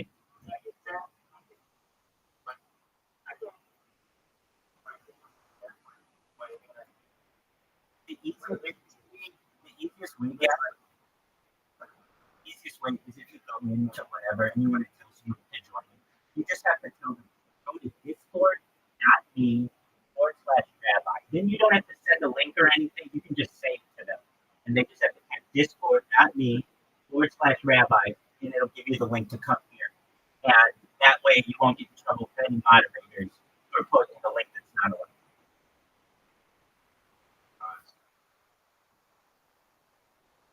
But you should know that essentially this is going to be a really big, and I think you see that when this goes viral, and it will. It's just a matter of time. You're like, I'm 3.5 years into this. I can tell. I did most of it for years. No one in here. I didn't have a Discord. I didn't have a community. I'm meeting people. I'm very well known on multiple platforms, and it's just there's gonna be a catalyst. Somebody's gonna see what I do, and they're gonna retweet it, or they're gonna tell a friend, and that friend's gonna see what I do and think this is really interesting, and it's gonna explode. And then what's gonna happen? The whole world essentially is gonna have a place to go where they always know where something's going on, that we're doing something cool, we're watching something cool, we're talking about something cool. And then on top of all of that, I'm a lover of art. A lover of love, but I'm also a lover of art. And so on this, I watched every major motion picture, every Oscar winner, going back to like 1927. We've listened to every major audiobook, every major religious book, every major, um, every major, just one moment, every major album, music album, in addition to every major television show. So like everything from Sex and the City to The Sopranos to Cheers to Seinfeld to The Office to Parks and Recreation. Like, we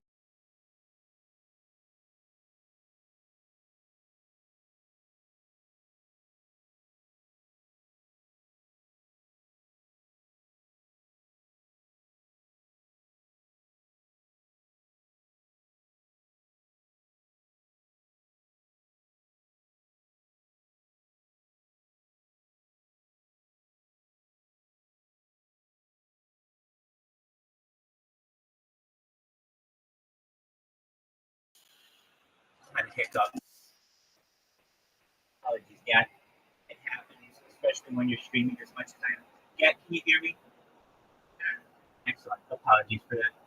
But essentially, I've done my best to create the world's largest compilation of art and data, and that's really an exciting opportunity for the world. And I really think the world is going to be excited to have someone who they from whom they can learn. But the key to this is what I feel: when people from Australia to the United Kingdom, from South Africa to Russia, from Japan to Brazil, and see that we're all not so different. That we all laugh, we cry, we sneeze, we sleep, we snore. All of the things that a human does, it's going to have a very united effect.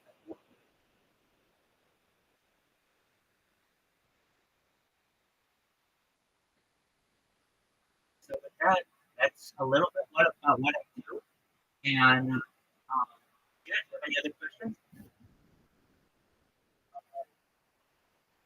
Okay, oh, hit the time. Sometimes it can be 12 hours. Sometimes it can be like a few little naps here and there. But yeah, I'm a go getter, so I do my best to stay awake as long as I can and educate myself as much as I can. And then when I go to bed, I I got something going 24/7. So we're either watching. Sometimes I watch it simultaneously. Like right now, there's an AM radio on KFIA in Los Angeles that's always got the news going 24/7, 365, and basically it is a timeline of what's going on. So you can come to any of my streams and find that I am like you can go to one of my streams from 2 years ago and know exactly what's happening at that part of the know exactly what's happening in the world because I got the news going all the time. And like I've said, we've seen the death of the Queen, the birth of AI, the coronation of the King, and everything in between. And we've seen one of the wildest election seasons that I think we could have had. And I live streamed the whole election recently. And now we're going to have an inauguration and all those other things. And I think my best to capture history.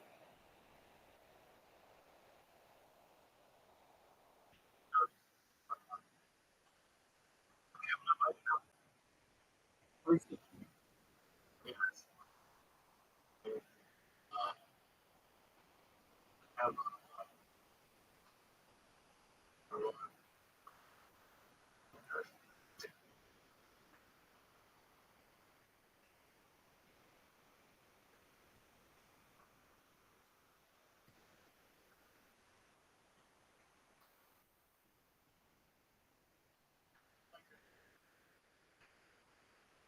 books, produce music, people go on podcasts, and I want to each of them personally.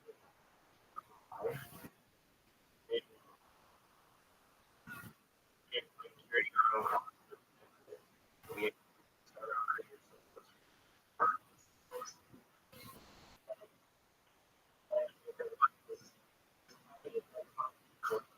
life,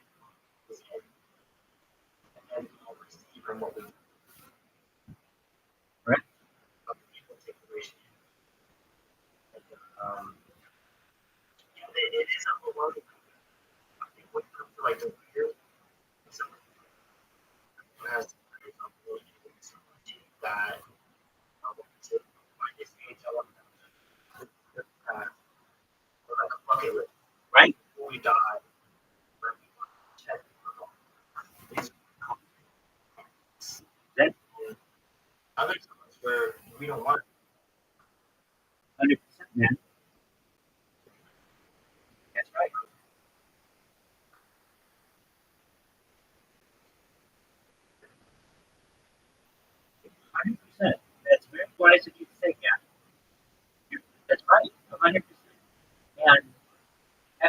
discussion that we had, I mean, I really mean this. I don't think you're going to die. If I thought that you weren't going to have enough money to be able to use life extension technology and eventually mind uploading technology, I wouldn't tell you about it because I wouldn't want to break your heart. But I know that data is its number one resource, and I know how much data I have on the internet, and I know I'm going to be able to help absolutely every single person who was along for the ride. And the cool thing is, it's all recorded. So if somebody was like, "Hey, Rabbi, back in 2022, I sent you a message just saying I thought you were doing a good job." If, let's say I don't remember and I didn't see it, it's on there. Put them on the list. Let's make sure that they're able to start charities and help everybody they need. We're going to pay off all their debt. We're going to pay off all their family's debt. We're going to pay off all their friends' debt. And the cool thing too is that any girl, let's say like you ever had a crush on a girl and she didn't like you back or whatever, you're going to be able to get all those chicks, every chick from elementary school, every chick from junior high, every chick from high school, anybody else you ever crushed on, because you are going to be seen as a very important person. You're going to be famous on this. So just know, like any girl or boy or whatever you're into, but any kind of love that you ever had that maybe you didn't get to connect with that person, there's a chance in the future. In fact, I think a very good chance that they're going to come knocking down your door because they're going to, "Oh, yeah, you found Rabbi? How it's been 20 years. How are you doing?" And you're still going to look great, and you're going to be able to have relationships with them, or perhaps make their dreams come true. I want you to know that. I want you to be able to help everyone who's ever helped you, just like you are helping me.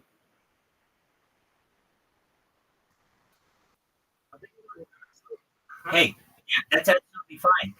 If you go to bed, if you have the ability, you can, like, Pastor C is asleep in here. Shut your camera off, just go to bed, and you can just keep your account in here if you want. If not, you come back whenever you want. You should know that this is a very welcoming place, a very positive place. I want people to come in here and feel motivated and excited. So you do whatever you want to do. But what I do want you to do is whenever you have any time, any free time, you come in here. We'll catch up. We do a lot of games in here too. So we'll get you in on some of the mini games that we play. We get a group of people come in every night and play mini games. I sang karaoke last night. I rapped for 3 straight hours of old school hip hop. So we're always doing something fun in here. And I just want you to know how much of a privilege it was to meet you. And you're welcome anytime. And I hope you get some wonderful rest. Peace out. Thanks, baby. Take care, God. That's God, everybody. Shout out to God.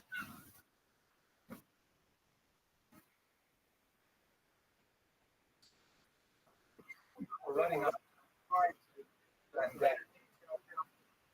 kind of detail.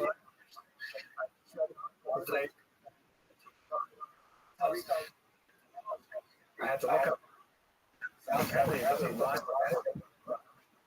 Anyway, is tech for